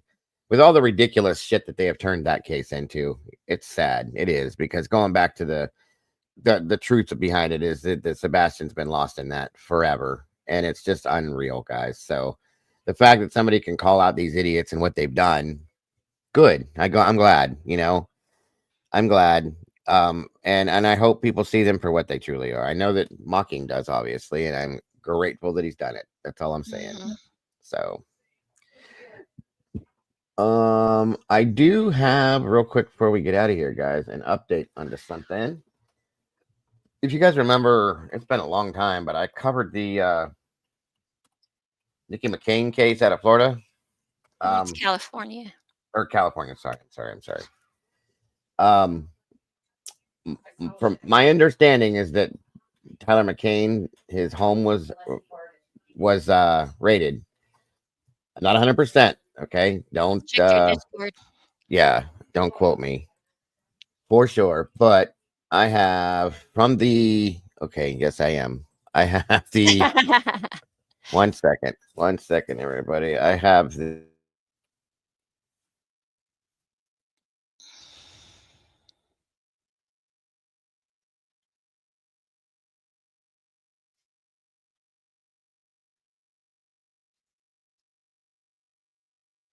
Okay, so this is the immediate release from the Sheriff's Department. Shasta County says on Friday the 14th, detectives with the Shasta County Sheriff's Office Major Crimes Unit, along with the agents of Homeland Security and the Federal Bureau of Investigation, served a search warrant at the Olinda Road, Anderson address. This address is where Nikki Chang Sally McCain resided when she was initially reported missing by family members on May 22nd of 24. Since the initial investigation, detectives have worked tirelessly to locate Nikki and to determine the events leading to her disappearance. Detectives have served numerous search warrants, including a prior search warrant at Nikki's residence. Furthermore, detectives have interviewed family members, friends, and acquaintances of Nikki, including the citizens who have reported information about her disappearance. Based on evidence gathered, information learned from the interviews, and the fact that none of Nikki's family members have heard from Nikki since May 18th of 24, the detectives have determined that Nikki is a victim of homicide. Detectives have identified persons of interest in her homicide. However, their identities are being withheld due to the ongoing nature of the investigation. The FBI has been assisting with this investigation along with other local allied agencies. Detectives are asking for the public's help with identifying a driver of a red in color truck who may have picked up a male adult in the area of Highway 36 in the western portion of Tahoma County, near the R Wild Horse Ranch or the Begum Gorge Bridge between May 18th and May 25th of 24. A combined reward of up to $30,000 still stands for everyone or anyone who provides information that leads to Nikki's location. Anyone with information about this investigation is asked to contact the Major Crimes Unit by email at mcu@shastacounty.gov or just call 530-245-6135. There it is, folks. That was released by the Sheriff's Department. So, yes, we do have verification. Hey, Doodlebug. Good to see you, dear. Excuse me.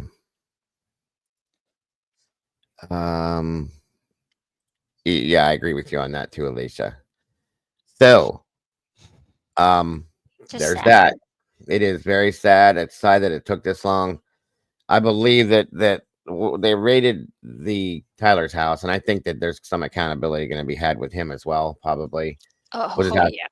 Yeah, big time. So we'll just have to wait and see where that goes from there. And this is something that I stated back when we covered this in the very beginning that I believe he had something to do with. So the fact that it took this long kind of blows my mind, but we know how this stuff goes. So that being said, there it is, guys. And I'm sure we'll be getting updates here, quickly now, hopefully, as this goes on. And I'm hoping that Nikki's going to end up getting some real justice. She absolutely deserves it, in my opinion. Yeah. So Her sister's family deserve answers and yeah, be able to put her to rest. yeah. And Tyler came out and spoke out on this, of course, because he knows his ass is on fire right now. So he's going to have to do something to try to cover it, in my opinion. So that'll do it, guys, for today. Pray to God the weather stays good because it's not looking good now. And It's not. Yeah, I didn't think so either. But if you don't see me tonight, it's because of the weather. If you do, you'll see me then, and we'll be doing our creepy, unexplained, and scary Saturday night stuff like we do every Saturday, and it's all based on hauntings. So be ready for that. If you don't see me, like I said, it's weather related. You'll see me tomorrow. Pray to God, it's not too bad, and we'll make up for it. Maybe we'll make up. If we can't do it tonight, we'll do it tomorrow night just to make up because I don't want to let those go. I want to keep up with those, so we'll figure it out. Yeah, we covered this one, Alicia. It's back. It was in, May. We did it last May. It's been almost a year. Mikey sent it to me, I think, initially, and then I just rolled with it for there. So, yeah. Alicia, if you saw her face, a picture of her face, you'd remember. She's gorgeous. Yes, very much so. Didn't we do we covered the interview with her daughter, too, I think, at one point? I think. Maybe not. Her kids are old enough. Maybe not. I know she's got 3, but I don't know that they're old enough. No. I'm thinking of the other case. See, I mix these up sometimes. That's okay. Yeah, you'll remember this one once you see. Look at her. Like if you look, hold on. Let me see if they show this picture of her face real quick. Yeah, it's all over Facebook and stuff. So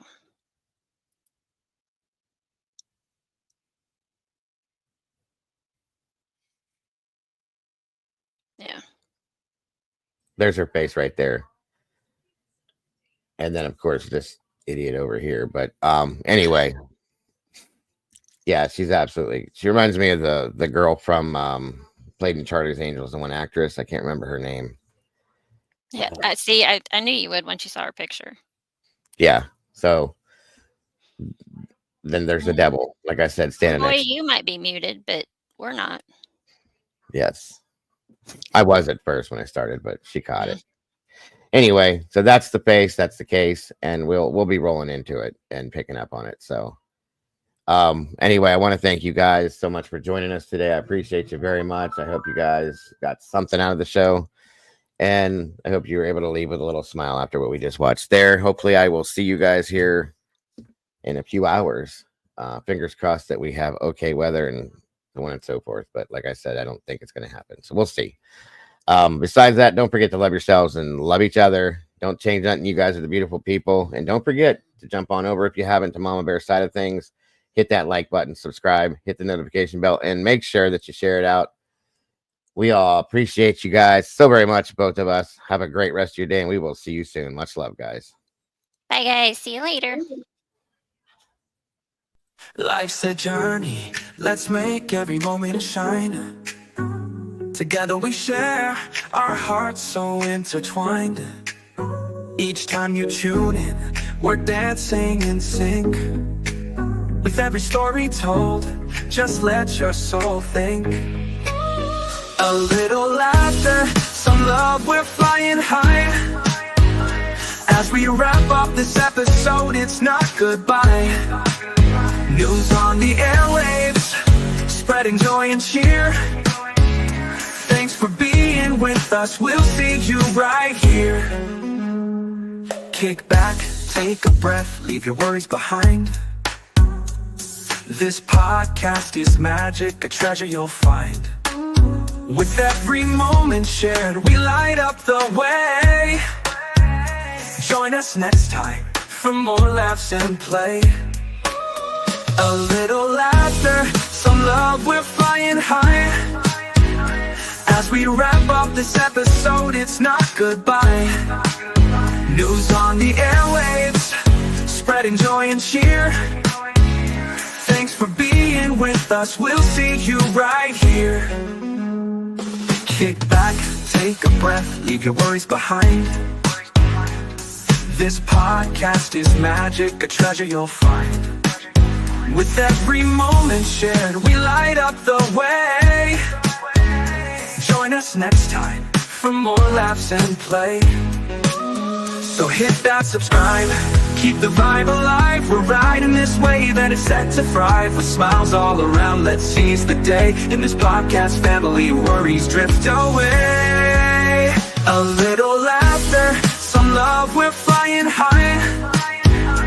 As we wrap up this episode, it's not goodbye.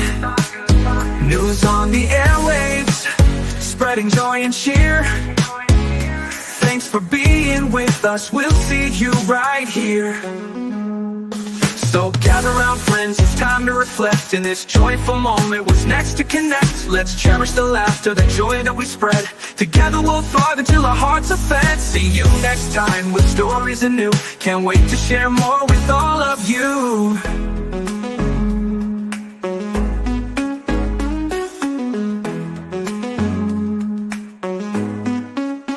So hit that subscribe, keep the vibe alive. We're riding this wave and it's set to thrive. With smiles all around, let's seize the day. In this podcast family, worries drift away.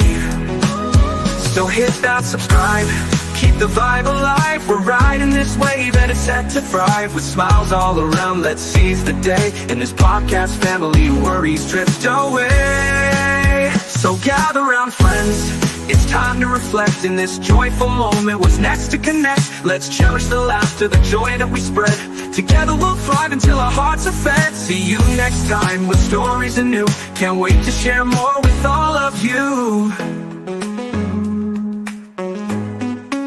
See you next time with stories anew.